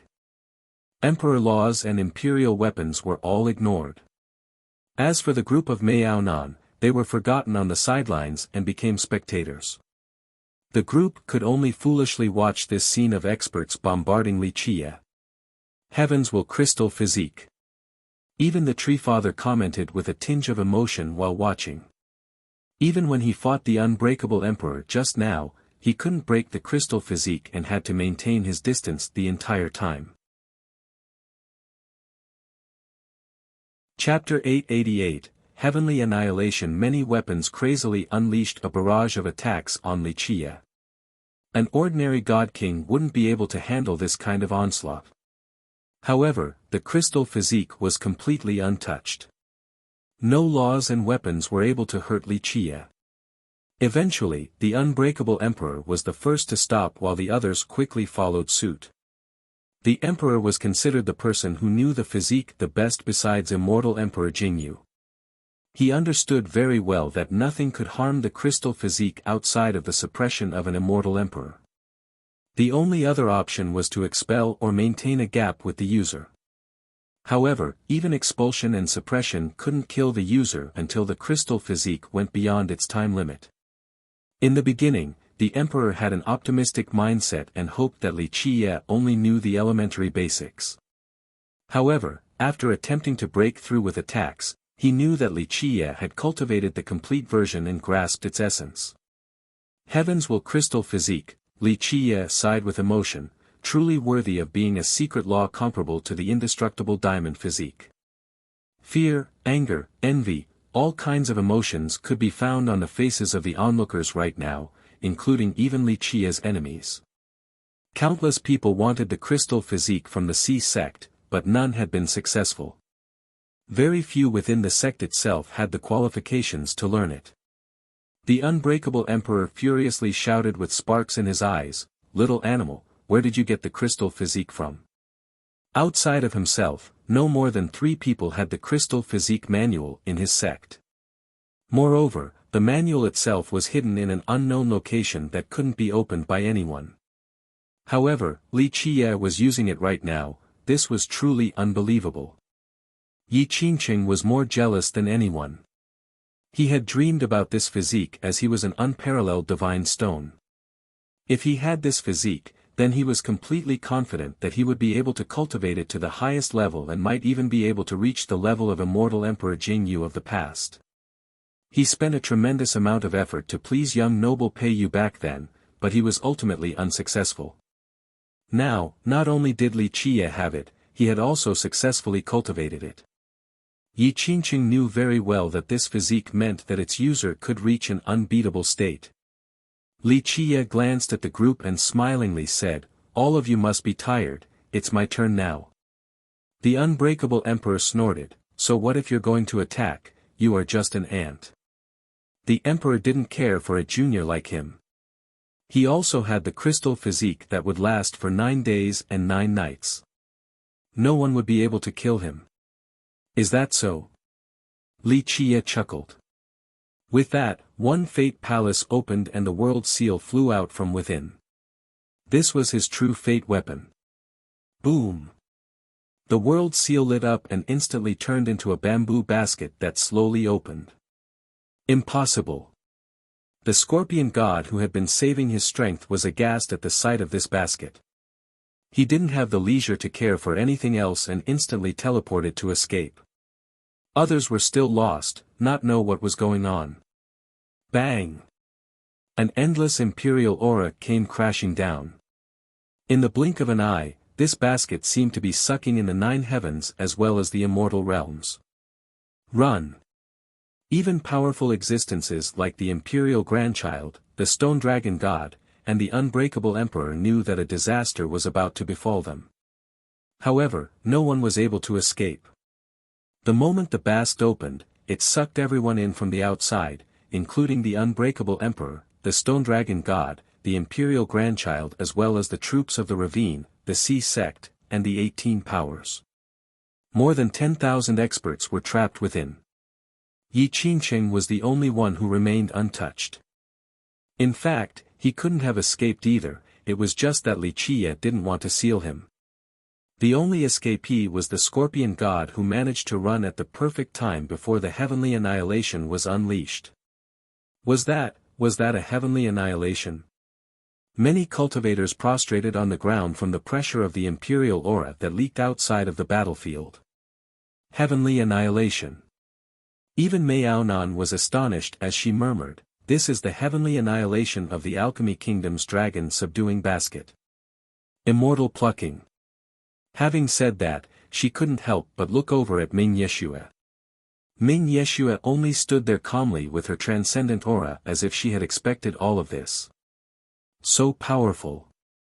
Legend states that when immortal Emperor Yao Zhu personally unleashed an immortal plucking annihilation from this basket, he could even capture an immortal alive and do as he pleased. The Alpine Tree Father emotionally commented as well. "Just what is that treasure?" Even Long Jingxian was astonished to see the bamboo basket floating above Li Qiye's head. Without a doubt, that item was not the actual dragon subduing basket. The world didn't know that Li Qiye's world seal was the greatest destiny stone in this world, unique across all eons. After it automatically refined itself into the world seal, it was able to replicate anything. Whether it was mountains and rivers, birds and beasts, or even invincible techniques, the world seal was able to copy them all. This applied to heavenly annihilations as well. However, this process was very difficult and required a high level of finesse. This was the reason why Li Qiye made the repenting god monarchs back at the Alchemy Kingdom participate. They worked together to unleash heavenly annihilations from their emperor's true treasures. Li Qiye then spent a lot of effort to imprint these attacks into his seal. The replicated annihilations were weaker than the real versions. However, an annihilation was still an annihilation after all. Just because it was a bit weaker didn't mean that it couldn't massacre powerful existences. There was also an advantage to his personal versions despite being weaker in power. His world seal could unleash them practically on end. Cultivators were able to use their true fate weapons with very little consumption of blood energy. Conversely, using an immortal emperor true treasure was extremely exhaustive. Even a god king couldn't unleash a second heavenly annihilation right away. They would need time to recharge. However, Li Qiye's world seal could use them one after another without any need for rest. Heavenly annihilation, immortal plucking. Many people dropped down to the ground, flat on their rears after seeing the bamboo basket above his head. Even existences more powerful than the ones present wouldn't be able to escape from this type of annihilation, they would definitely be captured alive. Worthy of being the tyrant across the eons. The dragon tiger monarch paled in veneration. He was the only one who could hear his own murmurs. Li Qiye recalled the bamboo basket floating above the battlefield as well as his crystal physique. He stared at the unsettled Yi Qingqing and spoke, "Do you know why I didn't capture you? It is to give you a chance. Since you challenged me, so be it, here is your chance." Yi Qingqing was still a genius after all. He took a deep breath and gravely said, "Good, I shall fight you. Do you dare to fight bare-handed?" He understood very clearly that with regards to weapons, he was absolutely not a match for Li Qiye, so he relied on a direct physical confrontation. A bare-handed battle? Li Qiye couldn't help but laugh. Why do people keep thinking that they can actually fight me bare-handed? Fine, since you have the confidence to do so, I'll entertain you. Everyone eagerly waited for the upcoming fight with bated breaths. Yi Qingqing had the title of number one, but Li Qiye the Fierce had far exceeded his fame. Everyone understood that if this was a fight with weapons, Li Qiye's heavenly annihilation would instantly destroy Yi Qingqing. An unarmed battle made this worth watching. Yi Qingqing had swept through the younger generation before without any weapons. It was known that he was adept at unarmed combat, so everyone wanted to see if he could fight Li Qiye given the current circumstances. Among the crowd, only Jian Wushuang sneered with disdain. She was the only one who understood that one should never fight against Li Qiye in an unarmed battle. Buzz. Various phenomena appeared one after another around Yi Qingqing. Ancient paragons appeared, including god-kings and time-worn demons. There were also images of suns rising to the sky while true dragons dove down into their marshes as myriad realms bloomed. He didn't hold anything back at this time. His life wheel appeared with his surging longevity blood. Moreover, his longevity blood was being burnt. A god monarch's aura erupted from his entire body as if he had climbed up to this level. So frightening. The blessings of the wise sages and the burning of his longevity blood are allowing him to exert the power of a god monarch. Many people were startled to see his current level. He was the ultimate gem blessed for generations by the paragons of the Stony Edge Kingdom. Even immortal Emperor Shifeng had blessed him before. Moreover, he accepted the blood energy from its citizens for ages. This gave him the best conditions, conditions that no other could even dream of. Burning one's own longevity blood was taboo to cultivators, but Yi Qingqing paid this no mind. In his eyes, Li Qie was his most terrifying foe. If he didn't grasp this chance, there wouldn't be another. Boom! Yi Qingqing attacked. One palm accompanied by his majestic Grand Dao went straight for Li Qie. It seemed that there was an immortal emperor strengthening this palm strike.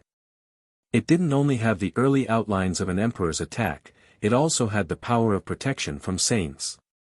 Saint Guard Emperor Palm. Yi Qingqing chanted an empowering mantra, allowing his palm to exude its greatest might. The world shook in submission. Not to mention heavenly kings, even virtuous paragons wouldn't necessarily be able to withstand this palm. The Grand Dao power continued to rise as if this palm was endless, the power of this attack would continue until the world moldered. Chapter 889, One Fist Shattering Yi Qingqing. This was Yi Qingqing's Dao, the most powerful palm attack he had created. He once said that after becoming an emperor, this technique would definitely sweep through the 9 worlds. It is a heavenly Dao, even the Dragon Tiger Monarch, a genius from the previous generation, was moved by this palm strike. Yi Qingqing had embarked on his own heavenly Dao. Such talent was quite astonishing. Li Qie blinked once as Yi Qingqing's invincible palm quickly approached him. Boom! 13 palaces instantly soared to the sky. Li Qie lunged forward and unleashed a fist of his own. This formless fist carried no transformations. The 13 palaces lit up as the vessel of life floated inside. The high heavens above and 9 hells below, along with their boundless laws across myriad ages, were all sealed inside this one fist. The high heavens quivered in the face of this unbeatable fist. Countless people were instantly suppressed the moment this fist appeared. They felt their own Dao howl, for they had lost their strength. Before they knew it, they felt an eternal existence instill fear in their hearts. Heaven Suppression Fist. Jian Wushuang called out its name and still paled despite already having seen this fist before. It had left an inerasable mark despite having seen it just once. The strongest punch across all the eons could at best only be this terrifying. Bang! Yi Qingqing's Saint Guard Emperor palm was instantly shattered against this fist. The majority of his phenomena and the heavenly Dao were also destroyed. His flesh splashed everywhere due to this attack. He couldn't even scream. Splash! Eventually, his blood stained the battlefield.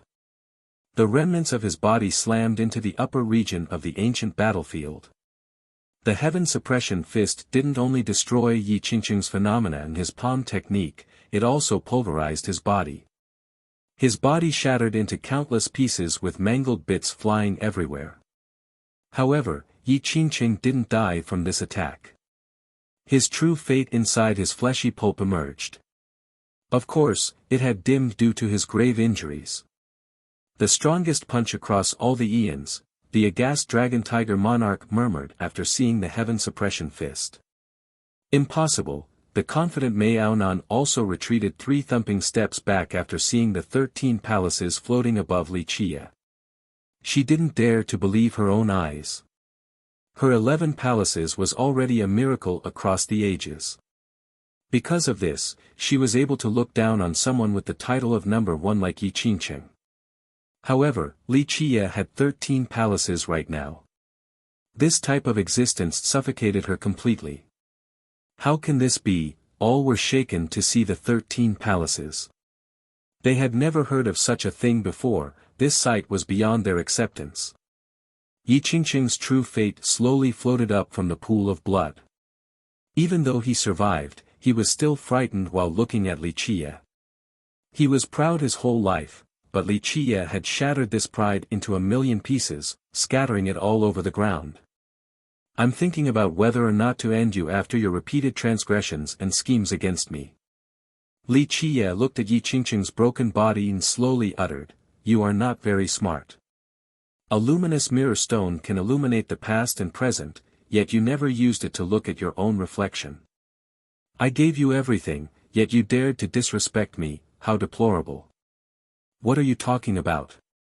Yi Qingqing was confused since he wasn't clear on the meaning of what Li Qiye had just said.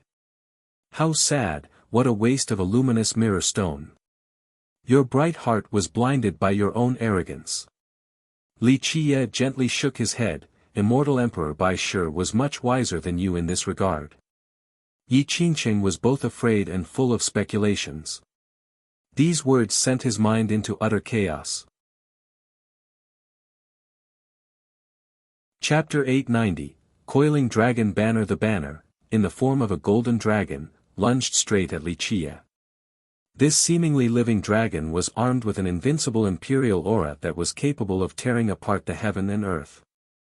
"Seize it!" Li Qiye shouted and opened his bamboo basket, then he aimed it at the golden dragon. The opening of the basket signaled the arrival of a heavenly power, myriad existences prostrated before it. Even a stronger existence would be captured indefinitely. Heavenly annihilation, immortal plucking. Li Qiye unleashed another annihilation, causing many people to quiver. Some directly fell to the ground under its pressure. However, this golden dragon seemed to have its own life force. It was full of intelligence and spirit. The moment the basket opened, it seemed to know that danger was swiftly approaching. It roared and instantly broke through the void to escape. The old man who was making way for Yi Qingqing was shocked to see the dragon run. This was the weapon passed down by their ancestors, yet it ran away without hesitation. Yi Qingqing ran out of Baiyan City, but the old man holding the rear still hadn't made it out. Rare! A beast roar resounded out of nowhere. Amidst all the action, this roar suppressed all living beings. It seemed to come from a prehistoric age, the cry of the king of beasts. The stone statue of the Baiyan on top of the mansion suddenly came to life. Pop! With a huge blast, its 4 heavy feet came crashing down on the old man. This ox demon with 3 legs was a god king. The moment he saw the Baiyan coming, he let out a shout to derive a supreme emperor law in an attempt to block this attack. However, the Baiyan cried again. The gates of the master mansion opened and an endless energy flooded out. It was as if there were countless Baiyan inside that were all awakening at once.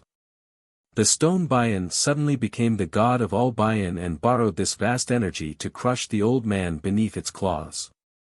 Even this god king with incredible emperor laws was exterminated after being trampled by the Baiyan.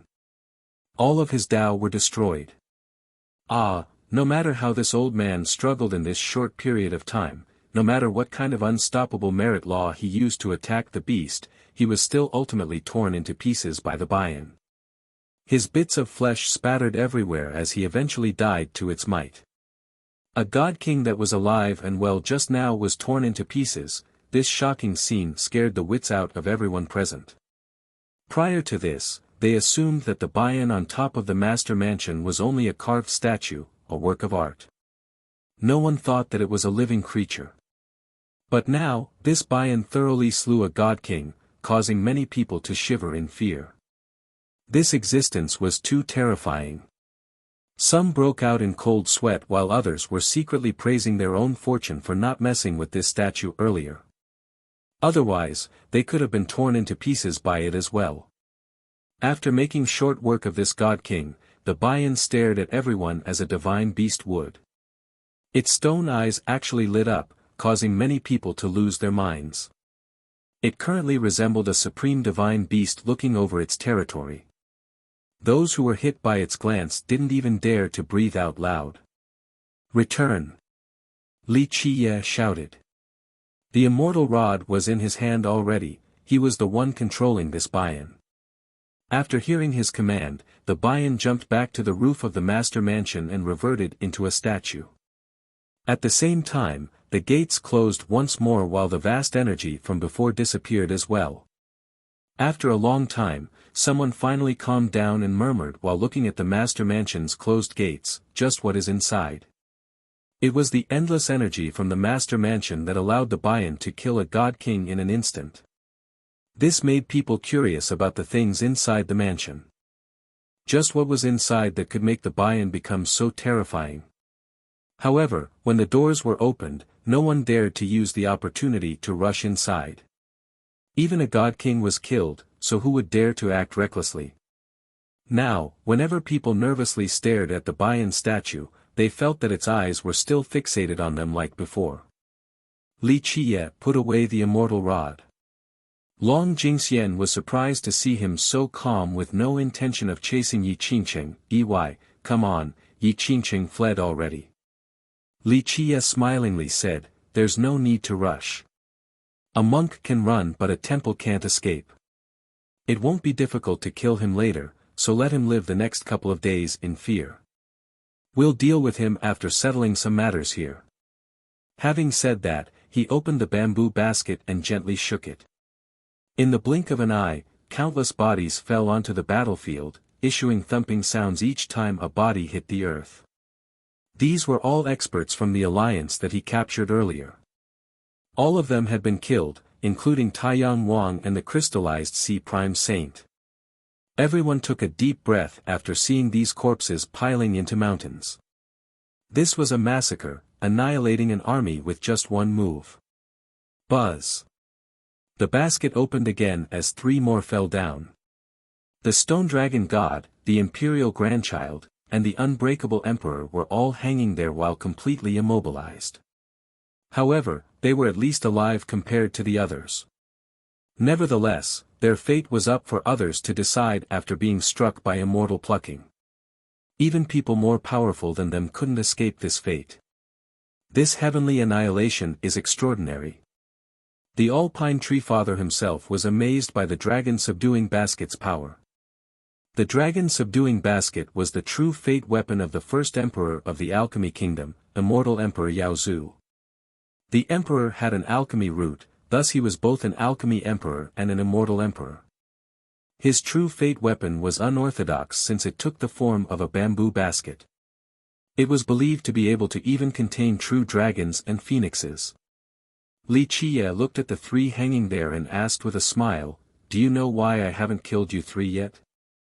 I am unkillable, you will never break my crystal physique."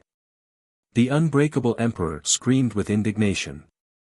Li Qiye smiled and leisurely responded, "Oh. Do I need to break your physique? I just need to sit here and wait for your crystal physique to go away. Unless you can use it forever, you are merely a fish on the chopping platter, waiting for me to do as I please." The emperor seemed to have a bun stuffed in his throat after hearing this retort. He couldn't find anything to say. "Do as you please. If you are so capable, then give me a swift death." The Stone Dragon God, on the other hand, did not struggle needlessly. He knew that everything was decided the moment he was captured by the immortal plucking annihilation. At least you are someone that has the courage to face death." Li Qiye nodded, "Don't worry, I'll execute all of you so that the people in the stone medicine world will know the fate of those who oppose me." The 3 had very unsightly expressions. They were unstoppable powerhouses in their respective generations, but they had now been caught alive by a junior. They were hanging there as Li Qiye wanted to make a lesson out of them in front of the crowd. Meanwhile, Li Qiye was just quietly sitting there in the sky. When all the experts near Bayan City saw the 3 of them, they felt a bit suffocated. The Imperial Grandchild, the Stone Dragon God, and the Unbreakable Emperor, any of these existences would be able to make the world tremble. But today, they were on display for Li Qiye to show to the world. As time passed, the Unbreakable Emperor's crystal physique finally disappeared. He couldn't use it again. In fact, Outside of immortal Emperor Jingyu, no one in the later generations could use it continuously. In fact, it was only a legend that the Emperor himself could use it continuously. Very well, it's time to begin.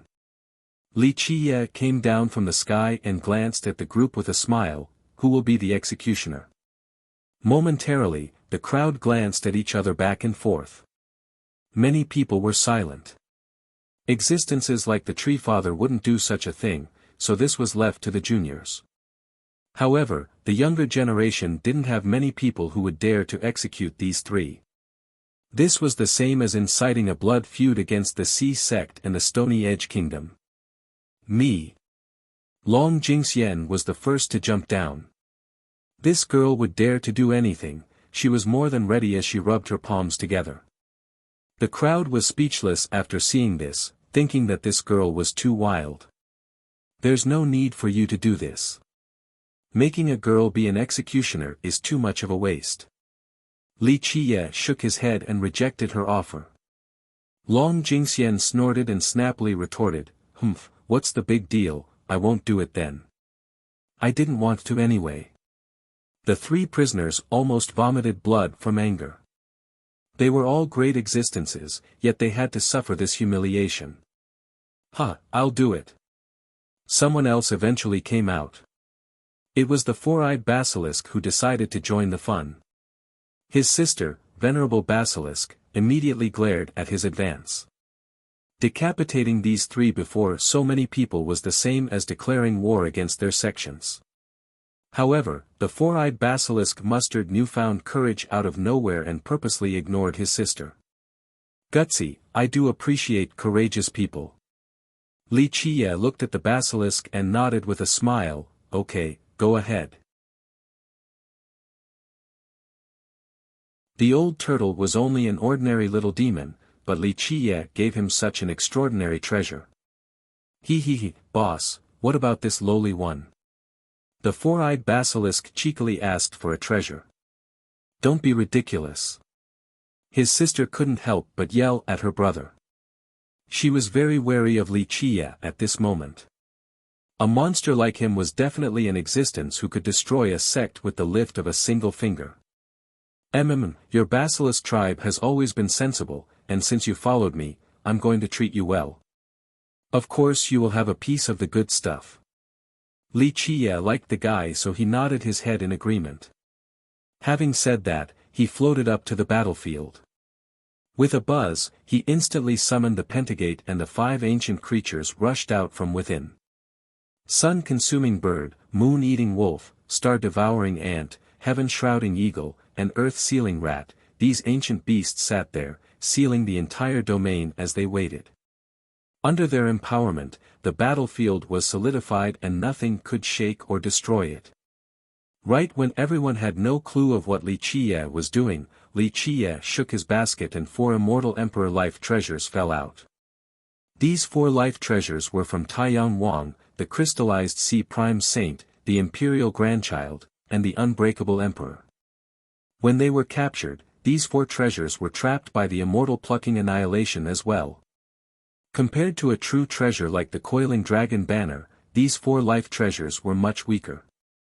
A true treasure like the banner had an even greater intelligence compared to them. Earlier, when the basket opened, the banner knew that the situation was bleak and instantly fled.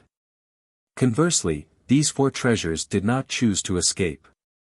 Bang! Bang! Bang! After being released, they thought about escaping as well and slammed into the Pentagate. However, they were only weapons. Without a user, their power was severely restricted, they couldn't exude their invincible imperial auras, thus they couldn't escape from the containment. Buzz! Li Qiye's world seal changed again and took the shape of another Pentagate. Boom! A boundless light illuminated the sky. The same 5 ancient beasts came out from the world seal and emitted an immemorial beastly aura as if they were divine beasts that had reigned over an ancient age. At this moment, the 5 ancient beasts turned into 5 different supreme Grand Tao. As they resonated together with the surrounding area, the Grand Tao suppressed the entire battlefield. Under these 5 Grand Dao and the original Pentagate, the battlefield suddenly became indestructible. As death approached, the imperial grandchild's fear reached new heights and he had to shout, "Li Qie, if you kill me, my Stony Edge kingdom will never let this go." Although his lifespan was depleted, there would always be hope if he continued to live on instead of dying in this manner. The Stony Edge kingdom? Li Qie looked at him and cheerfully smiled, "I'm sorry, but I am planning on trampling your kingdom soon afterward. A bunch of old geezers cultivated such a worthless genius. A great piece of luminous mirror stone was wasted by all of you." With that, he was too lazy to look at his prisoner and commanded the basilisk, "Okay, commence the execution." The basilisk brought out 3 sets of guillotines from seemingly nowhere and slightly bowed towards the 3 before smiling, "Grandpas, for every grievance, someone is responsible, for every debt, there is a debtor. Please don't turn into ghosts and haunt me after death." These are what I imagine the guillotines look like. The 3 in this picture are from Justice Bao. Yes, the judge's name is Bao. The dog one is for commoners, the tiger one is for officials, and the dragon one is for royalty. Chapter 892, Destroying Imperial Weapon Pentadeo Timeless Seal. This was the ultimate defense of the heaven-sealing Pentagate. This move was definitely not weaker than a heavenly annihilation from an immortal emperor true treasure. If anything, it was likely to be stronger. Keep in mind that in an archaic age, this technique had sealed an entire world. Earlier, killing the stone dragon god and the others deterred the majority of the crowd. But now, forcing 3 imperial weapons to surrender scared them witless. Even the proud brother and sister, Mei Aonan and Mei Aoshue, looked at Li Qie as if they were looking at a ghost. Mei Aonan had total confidence in challenging Li Qie in the past, but now, her confidence was shaken. Is Smelly Qie still a human? Long Jingxian was at a loss for words as well. She had always been proud and wouldn't even give Yi Qingqing a second glance, but now, she wasn't in the mood to do anything. Jian Wushuang, on the other hand, was as cold as always. She only wondered if there was anything this devilish person couldn't accomplish. Li Qie took the 3 weapons and told the Tree Father, "Tree Father is disadvantaged due to the lack of a weapon. You can use this imperial weapon for now, I'll find you a better one if there is an opportunity later." With that, he handed one to the Tree Father. "Thank you, young noble." The Tree Father calmly accepted it. A god king like him wouldn't be overly excited to accept an imperial weapon. This gesture shocked quite a lot of people. To give an imperial weapon away so easily and to say that it was only temporary until he found a better one. How tyrannical was this kind of tone? "There are 2 left here, do the 2 of you want to take them?" Li Qie thought highly of the Tree Father as his current general, but he held young prospects like Jian Wushuang in high regard as well. Jian Wushuang looked at the weapons for a bit, but she shook her head gently. There was no need to pick. Li Qie had already given her the best weapon. Although she was conceited, she had a sense of propriety after being trained by Li Qie. "It doesn't matter to me." Long Jingxian felt that all treasures were the same, even an imperial weapon. She looked at the Dragon Tiger Monarch and said, "Dad, does our citadel want another imperial weapon?" The monarch quickly stepped forward and bowed towards Li Qie. To be able to work for young noble is the blessing of 3 lifetimes. One shouldn't get a reward if it is undeserved. We do not dare to accept this imperial weapon since young noble has already rewarded us. The monarch knew better than that. In his eyes, as long as Li Qie allowed them to work for him, 1 imperial weapon was nothing. Li Qie gently nodded and said, "Very good, monarch has a good eye." The monarch became happy after hearing this. Although Li Qie didn't give direct approval, his words carried a different meaning for the future of the citadel. The monarch quickly bowed again in appreciation. "Your luck is not bad." Li Qie told the 4-eyed basilisk afterward, "So be it, pick between these 2 imperial weapons." "Thank you, boss." The basilisk was ecstatic and bowed continuously. He went forward and picked one out of the two. This made many people envious. Someone like the basilisk actually obtained an imperial weapon. However, they could only sigh in secrecy. Back then, when Li Qie asked for someone to kill the Stone Dragon Gods group, no one else dared to do it. Only the basilisk stepped up to the challenge. This was indicative of his courage. As for the last weapon, Li Qie left it to Madame Ziyan. She was his driver and he would definitely not mistreat her. Moreover, he had always been fond of her. Chapter 893, Attacking the Stony Edge Kingdom. Those deserving have received their rewards, now it is time to settle some scores. Li Qie's eyes narrowed as he gazed towards the horizon. Young noble, if you need our Beastmaster Citadel, just say the word. We will prove our loyalty through all arduous trials. The Dragon Tiger monarch immediately prostrated on the ground after hearing Li Qie. The Jian clan master couldn't help but look at the elders standing next to him. He knew very little compared to the monarch. This was because the Jian clan didn't exist back when the divine beast realm was destroyed. Despite his hesitation, he still learned a thing or two from the Beastmaster Citadel's actions. When Old Eight gave the signal with a gentle nod, he also stepped forward and prostrated to say, if young noble needs our Jian clan, we are also willing to pledge our allegiance. This scene shocked many experts outside of Bayan City. Many of them took deep breaths. Both of these sects were imperial lineages. How could such existences pledge their allegiance to others so easily? But at this moment they actually did so for Li Qie. Very good, very good. Li Qie gently nodded, rise. I will let you know when I require your service. As for the Stony Edge Kingdom, I will personally take care of it. It started in my hands so I shall be the one to end it. The Tree Father didn't say anything. Him standing right behind Li Qie made his intention clear, he didn't need to show his loyalty. The command would come when Li Qie needed his service. On the second day, Li Qie appeared in the sky of the Stone Realm.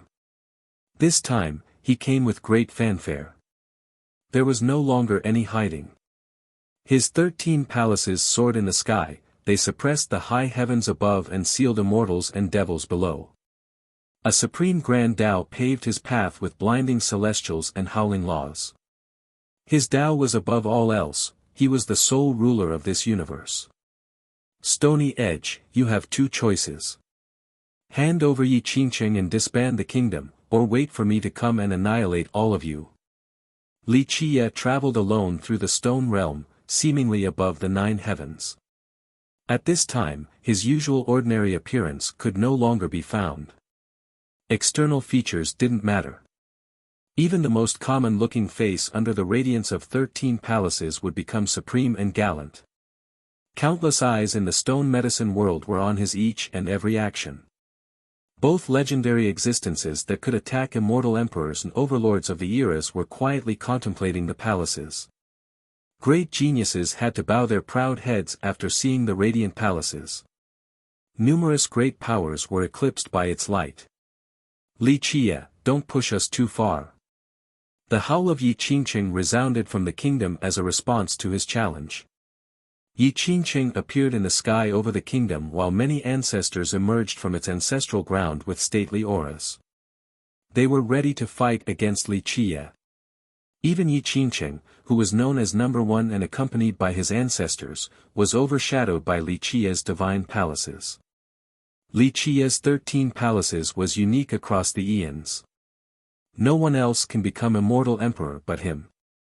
That's what I shall do. Those who block my path shall be killed without mercy, those who scheme against me shall be killed without forgiveness, those who conspire against my friends shall be slain without leniency. Li Qie was in high spirits. He was no longer calm like normal, instead he ready to sweep through the 9 heavens in his murderous state. At this second, the existence that had massacred the 9 worlds in the past had awakened. A boundless murderous aura from this supreme overlord engulfed the entire world. The gods and devils screamed beneath his steps and grand Tao. A boundless black curtain rose behind him and blocked out myriad realms. A vast river of blood seemed to be pouring down behind this curtain with the corpses of millions. Very well, let us fight to the death then. An ancestor from the kingdom shouted in response in place of Yi Qingqing, those who offend our kingdom will be killed without mercy. In just a moment, the two sides were heating up. The kingdom would not back down while Li Qiye continued to move forward in the sky, intending to annihilate this nation. The majority of the inhabitants in this world were watching this scene. Most had nothing to say due to Li Qiye's 13 palaces. An overlord buried underground murmured, the one and only person to have 13 palaces in history. Some older existences woke up as well, including the ancestors from the three behemoths. Their most powerful experts saw Li Qiye traveling alone and all contemplated without making a single sound. A while later, one ancestor mumbled, the world darkens when his eyes close and the world turns bright when he opens them. The tyrant behind the curtains throughout history. As the heavens itself was silenced, Li Qiye entered the Stony Edge Kingdom and its ancestral ground. Sacred mountains were scattered about with rivers surrounding them. This land was full of worldly energy with incredible pavilions, a holy land. Because of this land, the Stony Edge Kingdom was able to erect an eternal foundation. Kill him. The kingdom was well prepared and commenced their ambush the moment Li Qiye arrived. Countless experts that were waiting for this moment rushed forward from all directions. There were tens of thousands of disciples including heavenly sovereigns and kings. In an instant, Li Qiye's 13 palaces blared and engulfed the sky. All grand Tao were suppressed while the yin-yang sea of blood lifted a bloody tsunami of endless height. A golden sun and bloody moon were floating in the sky as a boundless blood energy empowered Li Qiye's inner physiques to the extreme. Due to the suppression of the Tao, many of the experts taking part in the ambush fell down to the ground. The stronger ones had a better time while the weaker ones could only accept their fate. Buzz. It seemed that time had stopped at this split second. Li Qiye stepped forward with a speed beyond the perception of even ordinary paragons. Bang! Bang! Bang! With just a flash, time began to flow again as a series of impacts sounded. One could only see blood spurting everywhere like blossoming flowers. All the experts ambushing Li Qiye were instantaneously rendered into bloody mists. These flowery mists were extremely colorful, like fresh flowers in an elegant garden. Just what physique is that? Countless spectators murmured after seeing this. Extreme speed, extreme weight, extreme domination. No one had seen or even heard of such a physique before. Li Qiye didn't bother looking back at the scene of carnage he created as he continued to step deeper into the ancestral ground. Rumble. The entire country shook as a great imperial formation emerged. This was their strongest formation personally created by immortal Emperor Shifeng. The elders of the country personally presided over the formation. A huge amount of refined jades was being used to empower this formation, a sum that could be considered unobtainable. Immortal Emperor runes were interweaved inside along with chains of thick imperial laws. People held their breaths at this time in amazement. Everyone knew that there were two methods when facing an imperial formation. The first was to have a great knowledge regarding arrays and then assault the weak points of the formation. The second was a direct frontal assault to destroy it with brute force. Still not repenting before death, Li Qiye did not hesitate at all and stepped inside the formation. An imperial power quickly came with the intention to kill. Even a god monarch would be wary of such a murderous formation. Immortal Emperor Shifeng put in all of his effort in creating this formation. At the same time, the elders spent all of the refined jades in their treasury to exert the formation's peak strength. Break for me. Li Qiye didn't even bat an eye against this attack. His world seal flew out and turned into the declivity mountain bell. Boom! A mountain flew out. Divine Mount Meru rose into the sky and slammed into the firmament. The Supreme Buddha above began to chant and suppressed all the existences in this world. With his Madra, he was able to expel all evil with the Buddhist way. It seemed that the world was ending due to the devastating force from the Buddha. He was about to destroy this world to create a new one. The bell's ultimate attack was not weaker than a heavenly annihilation. Even a stronger imperial formation would be insignificant against an annihilation. Bang! The imperial formation collapsed and the elders controlling the formation were rendered to ashes. Heavenly annihilation, people lost their minds after seeing this. No one had seen a cultivator's true fate weapon being able to unleash a heavenly annihilation. To be more precise, only immortal emperor true treasures should be able to unleash such an attack, not even immortal emperors could bypass this rule. Li Qiye never slowed his pace when he destroyed the array. He quickly entered the deepest area of the ancestral ground.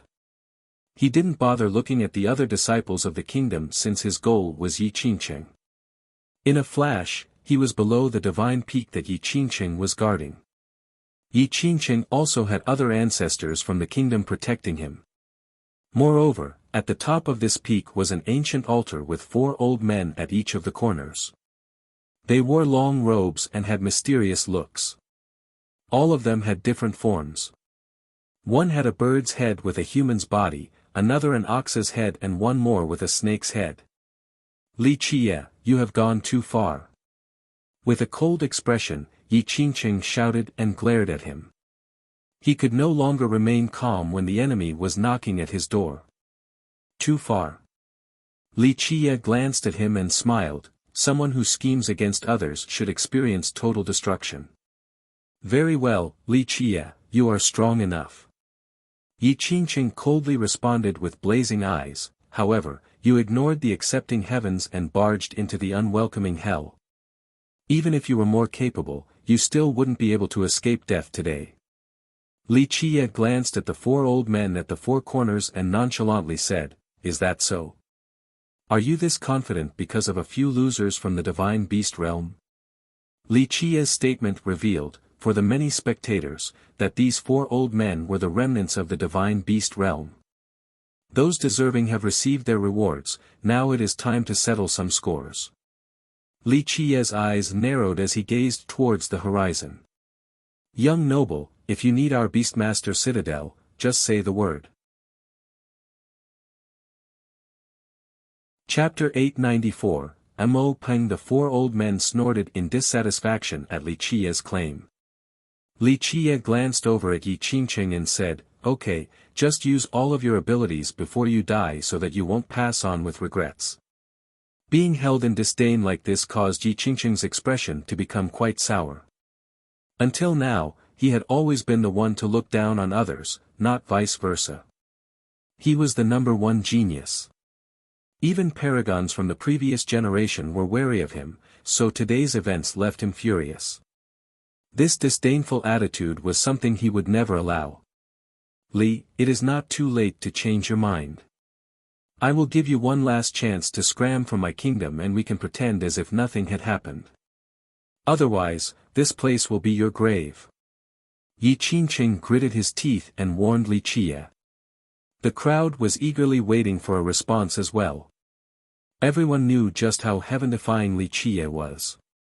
However, Yi Qingqing was once number 1 and the Stony Edge Kingdom is an imperial lineage. They all wanted to see what brilliant means the kingdom still had up its sleeves. Is that so? Li Qiye smiled, go ahead and do what you want. I am waiting. Begin. Yi Qingqing bit his teeth with a heavy expression. He finally made a choice and stomped on the ground. Boom! His body seemed to be merging with the earth. Runes appeared all around his body, they were blessed by virtuous paragons, god monarchs, and even an immortal emperor. These Tao runes then quickly rushed into the ground. Buzz, these runes spread across the entire kingdom for endless miles like a huge underground network woven together. At this time, everyone could feel the power of the entire kingdom concentrating on Yi Qingqing's body. The mortals in the kingdom were astonished and in awe at this scene. Rays of light soared up from the ground, turning the kingdom into a fairyland. What is going on? A few experts were startled to see this. One ancestor from a great power who knew a bit about the kingdom explained, grand momentum. Yi Qingqing was the defining stone of the kingdom. Generations of sages in the kingdom spent countless efforts and carved the entire momentum of the kingdom into his body. If he is inside the kingdom, he can muster all of its power to become invincible. Pluff. As Yi Qingqing was activating the grand momentum of the kingdom, the bodies of the 4 old men on the altars suddenly shattered. Their longevity blood poured into the ancient altar. After their blood ran dry, they fell to the ground unable to stand back up. "Rise, your majesty Amo Peng!" Yi Qingqing screamed as his entire body brilliantly glowed. It then spread a pair of terrifying devil wings, giving birth to an endless evil flame. This shadow flew around in the sky with its wings, creating explosions everywhere. Stars were destroyed in the sky, causing the entire world to tremble. "What is that?" Seeing the wings shattering the stars in the sky left everyone aghast. Even the god kings who were watching everything play out were startled to see this. This was definitely a horrifying existence. Boom! This shadow instantly descended onto a mountain from the upper level of the sky with an overbearing aura. "I have returned." The shadow crazily laughed while standing above this mountain. Endless eldritch flames rose again with deafening blasts. These flames then turned into ominous laws as if this person had come from the domain of devils.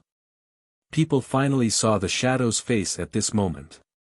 This was a very handsome young man, his age betrayed the expectations of the crowd.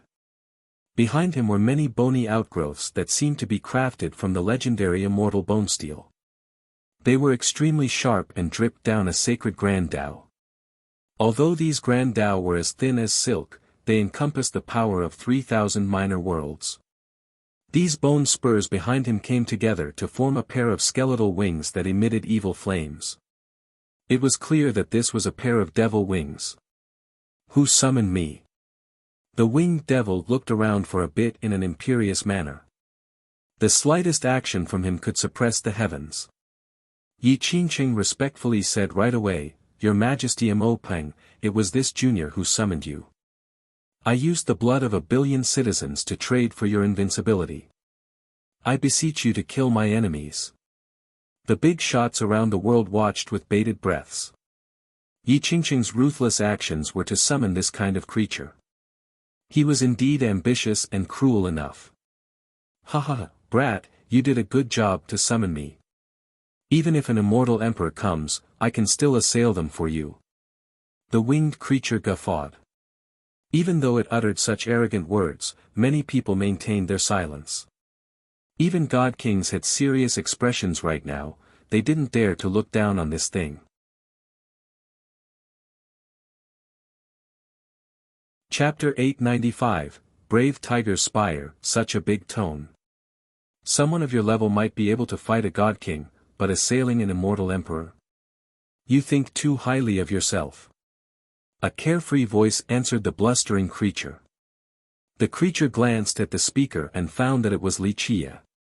He boisterously laughed and said, "Junior, I, immortal monarch Amo Peng, like arrogant juniors the most when I was younger. Unfortunately, you are not very smart and chose to anger me."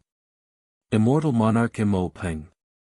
Li Chia couldn't help but smile. A little 9-head bird still dares to gild your face with such a statement. You think no one will recognize you after adding those heavenly eagle wing bones to your body? The creature was startled after hearing this. "Junior, you actually recognize me?"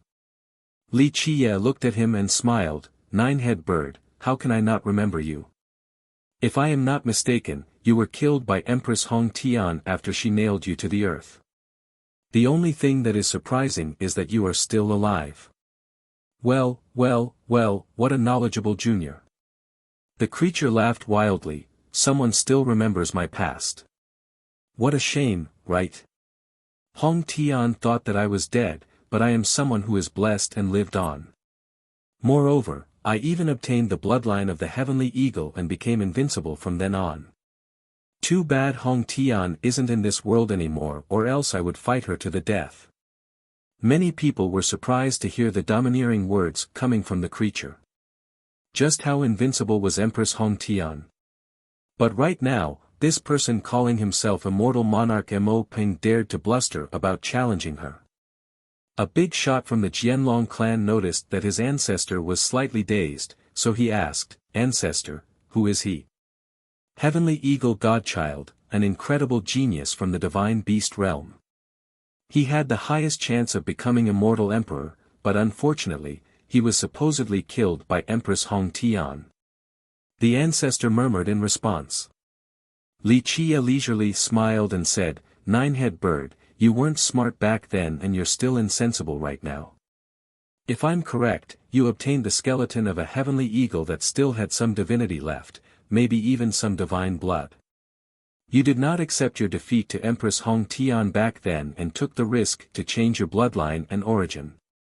This change in bloodline turned you into an evil bird, so the remnants of the beast realm had to seal you. Junior, you do know quite a bit." Immortal Monarch Mo Peng was startled and stared at Li Chia from top to bottom as if he wanted to see through him. This creature was indeed the main descendant of the beast realm from back then. An incredible genius, the strongest opponent of Empress Hong Tian in the competition for the heaven's will.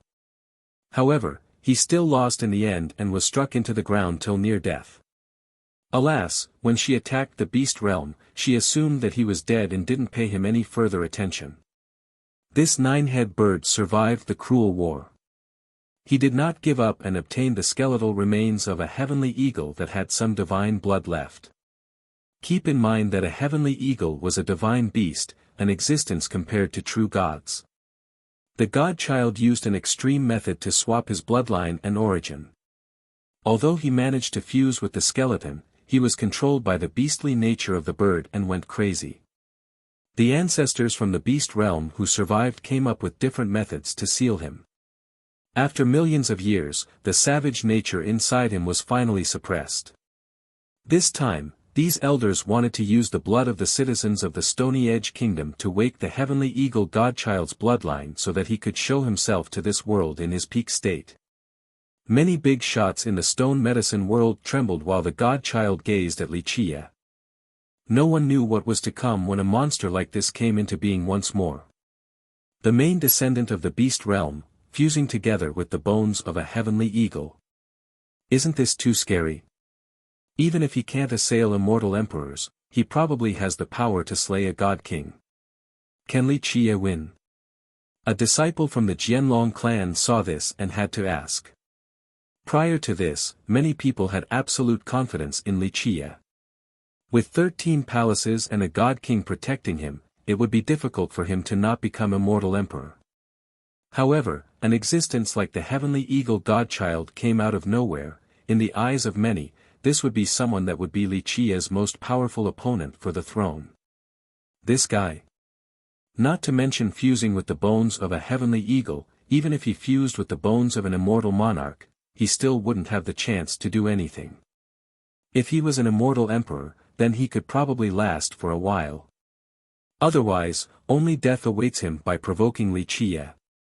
The oldest ancestor of the Jianlong clan shook his head and answered his junior, "Remember well, it is better to antagonize the gods before opposing Li Chia. This is our creed." Having said that, this ancestor became immersed in a distant memory. Oh. Very good, so it is an immortal physique. I like drinking the blood from immortal physiques the most. The godchild finished judging Li Chia and let out an evil laugh. "Your Majesty Mo Peng, there is a god king protecting him, please take things seriously." Yi Qingqing was afraid that the godchild would underestimate the enemy, so he reminded him. "Ha, a god king? I wouldn't be afraid even if an immortal emperor was here."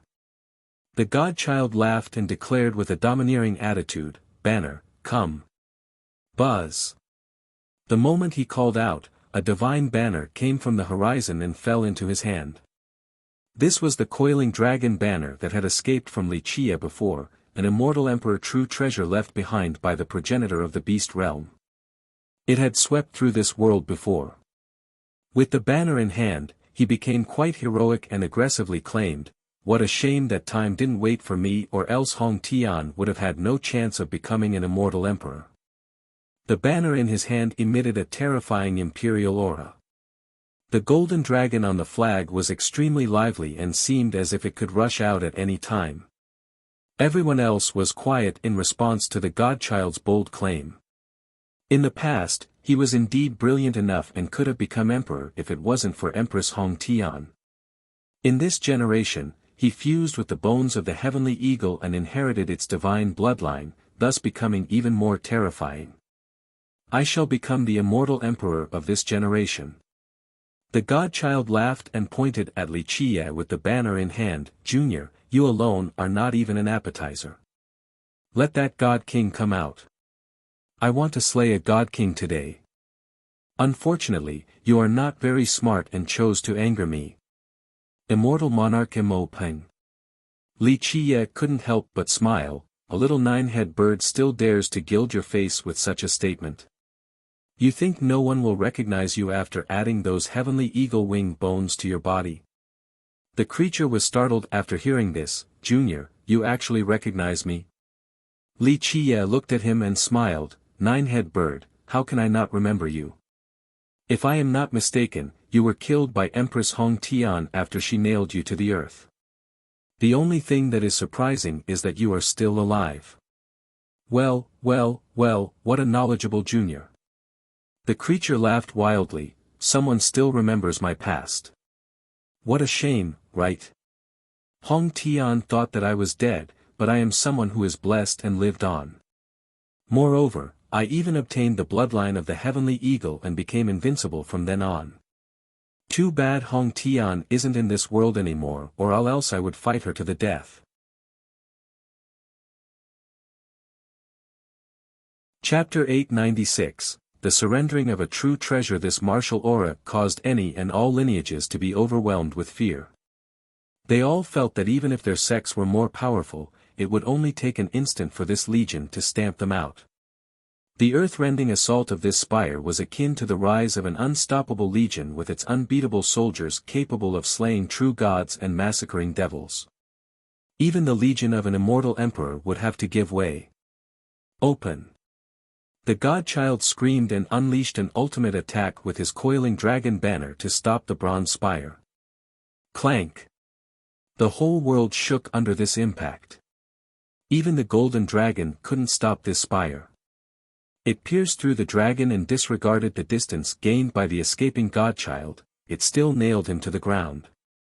"Hong Tian didn't kill you in the past, but you won't be able to escape death this time even if you have 9 lives. Li Qie coldly stared at the godchild who was nailed to the ground. I refuse to accept this." The godchild furiously screamed his last breath before his legs stopped their futile struggling. His final destination was the Yellow River. At the same time, countless coffins inside the bronze citadel lost their lights, becoming silent once more. Li Qie's ordinary appearance returned. He looked at Yi Qingqing and slowly said, "Time to end all of this. It is a shame that you chose to embark on the path of evil. The Stony Edge Kingdom brought this upon itself. After millions of years of cultivation, not only did they fail to utilize your true form as a luminous mirror stone, they made you choose the path of evil. How disappointing." As a luminous mirror stone that escaped from Bayan City, Yi Qingqing could have become a peerless wisdom master who was capable of understanding the heavens above and peering through the 9 hells below, as well as reading the past and future. Unfortunately, the elders of the kingdom did not cultivate it into such an existence. They stained him with blood energy, causing him to lose sight of his origin. "Very well, Li Qie, you are indeed strong and extraordinary." Yi Qingqing suffered a heavy blow from this defeat. Boom! However, with Immortal Emperor Shi Feng's true fate weapon in hand, he screamed, "But you might not be the last one standing." Having said that, an endless divine light erupted from his entire body. A terrifying grand momentum emerged from his body. It left behind a print on his Tao foundation. "Open for me!" he howled. In just a moment, his cauldron of life soared to the sky. The grand momentum imprinted itself on top of his Tao foundation and entered the cauldron. No, all the ancestors from the Stony Edge Kingdom were terrified and screamed. However, it was all too late. The disciples who had been lucky enough to survive so far started to simultaneously scream, including even the ancestors. Pop! Pop! Pop! Both ancestors and the common disciples were all turned into bloody mists. Their longevity blood was quickly swallowed by Yi Qingqing's cauldron of life. This cauldron resembled a horrifying black hole that gobbled up the longevity blood of nearly 10,000 disciples of the sects in the area. These were the disciples, protectors, elders, and even ancestors who survived. However, all were annihilated at this moment with their longevity blood being consumed by Yi Qingqing. Rumble. Yi Qingqing needed far more than just this. His cauldron frantically swallowed all the worldly energies under the great veins below the kingdom. These energies were sucked into the cauldron like a flood. Zzz. In just a short period of time, this ancestral ground that was once a sacred location suddenly withered with cracks forming everywhere. It turned into a land of the dead in an instant. For millions of years, the wise sages and even immortal Emperor Shifeng from the kingdom imprinted each mountain and river of the kingdom into Yi Qingqing's body. They used all of the kingdom's grand momentum to cultivate him. With that, he turned around and left. Everyone heard him clearly and quickly looked over at those next to them. The butcher's blade has been raised, a great character emotionally commented. Li Qiye had just destroyed the Stony Edge Kingdom and now he was raising his butcher's blade against the ravine. Many sects were praising their own fortune for not opposing Li Qiye. Some sect masters were drenched in cold sweat at this thought. This was because when the beast world was opened, Yi Qingqing sent people to persuade many great powers to form an alliance to reinstate the agreement. However, these sect masters rejected the lobbying effort. Thinking back to it, some of these masters became quite startled. They were quite tempted back then, but because of their distrust of Yi Qingqing, they decided to reject him and stay uninvolved in the war at Bayan City. This allowed them to escape this disaster unscathed. Li Qiye returned to the beast world. Everyone else was present. Li Qiye handed the coiling dragon banner to the Tree Father. Tree Father, your future path will be arduous, so take your time understanding this banner. In the future god-slaying war, I hope that you will become unstoppable. This banner is not just a simple immortal emperor true treasure. The Tree Father immediately bowed towards Li Qiye. I will remember young noble's words. The direction of your gaze shall be where I point my battle banner.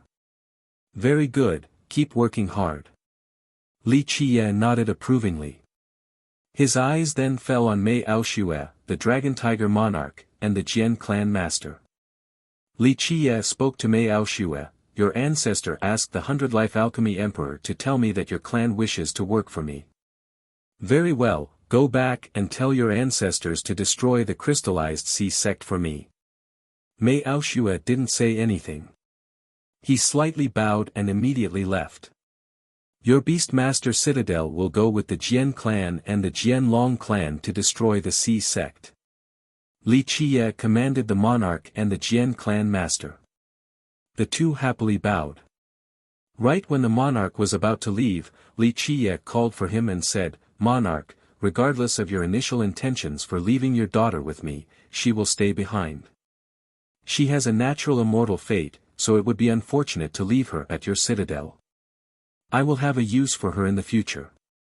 Out of consideration for how much trouble your citadel went through to groom a disciple with an immortal fate, you may bring your blood oath to me next time, I shall make an exception and forgive your citadel. Thank you, young noble. The monarch was ecstatic after hearing this. This was the best news their citadel could receive. Humph, I'm not selling myself to you. Long Jingxian was very unhappy after the monarch left. Li Qiye looked at her and smiled, little girl, staying at the citadel is a waste of your great talents. I will need you for many important things in the future. You and Wushuang are my trusted generals, so I will need the both of you to slay immortals and gods later on. Are there really immortals? The unhappy Long Jingxian began to beam with high spirits right after hearing this. Li Qiye only smiled and did not answer the question. You're tuning into the Han Li's Wuxia Chronicles YouTube channel. We're so grateful for your support, and don't forget to subscribe to join us on this incredible journey through captivating stories. Your generosity through donations truly makes a world of difference, as it's the primary source of revenue that allows me to expand and enhance this channel for you. Thank you from the bottom of my heart for being a part of this adventure.